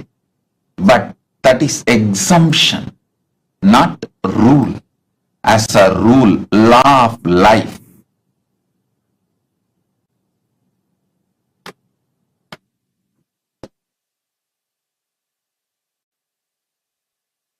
rule. As a rule, law of life, your lifestyle is life. Charya means lifestyle. Making your lifestyle as Paramashiva. Next, Kriya. Sanatana Hindu Dharma is the greatest science, the cosmic science which had access, which gives you the technology, everything you to have to vertical time zone and the beings who live in vertical time zone. Listen, Sanatana Hindu Dharma provides techniques, tools, methods, machines, everything you need to know, connect, relate, and get benefited by the vertical time zone and beings who live in vertical time zone. This science is called Kriya. Listen, the higher lokas, vertical time zones, there are some higher and some lower. Starts from Patala. Patala, Rasatala, Mahatala, Talatala, Sutala, Vitala, Atala, and then Bhuloka, the earth we are in. Then above, Bhuva, Suva, Maha, Jana, Tapa, Brahmaloka, and beyond all these 14 lokas is the Vaikunta, Shripura, Kailasa, Maha Kailasa. Listen.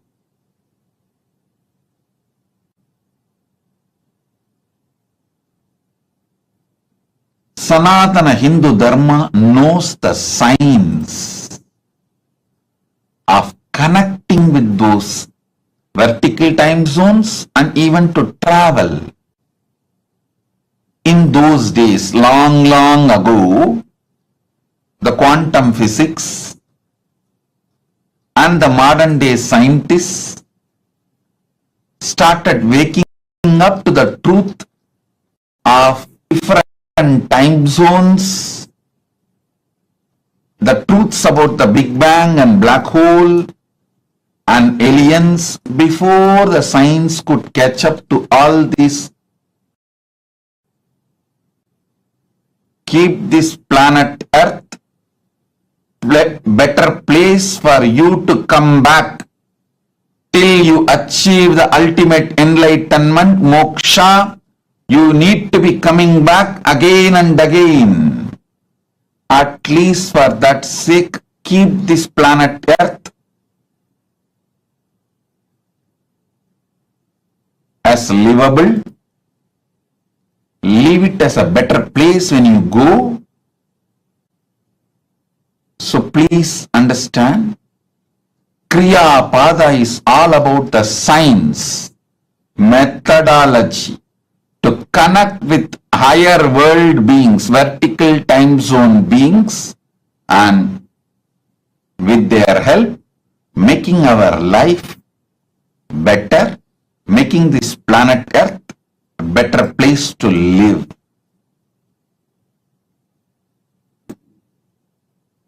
Each Hindu temple is machine, living machine, not just dead machine. It's a living organism which can just shoot you up straight to the loka where those gods reside. God is inside also. He is there far away in the vertical time zones also. By knowing him in the vertical time zones, not only you will bring all the great things from those higher dimension time zones to the planet Earth, you will make your life better and the planet's life better. Life in the planet Earth better. You will make planet Earth better place to live. Kriya Pada is the powerful science.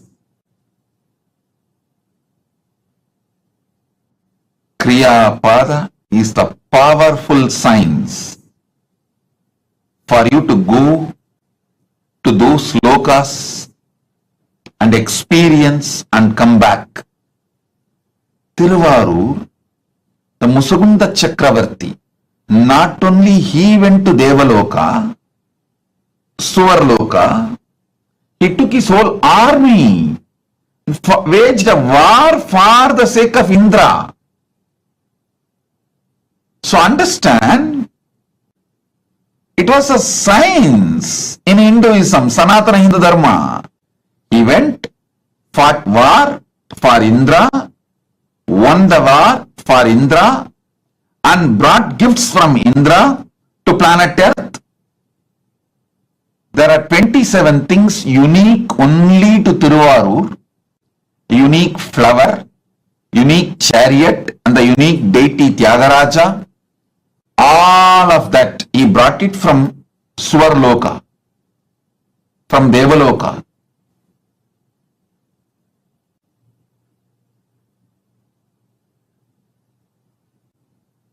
Listen. If you understand about the higher worlds,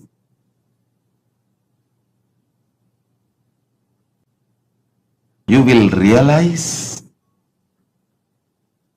you are not individual, you are a species. You will look beyond.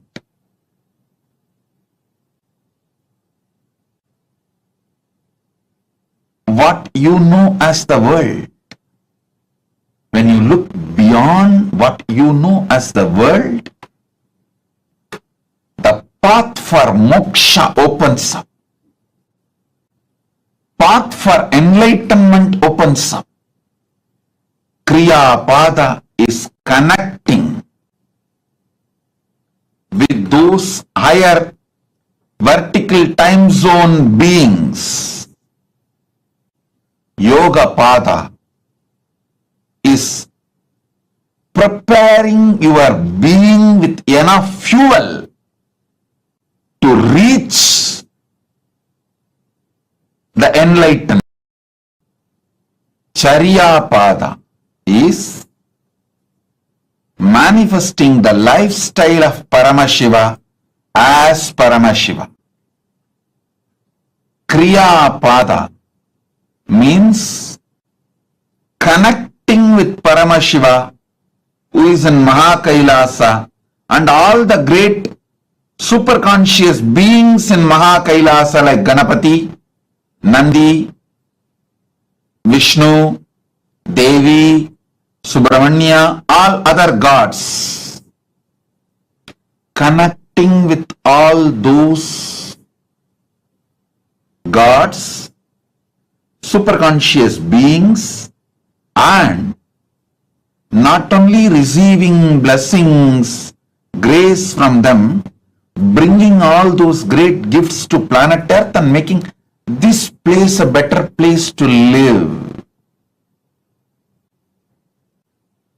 So understand, Kriya Pada is method to reach KAILASA.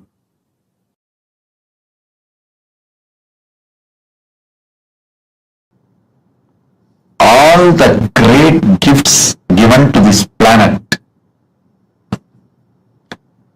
rare herbs, many things were brought from higher worlds, the vertical time zone, not only they enriched their life, they enriched the planet Earth. So understand, Kriya Pada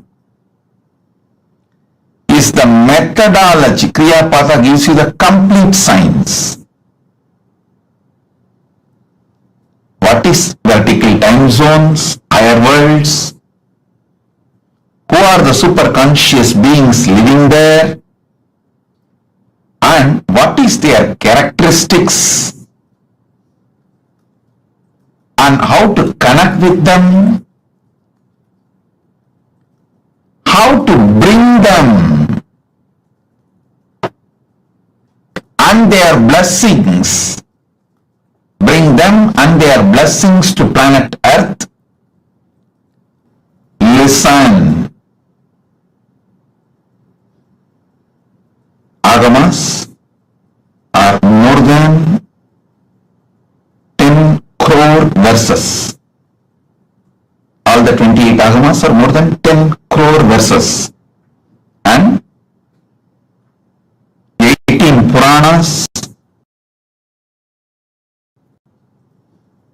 are at least more than 1 crore Purana. And Mahabharata is 2 lakh verses. Puranas, Upapuranas and Itihasa. Itihasa is Ramayana and Mahabharata. Please understand, this whole thing, Agamas,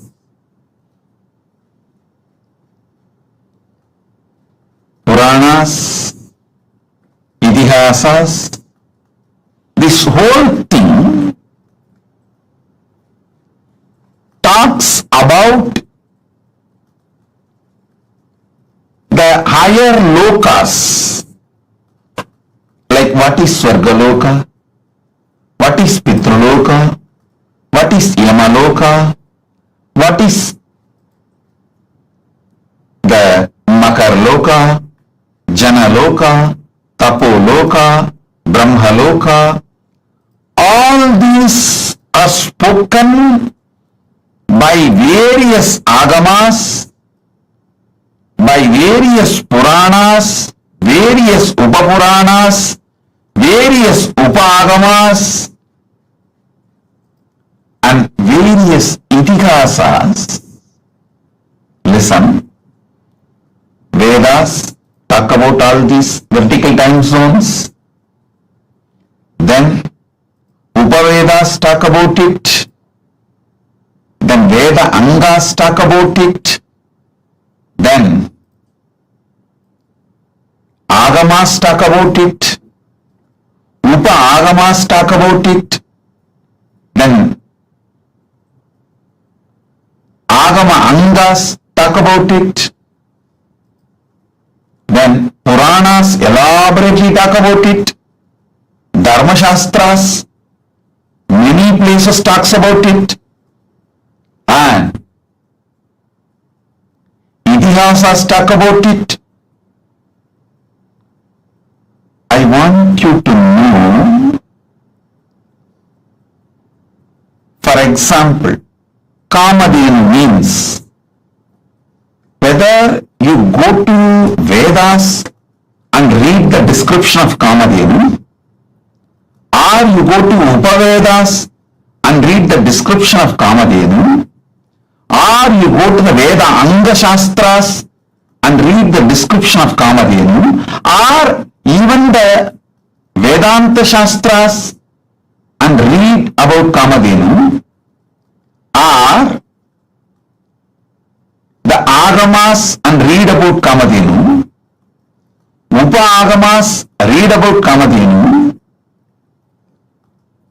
Agama Anga read about Kamadhenu, Agamantas read about Kamadhenu, Puranas read about Kamadhenu, Upapuranas read about Kamadhenu, Itihasas read the description of Kamadhenu, nowhere any inconsistency. Listen. Surely this whole scriptures are not written by one person. If it is written by one brain, then you should accept the person who wrote is God. Even the Agamas, Puranas, Vedas clearly tell who is who and who manifested what. In Vedas, it is very clearly saying this rishis saw these mantras, did not write, did not invent, did not create. They just experienced and noted it down.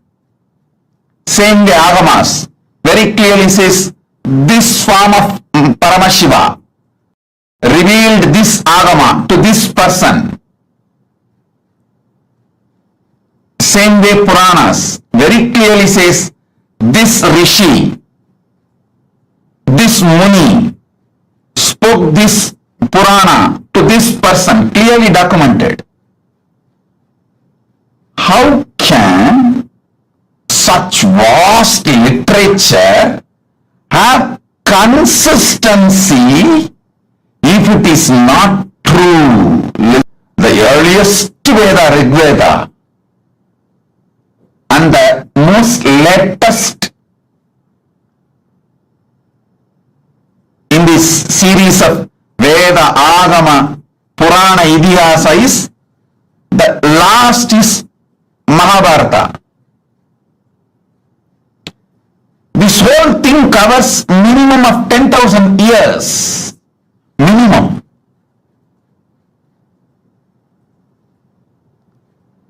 But the whole spectrum so consistent. Understand? Listen. Anima, Siddhi, Mahima Siddhi. This Ashtama Siddhis, description about the Ashtama Siddhis, whether you go to earliest Rigveda, then Vedanga, then Upaveda, then Vedanta, then Agama, Upagama, Agamanta, then Agamanga, then Puranas, then Upapuranas, then Itihasas, the whole spectrum.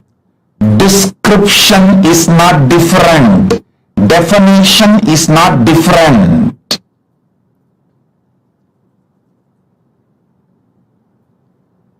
If it was not something existing,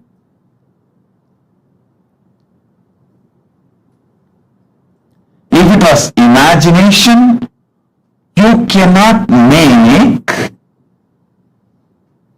a million people who are involved in this whole Veda Agama knowledge chain. Understand? I call it as a knowledge chain. Guru Sishya Parampara.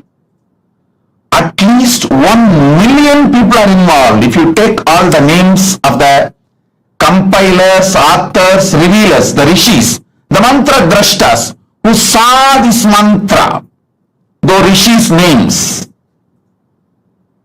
I don't know how many of you know. All the 108 Upanishads are compiled and revealed by Ramachandra Prabhu, Sri Rama, to Hanuman. You all always see Rama as a great king, great husband, Purushottama, Maryada Purushottama, all these great qualities. But you guys forgot to see Rama was a great teacher. He compiled all the 108 Upanishads. Go and read the Mukti Upanishad. It says very clearly, Rama compiled all the 108 Upanishads and revealed it to Hanuman in Mukti Upanishad. So all the names, if you take it out, the revealers, rishis, compilers, and authors, like Mahabharata was authored by Vyasa. I should say, in a way, he chronicled. If you see all these names, totally it's at least million names are there. Sudha Maharishi, million rishis, million knowledge-centered people. If 1 million intelligentsia, the knowledge chain, Guru Shishya Parampara, 1 million people consistently describe what is Kalpavriksha, what is Kamadhenu, what is Ujjaisravas, who is Mahalakshmi, who is Ganapati. Understand? More than 1 million keywords, like a persons, places, trees, animals, beings. 1 million minimum is there. Every Purana, Upapurana, Veda, Veda, Agama, Upagama, go and see. These 1 million descriptions are so consistent. How is it possible? First of all, 1 million definitions cannot be transmitted through any education method to 1 million people and make them maintain consistency other than it is factually existing. Only if it is factually existing, not otherwise. Tons of researchers have come to establish the authenticity of Ramayana and Mahabharata in various levels. Someone has done a very nice research on how the flowers and fruits, everything described in Ramayana and Mahabharata is actually true as per the season and the time and the places the incidents happened. Various methods they have used and established the truth in all the things related to vertical time zone. This extreme consistency between billion versus million personalities, 10,000 years.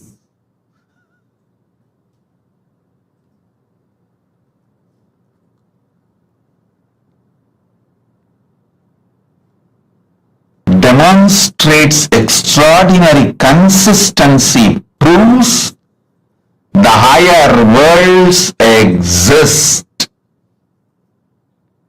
Our masters had access to it. They went, experienced those superconscious beings, enjoyed them, and invited them and brought them to planet Earth.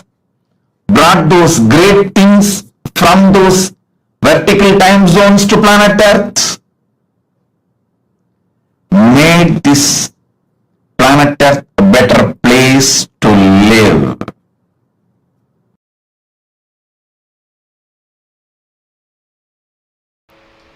Kriya means the spiritual processes, homas, prana pratishtha of deity, pujas, all auspicious acts you need to do to achieve the spiritual experience or spiritual powers.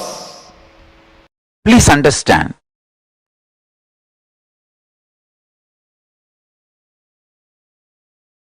Charya, Kriya, Yoga, Jnana, all four are not separate paths. They are integral components of enlightened lifestyle. I'll explain. Listen carefully. Charya means the lifestyle of Kailasa, Paramashiva, Jnana.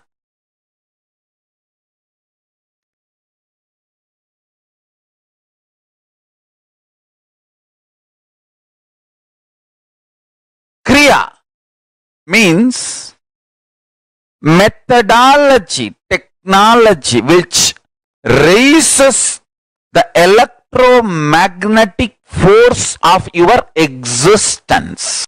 Everything is Kriya Pada. This raises the electromagnetic force of your existence and connects you with the gods, goddesses, Ishvara.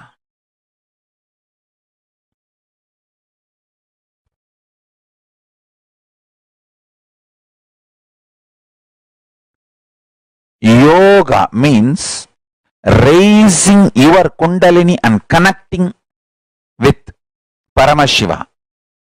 Jnana means bringing Paramashiva into your being and making him manifest in you.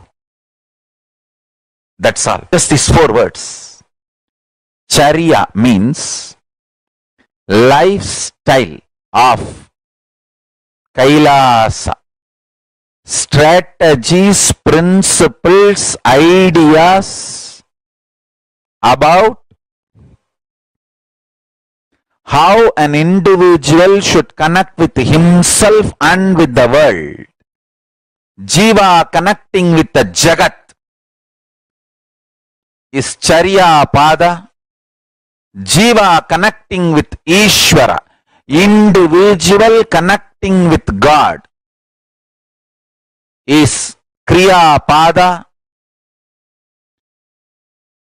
Raising your Kundalini Shakti and connecting with Paramashiva is Yoga Pada.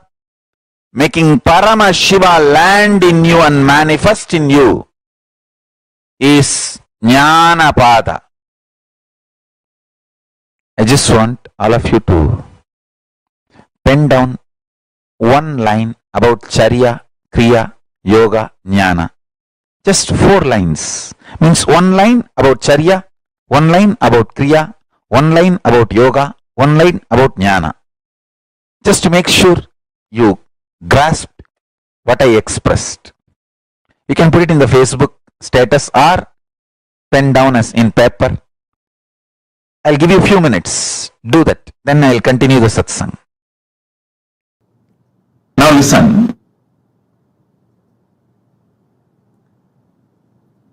In Charya Pada, Kriya Pada, Yoga Pada, Jnana Pada, there are different levels of sadhana.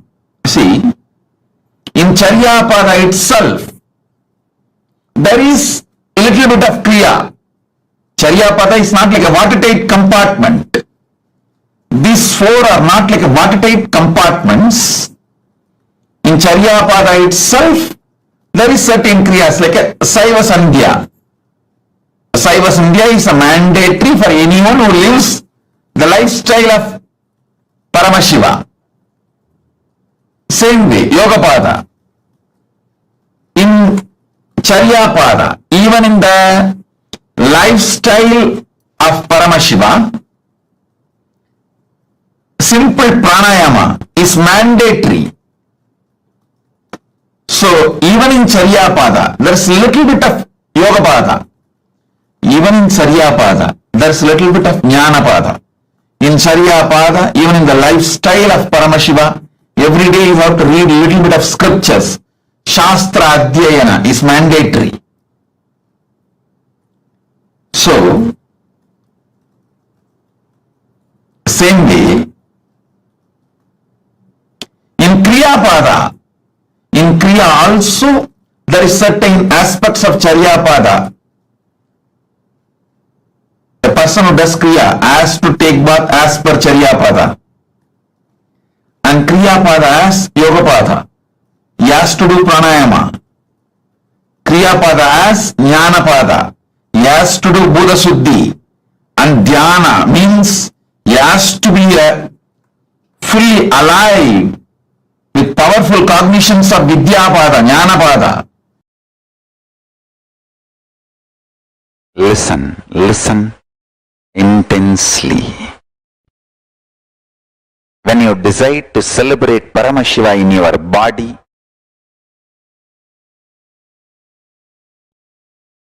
and through your Kundalini Shakti, that is called Nithyananda Yoga. When you decide to connect with Paramashiva and make him manifest through you, that is called Puja. Anmartha Puja or Parartha Puja, all Kriya, Kriyapada and Kriyas. When you decide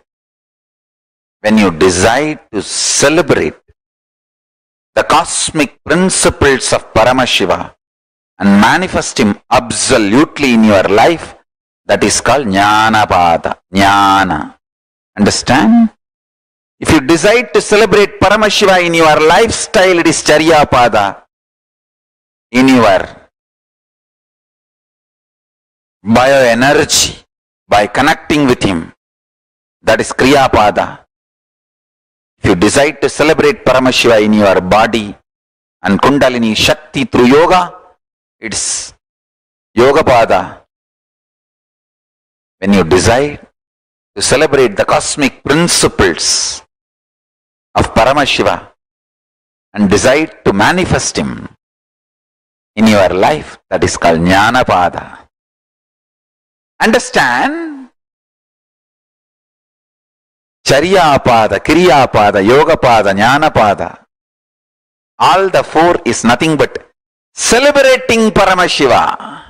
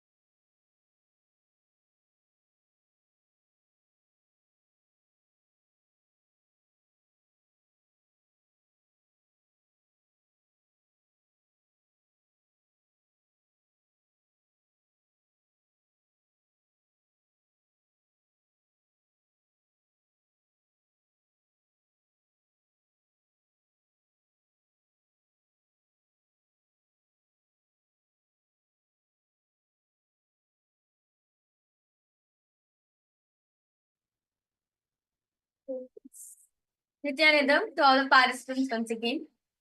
That was a very beautiful revelation. Swamiji spoke on puja, the Kriya Pada of the Agamas. In the starting of the session, understand? In the beginning of the session itself, Swamiji said, right? How Kriya Pada is important in our life. It is an important aspect of Hinduism. As it is through Kriya Pada we reach, it is through the Kriya Pada we reach the ultimate. Nithyananda, Ma Saroj Aplush, welcome Ma, welcome for the program. Ma Yi Pang Su, Nithyanandam to you, welcome. Can I request all the participants please come on cameras? Ma Maha Sadashiva, Ma Maha Sadashiva Priya, Nithyanandam to you too, welcome. So, it is through puja, as Swamiji said yesterday, right? You can strengthen the bhakti in you. As continuously sitting, reminding yourself of the space of devotion.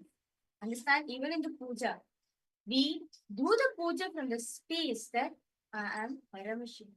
From the oneness space, we offer puja. Swamiji said, if at all I have not taken,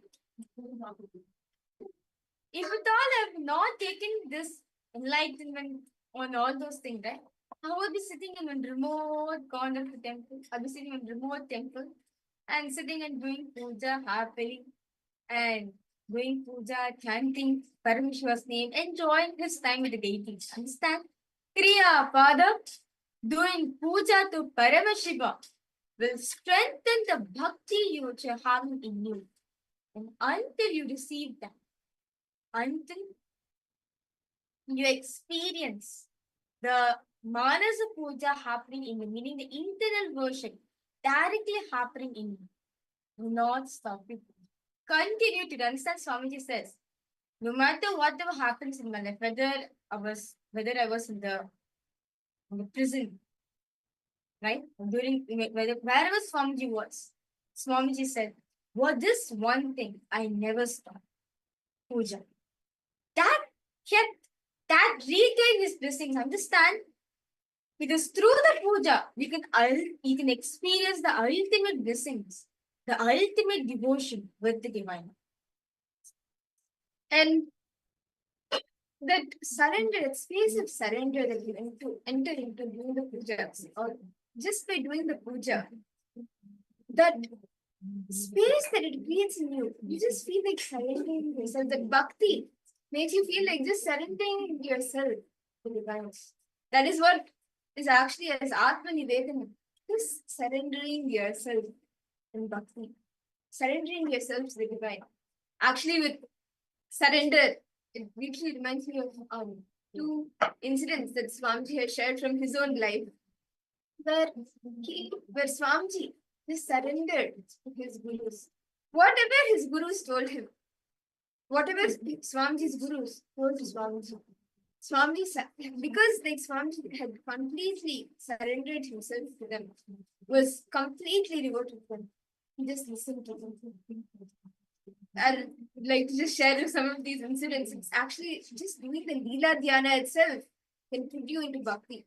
Because just listening to the life of an avatar, it actually puts you in such a high space of devotion, makes you experience and go through the same experience.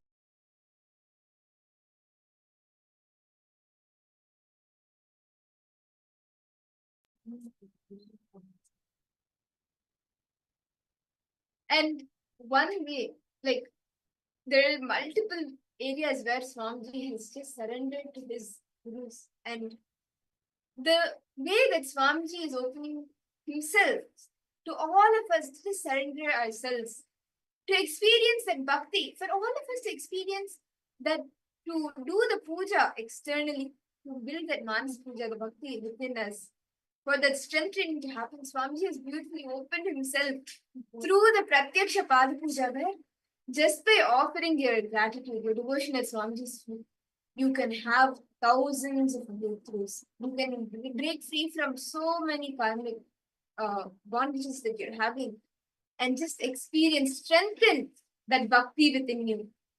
Actually, there are so many, like literally every person you speak to, and I see here also Ma Saroj, Ma Mahasashiva, Ma Sadashiva, Ma Mahasashiva Priya, each and every one of you, and like literally every single devotee, every single person, right? After offering the Pada Puja, you experience some or the other breakthrough, because that is like the conscious strength training that is happening in you. And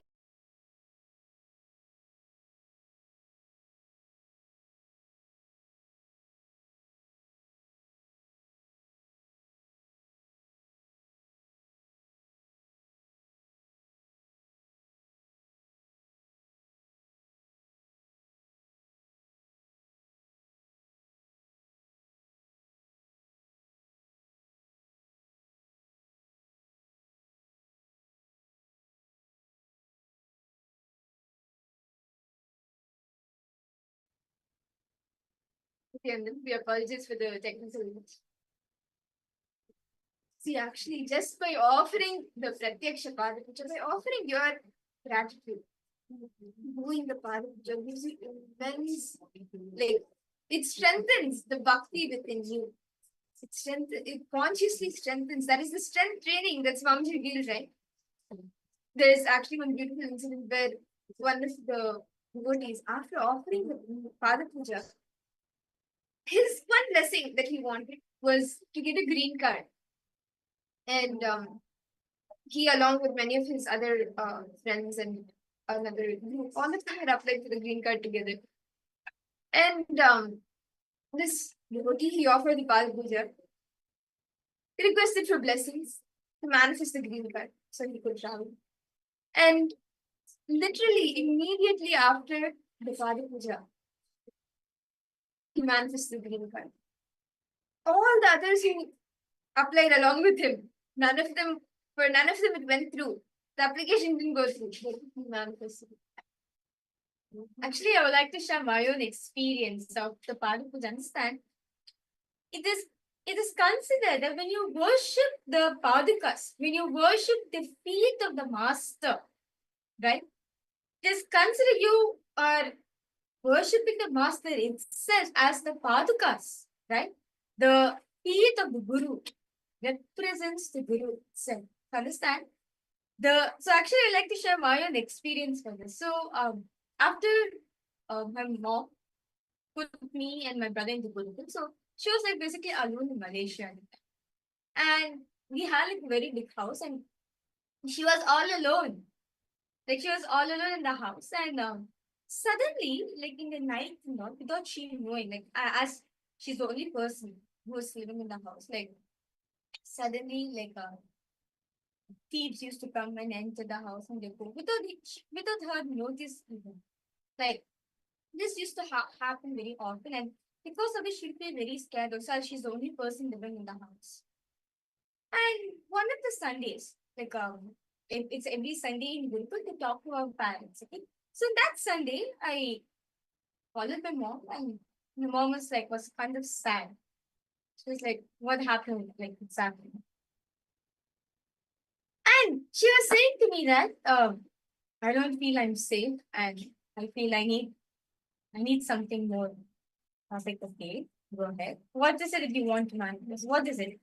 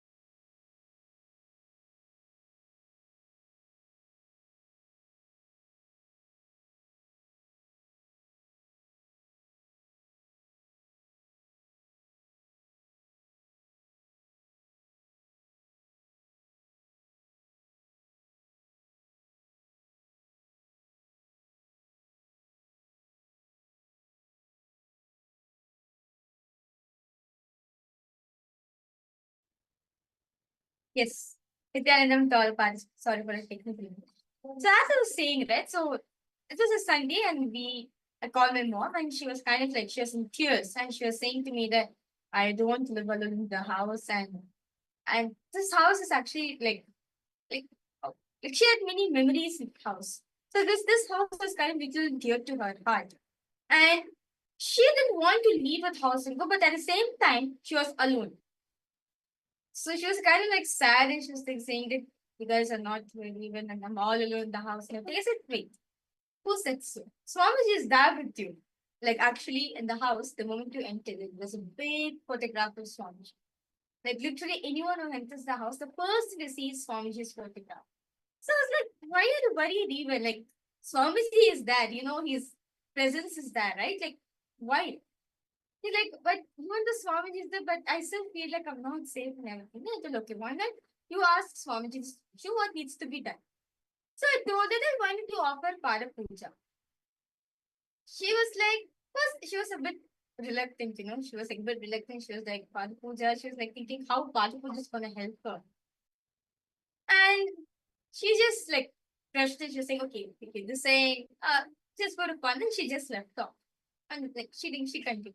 But this kept repeating in her life again. This kept repeating every single day. So the fear was starting to increase in her more. One day in one night, usually what she does, because of such things happening in the house, so at least she will lock the room in which she is sleeping so that she will be safe. Right. So someone knocked at the door. Like she was just like going to sleep. She was semi-sleeping. She knocked at the door. Like someone knocked at the door. She was like she was like a bit alert, like this night, who would come and knock on the door? And the knock was continuous. Like again the knock, it was knocking. She was like, oh my god, what is this? She was getting frightened. Again, the third knock came. Oh my god. She was in fear, literally. Oh my god. She at that point of time she held the kantaman. She held out this form, just like, Swamiji, you only have to help me right now. And she opened the door to see no one was there. Literally, no one was there. She was like, it's impossible. Maybe someone is hiding here and there. Let me go check the house. So she went and she checked the whole house. No one was there. There's no trace of someone entered the house also. It was completely empty. And while she was coming back, she felt like someone is there in the living hall. Someone is there in the living hall. But even though no one is there in the living hall, but she felt someone was there in the living hall. So as soon as she came to the living hall, she had like a strong, deep feeling that someone is there in the living hall. Even though she was not able to see it, but she was able to feel that someone is there. She's like, okay. So she's like, okay, she's not finding anyone in the hall. So she was correctly, she switched off the light, the main hall light. And she saw a golden light in front of Swamiji's monkey. She saw a golden figure coming in front of her. A golden figure, a golden light. She was able to see in front of her. And she exactly heard the word Pada Puja. She said, oh my god, this is literally like the golden light came in front of Swamiji that which is like, oh my god. Swamiji was saying to the Pada Puja, what for a moment. Immediately the next day, the first in the morning she did was she did Pada Puja. She booked a slot in the Pada Puja to be offered during Diwali days. As like one thing, as all the family Diwali is like a very special festival we carry. So on that day, I just told my mom that why not we do a Pada Puja and Diwali as a family. So and after this incident, the first thing in the morning she did was she woke up. She did her morning routine and she immediately paid for the Pada Puja. Few days after this, she flew down to KAILASA, the Bangalore. This happened in the year 2014. And it was correctly also the time where Swami was speaking about the Cambodia, right? So I was kind of saying to Mom that, Mom, please, let's go to Cambodia. Please, it's been a long time. Let's go. But she was like, there's no enough funds for us to go. Like, no. You offered Pada Puja, Swamiji. She was like, what is this? Like, no, you are Swamiji will manifest. So she paid for the Pada Puja, and few days after she flew down to KAILASA. And on the day of Diwali, we offer Paramashivoham, and after that, usually darshan will be held for all the participants who came for offering on that day.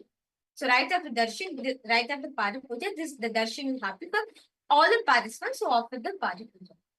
So when my mom went, my mom went to receive the darshan, to receive the blessings from Swamiji. Swamiji asked her, Swamiji asked her, why you didn't listen to me?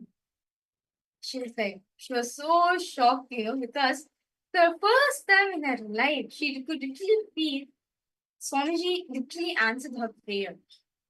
Like she was like, why you didn't listen to me? There are so many ways. I told you to offer the Parapuja, but why you didn't listen to me? She was just so shocked. She's like, Swamiji, I'm so sorry, Swamiji. I should never doubted you. And Swamiji said, okay, don't worry, I will take care of it hereafter. And you will manifest the funds also.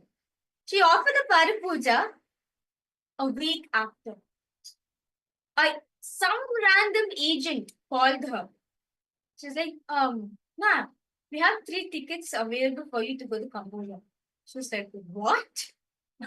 I didn't even start preparing myself for this. And I got 3 tickets already. Like literally, like she was yet to start the preparation, like even like go reach out the counter or check online with any flights are available. Even before the preparation, a random agent called and said, "Ma, we have 3 tickets for Cambodia. Are you interested in flying?" This time, oh my God, Swamiji, you are the one who manifested this. Understand? When you offer the Pada Sevana, understand? When you're doing the Pada Seva, when you're doing the Pada Puja to Swamiji, any karmas, anything you want to manifest in your life, he takes care. Understand? When you offer whatever you have the best to Swamiji, he showers you with the ultimate thing. That's why Swamiji says, no matter whatever happens in your life, do not stop puja. This is literally your hotline connection to Swamiji. It is literally your personal connection with Swamiji. Literally, like, how if you can experience it? Can I request all participants to post? How if you can experience this in their own life? That whenever I sit for puja, I feel as if Swamiji is there with me. I could literally feel Swamiji in me. Can I request all participants to share?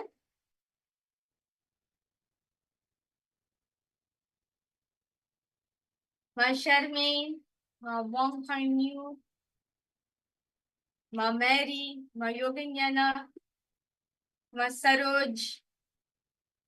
When you understand, like when Swami, when you just by offering the Pada Puja, like when you're doing your own Pada Puja, like doing the puja to your own Padakas in your Atmalinga, right? We feel that Swamiji's energy, his presence is there in us. As puja is the time where we are connecting with the divine. It is our personal connection, it's our personal time with the divine. How many of you here have offered Pada Puja and have had some breakthrough about it?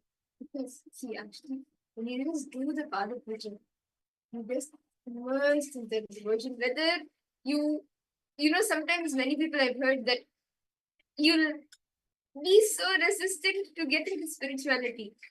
But then the moment you just see Swami, the moment you just see his form, the moment you offer Pada Puja, you get so immersed in it that you forget everything around. You just get immersed in that space, that moment. Because when you're with Swamiji, when you are around Swamiji, you are in the present. Nithyananda, Ma Teresa. Nithyananda, Ma Teresa. Okay. So you understand, when you just do Pada Puja, offering the Pada Puja is the best way, as Swamiji revealed yesterday. It is the way you can strengthen this. It's the strength training to awaken the Bhakti in you. Just like how you go for the gym to make your body fit. Puja, the worshipping is the way to strengthen Do any of you have any questions from the last 2 days? The last days since Swamiji, you elaborate on the Paramashivoham Bhakti. Do any of you have any questions? Son, no matter what happens in life, do not stop being puja. Literally, it is your personal time with Swami. Literally, God is saying to you, hey, you call me at this point of time, at this number, I'm available to you at this time to manifest your reality. Puja is like that. Whenever you do puja, He is available for each and every one of us to connect with Him. Understand, Swamiji says, He manifested for each and every one of us exclusively to experience Him. Puja is to experience that. In puja, that is why the fundamental base of puja is devotion, bhakti. It's only through that space you can experience the ultimate oneness with Him.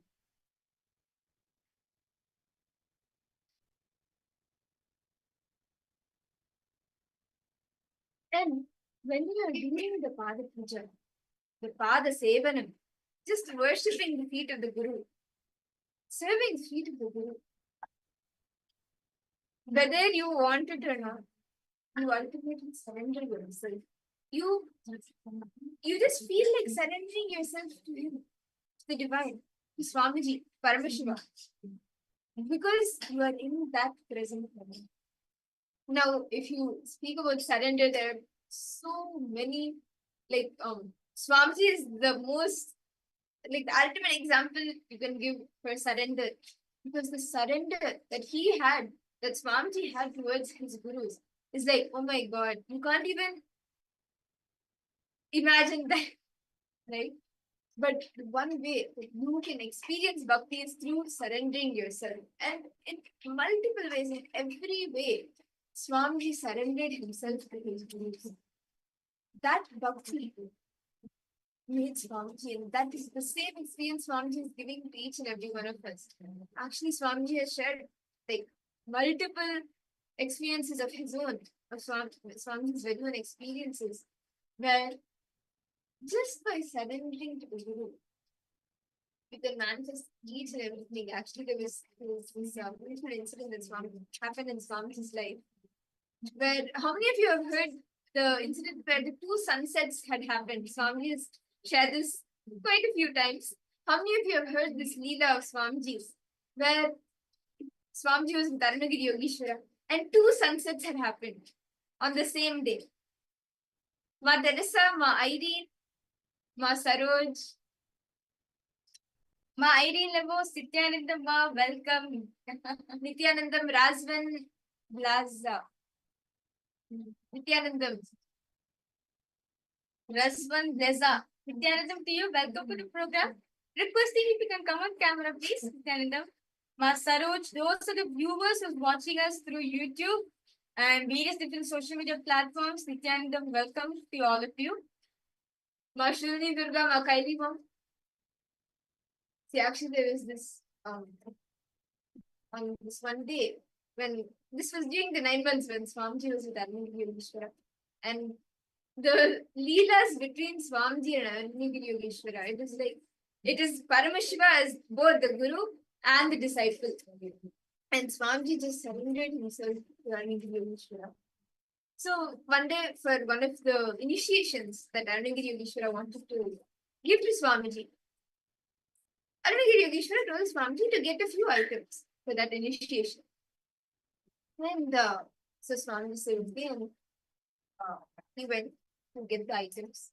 He went to his grandfather's shop, that was where the items were. He asked for the money to get the items.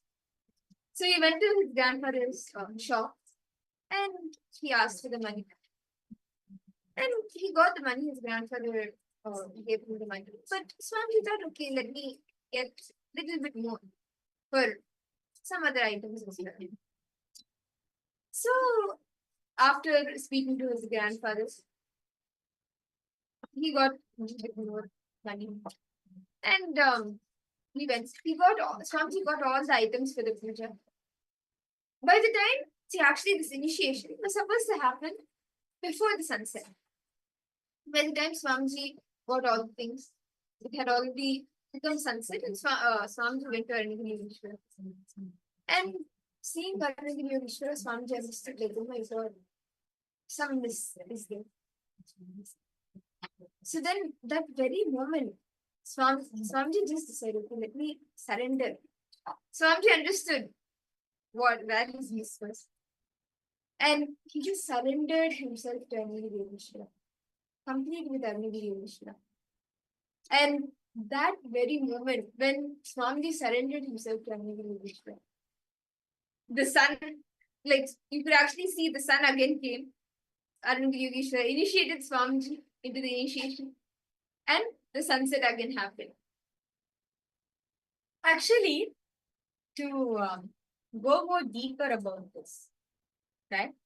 Yes, Nithyanandam, Razwan Reza, welcome. I see actually you joined us from YouTube. Yes, Nithyanandam, nice to see. Could you just introduce yourself? Where are you from? How did you get to know Swamiji?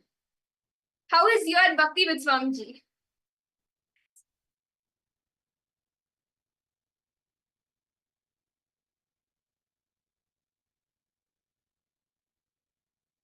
Very good. Okay, that's fine.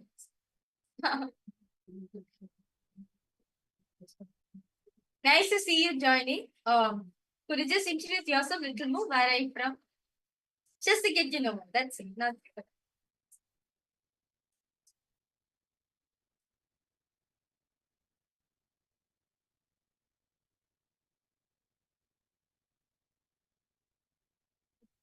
so what happened was, one day, Yogeshwara asked Swamiji wanted to initiate Swamiji into an initiation.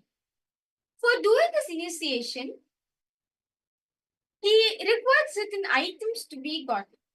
So Yogeshwara tells Swamiji all the items, required items to be bought. And he says, go get the items, uncle, but make sure you receive. Make sure you come back before the sunset. Okay, so you live in Spain, you're born in Romania. Nice to see you. Nice to see you. Thank you. Welcome for joining us for this. So what happened was, so Swamiji goes. So morning he goes. First Swamiji goes to his grandfather. As the grandfather is the one who has like more money and everything, right? So he goes to his grandfather first. And actually, Swamiji actually very beautifully will say how his grandfather will have a cashier. This cashier only will give out the money to everyone. So, and only when Swamiji's grandfather only tells him the amount only, within themselves they'll have an eye-to-eye conversation. An eye-to-eye conversation they'll have. With that only they'll clarify the amount needs to be given and they give out. So, Swamiji was nagging. Swamiji was standing next to Swamiji's grandfather. Swamiji said, Tata, please give me some amount of money. Like literally, Swamiji said that this whole, at the time, at that point of time, during like year 1988, the 1 rupee was like the whole cost of this whole thing. 1 Indian rupee was enough for this whole items. So Swamiji was standing there, and Swamiji was asking, Tata, please, I need some money for my new station to get few items. Of course, Rajmani Tata was not like that also. He also goes and gets it.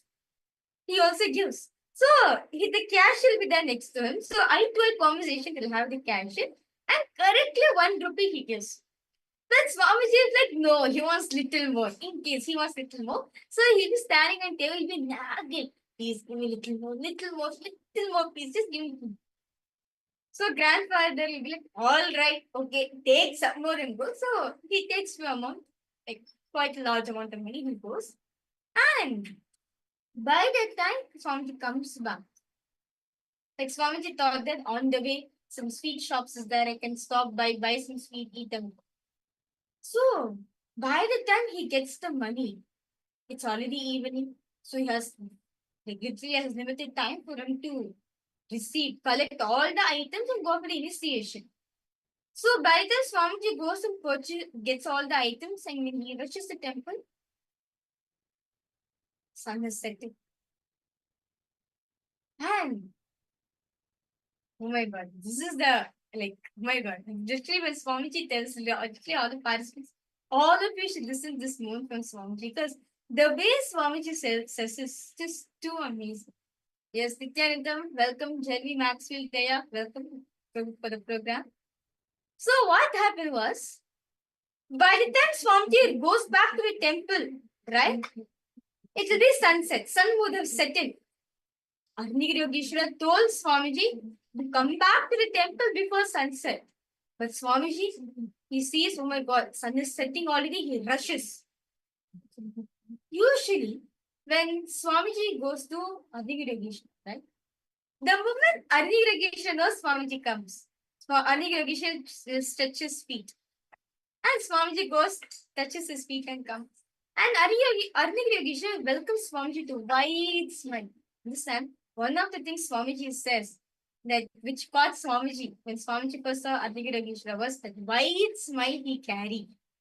So whenever Swamiji met Arnigiri Yogeshwara, right, that same smile, that says every day Arnigiri Yogeshwara will welcome Swamiji with a wide smile.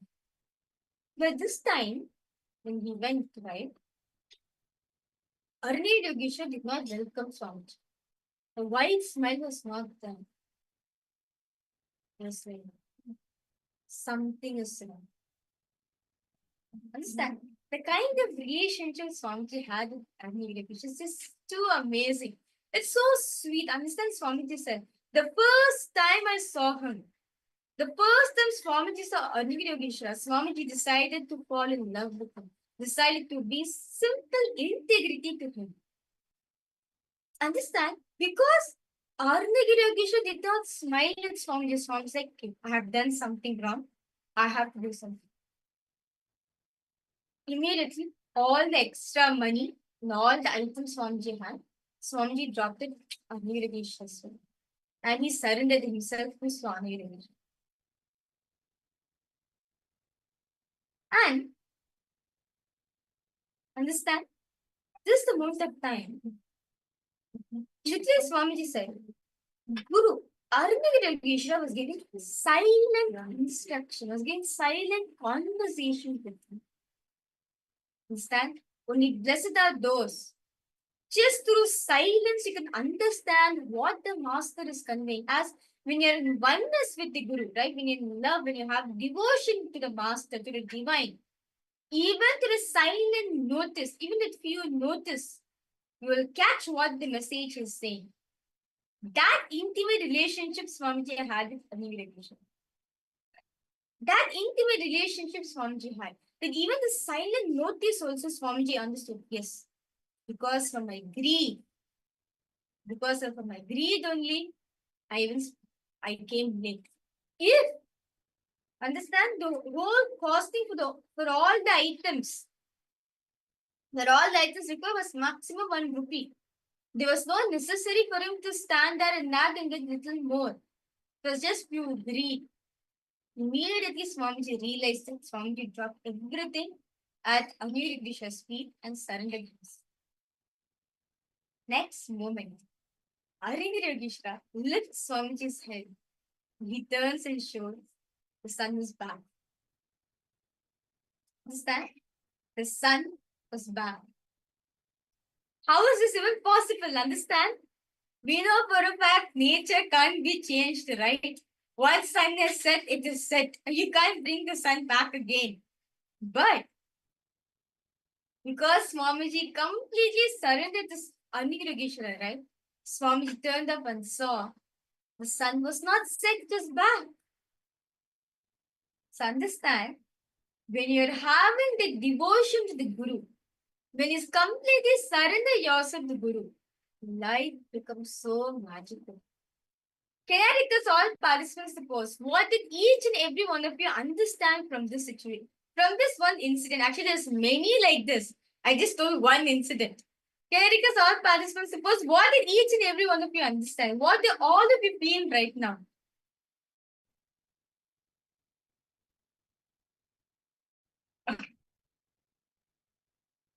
Okay. Ma Teresa, Ma Irene, and even do puja every day. Okay, that's good. I'm sold. Do puja every day. What else? Can I request all participants to post whatever understanding, whatever you're feeling inside yourself? Give pause. Understand? One of the ways you will express devotion is listening to the divine place of Swamiji. Understand all the ways it will heal us. See, when we do an action, it is just an action. But for Swamiji, the script is written already. He just needs to come and play. That is why he does leelas. Whatever he does, it is a leela for him. So just by remembering, just by reminding ourselves of all the great leelas he has done in his life, it gives us that same bhakti, the same experience we are having in our life too. Can I request all participants exactly right now, whatever you're feeling, go ahead and share. Go ahead and post. What is it that you're feeling right now?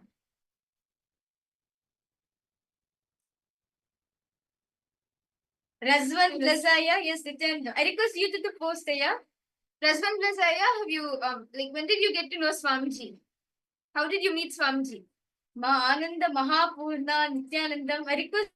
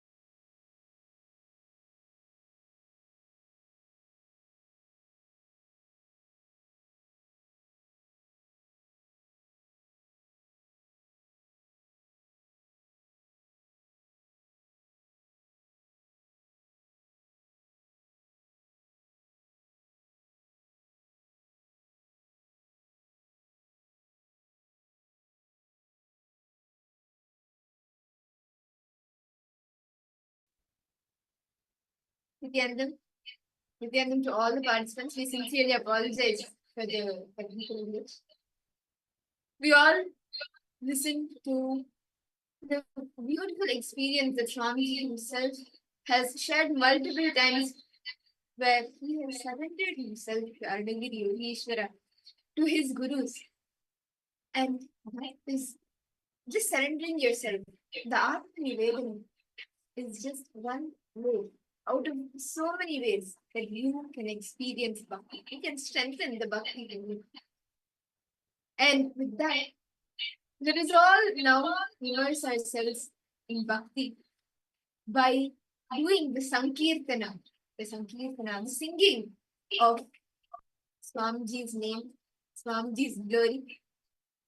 Let us all enter into the Sankirtana. And I request all the participants join along as we sing the glory of Swamiji, the name of Swamiji, the divine name of Swamiji.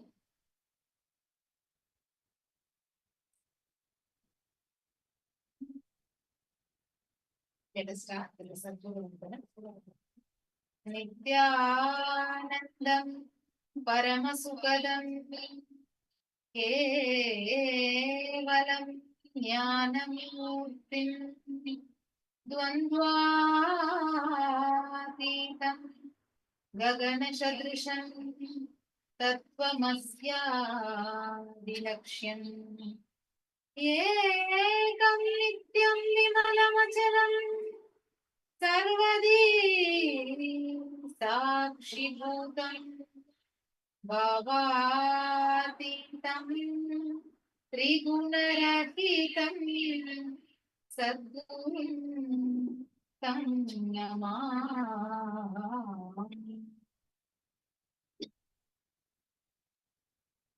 Remember Swamiji in your inner space and sing along as we immerse ourselves in the divine bhajans.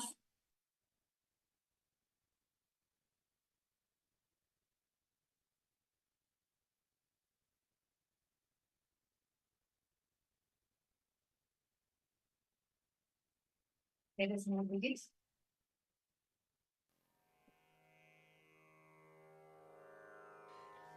Nityaniteshwara Nityaniteshwara Nityaniteshwara Palayama Nityaniteshwara Nityaniteshwara Nityaniteshwara Palayama Nityaniteshwara Nityaniteshwara Nityaniteshwara Palayama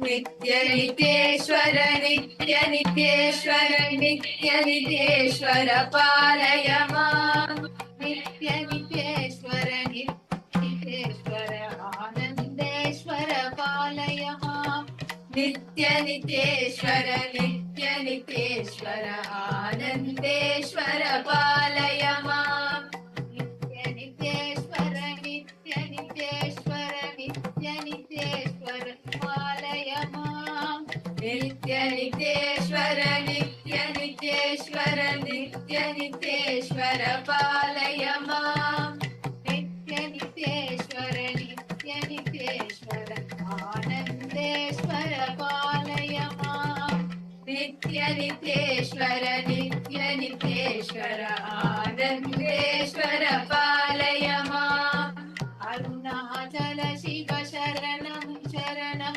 Arunachala Shiva Sharanam Sharanam Arunachala Shiva Sharanam Sharanam Arunachala Shiva Sharanam Sharanam Arunachala Shiva Sharanam Sharanam Arunachala Shiva Sharanam Sharanam Arunachala Shiva Sharanam Sharanam Arunachala Shiva Sharanam Sharanam Nityaniteshwara Nityaniteshwara Nityaniteshwara Palayama Nityaniteshwara Nityaniteshwara Nityaniteshwara Palayama Nityaniteshwara Nityaniteshwara Anandeshwara Palayama Nityaniteshwara Nityaniteshwara Anandeshwara Palayama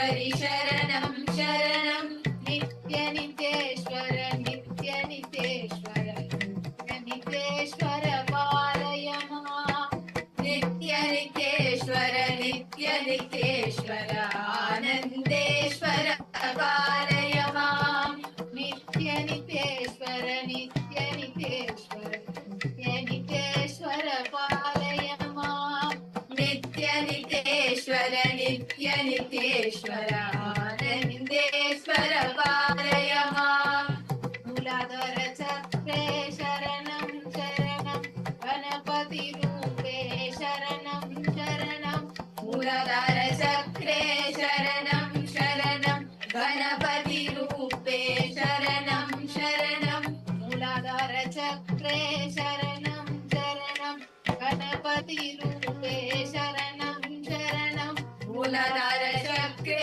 Sharanam Sharanam Ganapati Rupe Sharanam Sharanam Nityaniteshwara Nityaniteshwara Nityaniteshwara Palayama Nityaniteshwara Nityaniteshwara Nityaniteshwara Palayamam Nityaniteshwara Nityaniteshwara Anandeshwara Palayama Nityaniteshwara Nityaniteshwara Anandeshwara Palayamam Swadhisthana Chakre Sharanam Sharanam Tantarupe Mama Sharanam Sharanam Swadhisthana Chakre Sharanam Sharanam Santarupe Mama Sharanam Sharanam Swadhisthana Chakre Sharanam Sharanam Tantarupe Mama Sharanam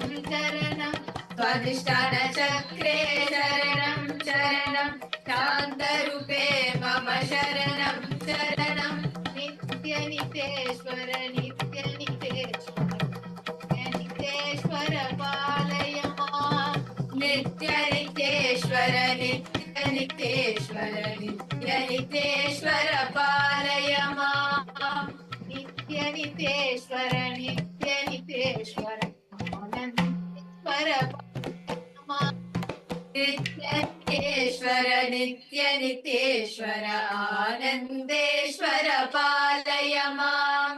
We request all the participants of Paramashivoham program and the YouTube participants who have joined us live now to please join us and sing along with the Nitya Kirtans now as we are singing. Manipura Chakre Sharanam Charanam Surya Rupe Mama Sharanam Sharanam Manipura Chakre Sharanam Sharanam Surya Rupe Mama Sharanam Sharanam Nityaniteshwara Nityaniteshwara Nityaniteshwara Palayama Nityaniteshwara Nityaniteshwara Nityaniteshwara Palayamam Nityaniteshwara Nityaniteshwara Anandeshwara Palayama Nityaniteshwara Nityaniteshwara Anandeshwara Palayamam Anahara Chakre Sharanam Sharanam Vishnu Rupe Mama Sharanam Sharanam Anahata Chakre Sharanam Sharanam Vishnu Rupe Mama Sharanam Sharanam Anahara Chakre Sharanam Sharanam Vishnu Rupe Mama Sharanam Sharanam Anahata Chakre Sharanam Sharanam Vishnu Rupe Mama Sharanam Sharanam Nityaniteshwara Nityaniteshwara Nityaniteshwara Palayama Nityaniteshwara Nityaniteshwara Nityaniteshwara Palayamam Nityaniteshwara Nityaniteshwara Anandeshwara Palayama Nityaniteshwara Nityaniteshwara Anandeshwara Palayamam Vishuddhi Chakre Sharanam Sharanam Shakti Rupe Mama Sharanam Sharanam Vishuddhi Chakre Sharanam Sharanam Shakti Shakti Rupe Mama Sharanam Sharanam Chakre Sharanam Sharanam Shakti Rupe Mama Sharanam Sharanam Vishuddhi Chakre Sharanam Sharanam Shakti Rupe Mama Sharanam Sharanam Nitya Niteshwara Nitya Niteshwara Nitya Niteshwara Palaya Mam Nitya Niteshwara Nitya Niteshwara Nitya Niteshwara Palaya Mam Nitya Niteshwara Nitya Niteshwara Anandeshwara Palaya Mam Nitya Niteshwara Nitya Niteshwara Anandeshwara Palaya Mam. We request all participants who joined us live in YouTube to join us and sing along with the Nitya Geetas. Remember Swamiji in your third eye and intense. We connect with him, have the deep feeling connection and sing along with it. Agnya Chakre Sharanam Sharanam Shivarupe Mama Sharanam Sharanam Agnya Chakre Sharanam Sharanam Shivarupe Mama Sharanam Sharanam Agnya Chakre Sharanam Sharanam Shivarupe Mama Sharanam Sharanam Agnya Chakre Sharanam Sharanam Shivarupe Mama Sharanam Sharanam Nitya Niteshwara Nitya Niteshwara Nitya Niteshwara Palaya Mam Nitya Niteshwara Nitya Niteshwara Nitya Niteshwara Palaya Mam Nitya Niteshwara Nitya Niteshwara Anandeshwara Palaya Mam Nitya Niteshwara Nitya Niteshwara Anandeshwara Palaya Mam Sahasrara Chakre Sharanam Sharanam Nityananda Sharanam Sharanam Sahasrara Chakre Sharanam Sharanam Nityananda Sharanam Sharanam Sahasrara Chakre Sharanam Sharanam Nityananda Sharanam Sharanam Sahasrara Chakre Sharanam Sharanam Nityananda Sharanam Sharanam Nitya Niteshwara Nitya Niteshwara Nitya Niteshwara Palaya Mam Nitya Niteshwara Nitya Niteshwara Nitya Niteshwara Palaya Mam Nitya Niteshwara Nitya Niteshwara Anandeshwara Palaya Mam Nitya Niteshwara Nitya Niteshwara Anandeshwara Palaya Mam Nitya Niteshwara Nitya Niteshwara Anandeshwara Palaya Mam Nitya Niteshwara Nitya Niteshwara Anandeshwara Palaya Mam. Now intensely connect with Swamiji, Nithyananda Paramashivaham, and feel devotion, help us. Please connect with him and sing along with us.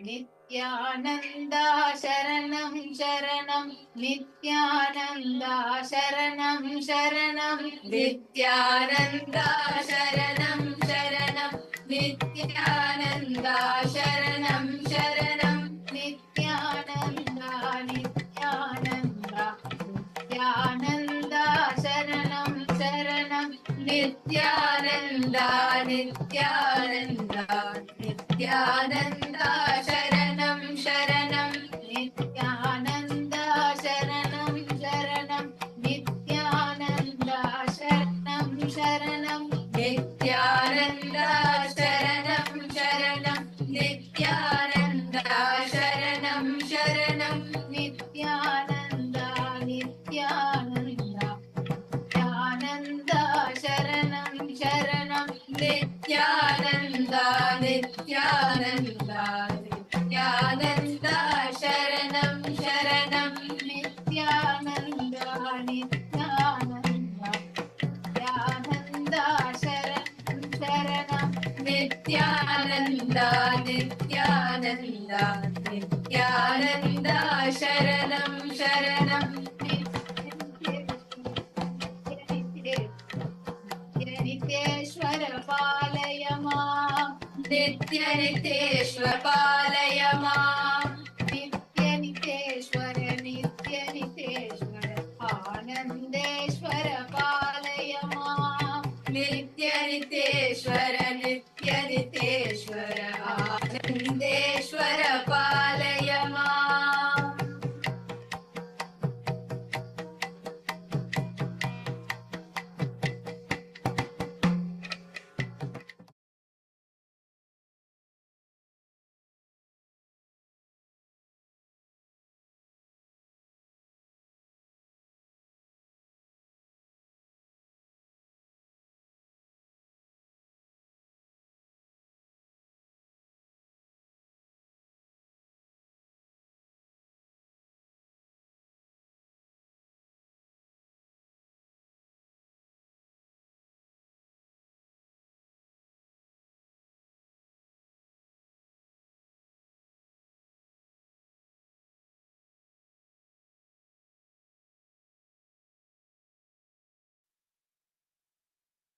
All of us just enjoyed the beautiful bhajan of Swamiji, the beautiful Sankirtan, the Nama Sankirtanam of Swamiji. Just remain in this beautiful space for a few moments. Enjoy the beautiful space which you got in front of you. Just remain in the space for a few moments.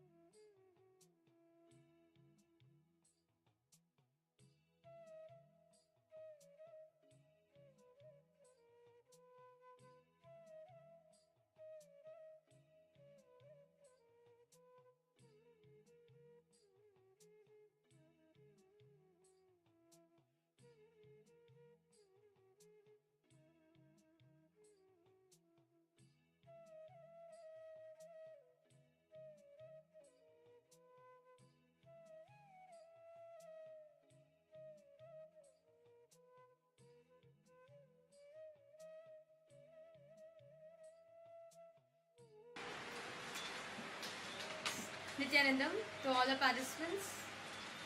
Wow, that was a very beautiful Sankirtanam all of us had. Can I request all participants to post what did all of you experience? How did you enjoy? I saw that Ma Irene, you were enjoying, you were like moving. Manandeshwari, you're like so beautiful song. Thank you, Ma. Thank you for this beautiful bhajan. Ma Irene was moving for my she was enjoying the song. Ma Irene, Ma Mahapurna, you too. Oh my God. So many of the participants were, all of you were enjoying the music, and I request all of you to post. How was your experience? You can actually just take a few minutes anytime. Just sing Swamiji's name. Sing his name, the glory of Swamiji's name. That itself is one way where you can deepen your bhakti, your devotion to Swamiji. Yes, Ma Mahasadashiv Priya Nithyanandam. Ma Mahapurna, request you to post. Ma, what did you feel? You were like you were like enjoying the whole bhajan, you were enjoying the whole music. And what did you experience? Ma Stephanie Deitas, Nithyanandam, welcome to you. Wow, I see so many of you logged in. Nithyanandam, Pavanaya, welcome Aya. How did you enjoy the bhajan? How was the bhajan for you?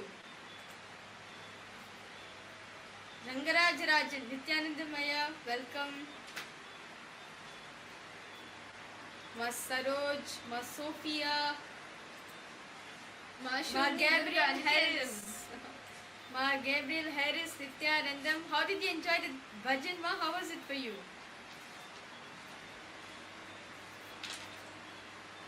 Amazing, lovely, beautiful. It was great. Do you understand? This is for each, understand all the participants, this is for each and every one of us to feel that Swamiji's presence, Swamiji's energy is there in each and every one of us. And just by connecting to that source, through devotion, through your bhakti, you will experience the most ultimate space. And Swamiji beautifully revealed to all of us, right? Just the day before, how Paramashiva Bhakti is you knowing Paramashiva, but Paramashiva Vijnana is Paramashiva himself knowing you. Knowing you is Paramashiva, like Paramashiva knowing you is Paramashiva Vijnana. And the best way you can experience the Paramashiva Vijnana, where you know, yes, Swamiji knows me. Proudly you can declare, Swamiji knows me, Paramashiva knows me, is by attending, being a part of the Paramashiva Sena, being a part, being Paramashiva's warrior, being a part of the Paramashiva Sena. And for all the participants, you have the chance now. Sign up, put your intention and join the Paramashiva Sena. Because this way, just by joining the Paramashiva Sena, from Paramashiva Bhakti, you can experience the Paramashiva Vijnana also.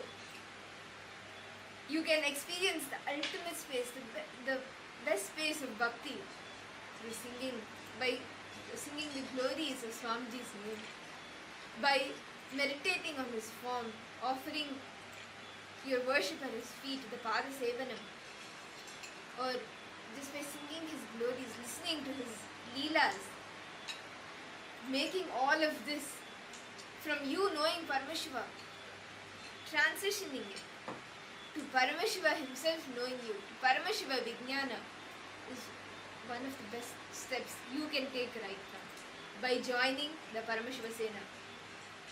January 13th, the next Paramashiva Sena program is starting and you can be a part of it. You can become a Rajya Sabha member of KAILASA and experience how it is when Paramashiva himself knows you. Proudly you can declare, Paramashiva knows me. How many of you want to experience this? Ma Teresa, Ma Irene, Pavanaya, Rangaraja Rajanaya. I know all of us want to experience this. You always feel, yes, come whatever happens, family should know that yes, I am there. He should know me. How many of you want to have that experience? Can I request all of you to post a yes in the chat?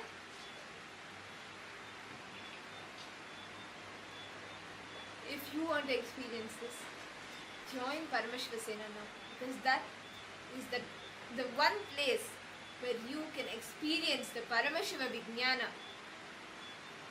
You can experience that space of Paramashiva himself knowing you.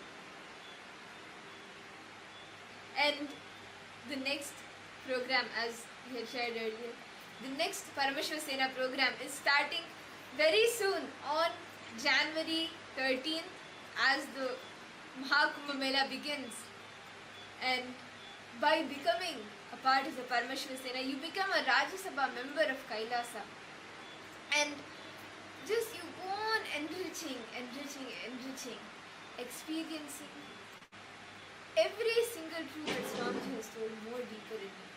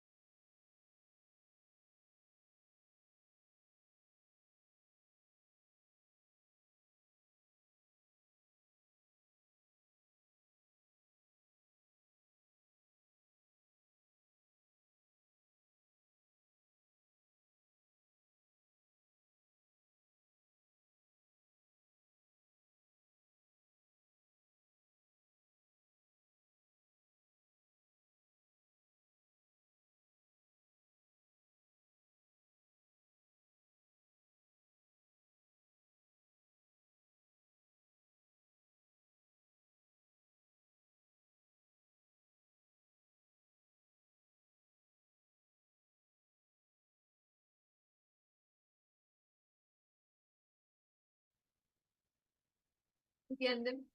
We apologize, sincerely apologize to all the participants for the technical glitch. So the best way, as we were seeing, the best way you can experience the Paramashiva Vijnana, where himself knows you, is by attending the Paramashiva Sena. And Ma Virupaksha, you were asking to attend the Paramashiva Sena on Jan 13th. Where do we have to be? You can come to LA, Ma, to Los Angeles, and the program will be happening there. Or if you want, you can also go to India. You can go to Kashi and like go to places. It's available for you. You can go to Los Angeles and attend the next season of the Paramashiva Sena program. Or you can also go to India and the program will be held in the Kashi Sarvagya Peeth. Either of these two places you can go ahead and choose. So Ma Virupaksha, are you ready?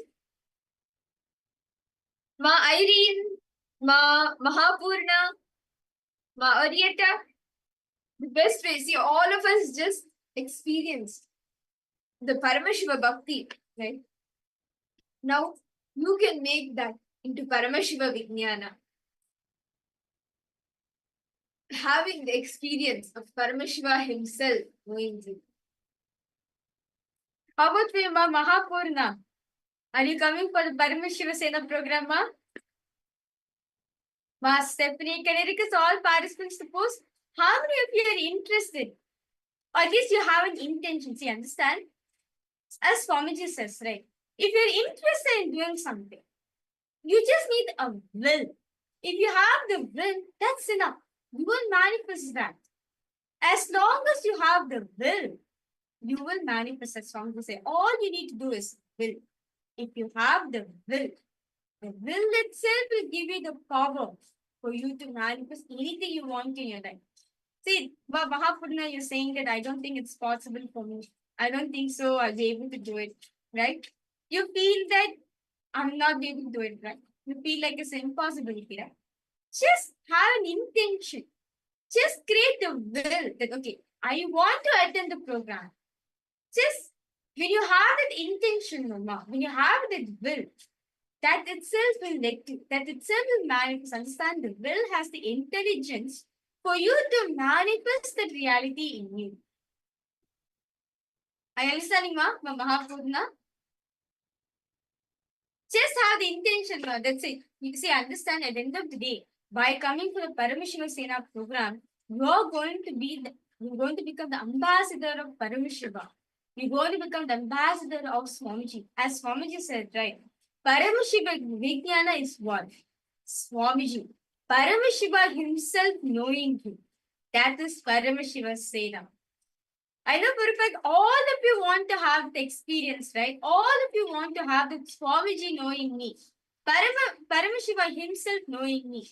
Then Paramashiva Sena program is for each and every one of you. Ma Virupaksha, you've asked. So, Ma Virupaksha, the program is from January 13th to February 14th. Yes. So, you can attend. And if you make it, right, like do whatever, make it to the Paramashiva Sena, you will experience a whole different space, a whole different dimension of Swamiji. You will experience the Paramashiva Vijnana. So, Ma Virupaksha, don't miss this chance. Swamiji, out of his extreme love and compassion, has opened up the next season as well, the next program of Paramashiva Sena, so don't miss. You must definitely, you're saying that I would love to, Ma, but I will not have my possibilities to travel. See, must definitely date. See, don't have any self-doubt. See, I understand it. I completely, you need the will. As long as you have the will, that's enough. See, you have an intention, Mama. Yes, Ma Stephanie, you have the intention, right? That's it. Just hold on to the intention strongly. Actually, Ma Stephanie, you're saying you will love to be part of the program, but you feel that money is impossibility for you. I'll do a third scan for you, Ma, and scan what's the obstacle which is stopping you to manifest, okay?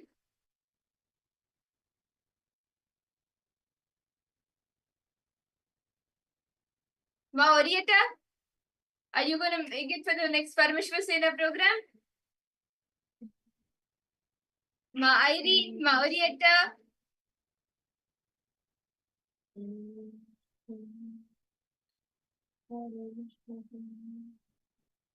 See, actually, Ma, Stephanie, just create a will. Have a strong will. This is for all the participants. Just have the intention. Swamiji will move everything else. Swamiji will even move the planets for you to make it to the Paramashivaham Sena. So literally every participant now is actually, it is a miracle how they have made it. You just put your will. Just put your intention. The rest Swamiji will manifest it for you. Okay. But Stephanie Davis, first and foremost thing my Swamiji showed me is that you are actually carrying a lot of self-doubt. Swamiji showed me that there's so much self-doubt. You feel like even though I want to manifest, you feel that there's a deep self-doubt which is there in you. You feel like, I don't think so I'll be able to manifest it, right? I don't think so I'll be able to make it happen. You still carry that impossibility in you because in your past, there is this one desire which you really want to manifest. Swamiji showed you. This is like, in actually Swamiji showed, like in your relationship, you actually want to manifest this thing, this component. But you literally pour your life, energy into it. But at the end of the day, what you wanted did actually not manifest. And because of that, you feel exploited, you feel cheated because of it. From hereafter, you felt like my desires, whatever I would like to manifest, whatever I desire, whatever my intention I want to have, you feel like a deep impossibility you're carrying within yourself that I don't think I'll be able to manifest it.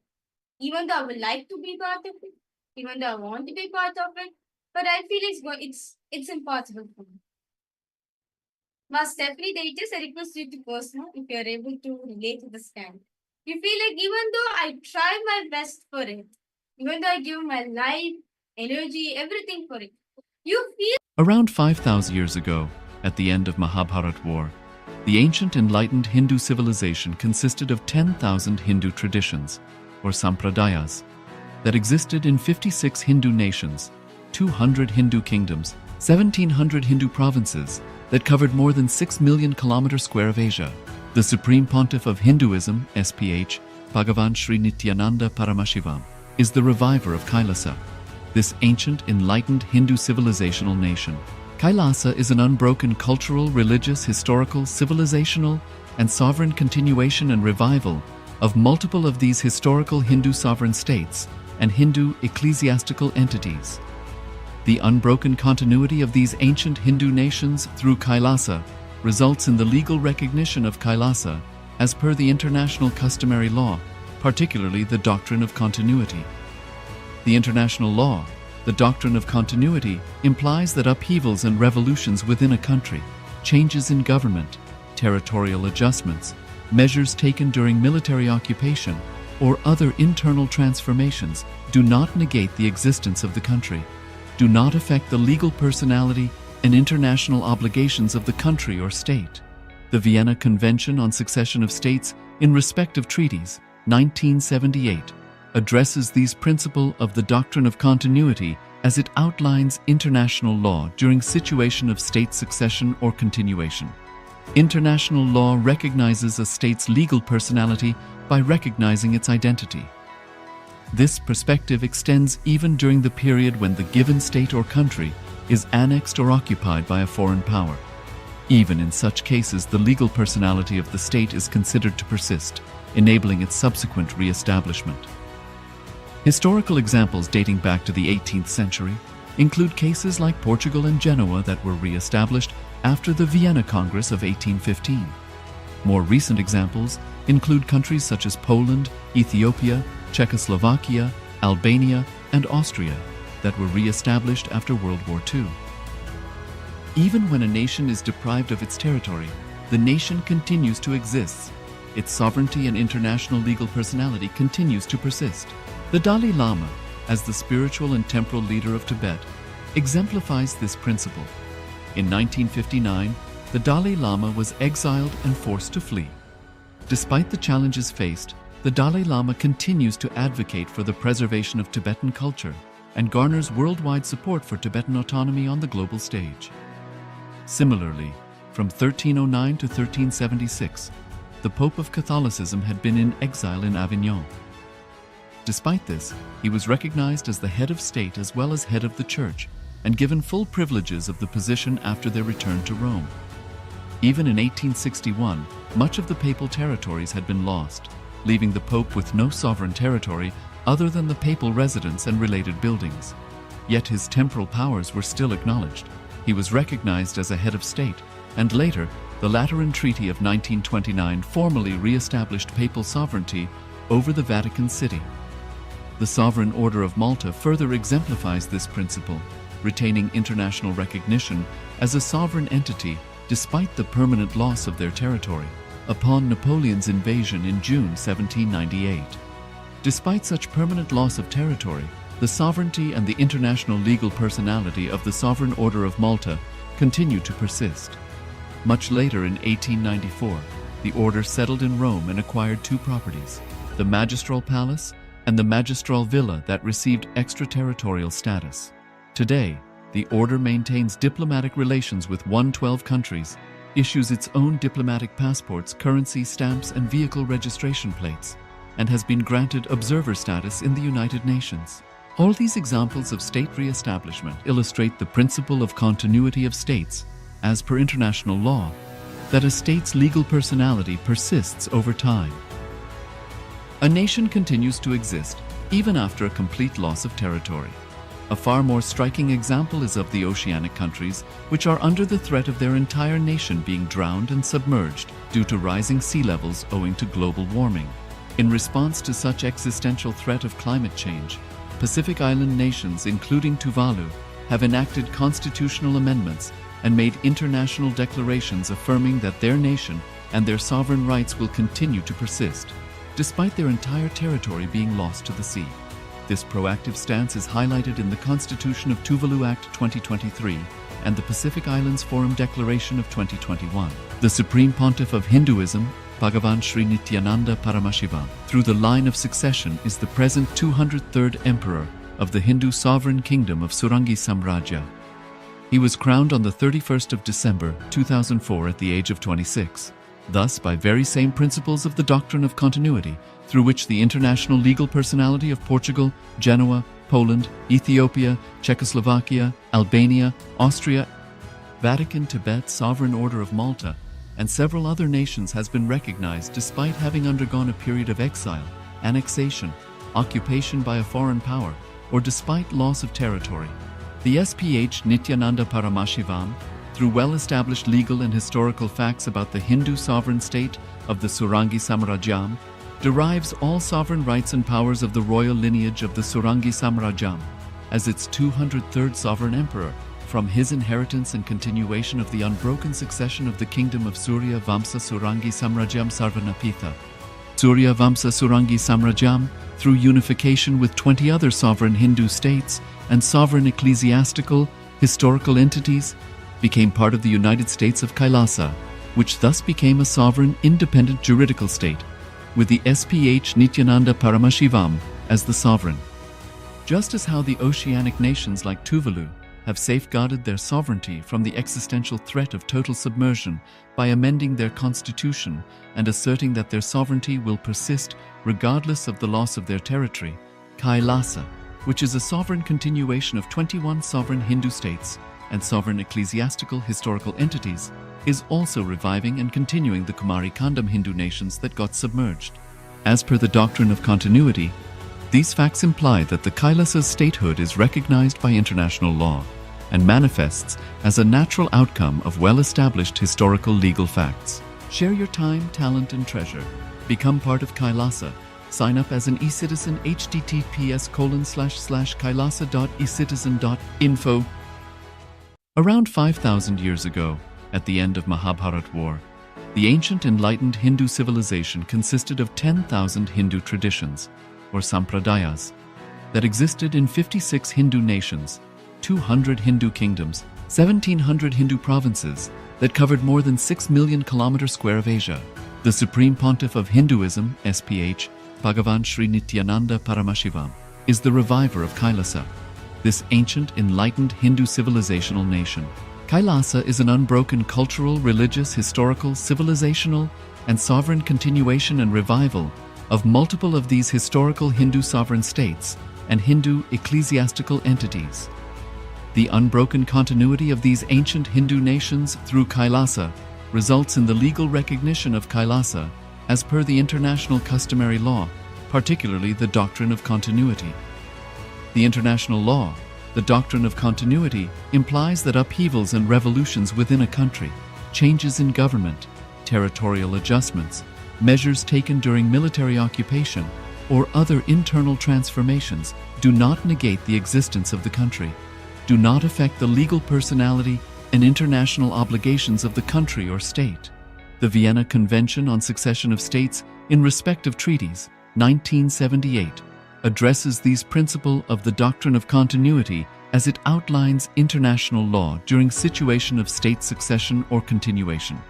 International law recognizes a state's legal personality by recognizing its identity. This perspective extends even during the period when the given state or country is annexed or occupied by a foreign power. Even in such cases, the legal personality of the state is considered to persist, enabling its subsequent re-establishment. Historical examples dating back to the 18th century include cases like Portugal and Genoa that were re-established after the Vienna Congress of 1815. More recent examples include countries such as Poland, Ethiopia, Czechoslovakia, Albania, and Austria that were re-established after World War II. Even when a nation is deprived of its territory, the nation continues to exist. Its sovereignty and international legal personality continues to persist. The Dalai Lama, as the spiritual and temporal leader of Tibet, exemplifies this principle. In 1959, the Dalai Lama was exiled and forced to flee. Despite the challenges faced, the Dalai Lama continues to advocate for the preservation of Tibetan culture and garners worldwide support for Tibetan autonomy on the global stage. Similarly, from 1309 to 1376, the Pope of Catholicism had been in exile in Avignon. Despite this, he was recognized as the head of state as well as head of the church and given full privileges of the position after their return to Rome. Even in 1861, much of the papal territories had been lost, leaving the Pope with no sovereign territory other than the papal residence and related buildings. Yet his temporal powers were still acknowledged. He was recognized as a head of state, and later, the Lateran Treaty of 1929 formally re-established papal sovereignty over the Vatican City. The Sovereign Order of Malta further exemplifies this principle, retaining international recognition as a sovereign entity despite the permanent loss of their territory upon Napoleon's invasion in June 1798. Despite such permanent loss of territory, the sovereignty and the international legal personality of the Sovereign Order of Malta continue to persist. Much later in 1894, the order settled in Rome and acquired two properties, the Magistral Palace and the Magistral Villa that received extraterritorial status. Today, the order maintains diplomatic relations with 112 countries, issues its own diplomatic passports, currency, stamps, and vehicle registration plates, and has been granted observer status in the United Nations. All these examples of state re-establishment illustrate the principle of continuity of states, as per international law, that a state's legal personality persists over time. A nation continues to exist even after a complete loss of territory. A far more striking example is of the oceanic countries, which are under the threat of their entire nation being drowned and submerged due to rising sea levels owing to global warming. In response to such existential threat of climate change, Pacific Island nations, including Tuvalu, have enacted constitutional amendments and made international declarations affirming that their nation and their sovereign rights will continue to persist, despite their entire territory being lost to the sea. This proactive stance is highlighted in the Constitution of Tuvalu Act 2023 and the Pacific Islands Forum Declaration of 2021. The Supreme Pontiff of Hinduism, Bhagavan Sri Nithyananda Paramashivoham, through the line of succession, is the present 203rd Emperor of the Hindu Sovereign Kingdom of Surangi Samrajya. He was crowned on the 31st of December 2004 at the age of 26. Thus, by very same principles of the doctrine of continuity, through which the international legal personality of Portugal, Genoa, Poland, Ethiopia, Czechoslovakia, Albania, Austria, Vatican, Tibet, Sovereign Order of Malta, and several other nations has been recognized despite having undergone a period of exile, annexation, occupation by a foreign power, or despite loss of territory. The SPH Nithyananda Paramashivoham, through well-established legal and historical facts about the Hindu sovereign state of the Surangi Samrajyam, derives all sovereign rights and powers of the royal lineage of the Surangi Samrajyam as its 203rd sovereign emperor, from his inheritance and continuation of the unbroken succession of the kingdom of Surya Vamsa Surangi Samrajyam Sarvanapitha. Surya Vamsa Surangi Samrajyam, through unification with 20 other sovereign Hindu states and sovereign ecclesiastical, historical entities, became part of the United States of KAILASA, which thus became a sovereign, independent juridical state, with the SPH Nithyananda Paramashivoham as the sovereign. Just as how the oceanic nations like Tuvalu have safeguarded their sovereignty from the existential threat of total submersion by amending their constitution and asserting that their sovereignty, your individual customized guru, to constantly support you, guide you from conscious level into superconscious level.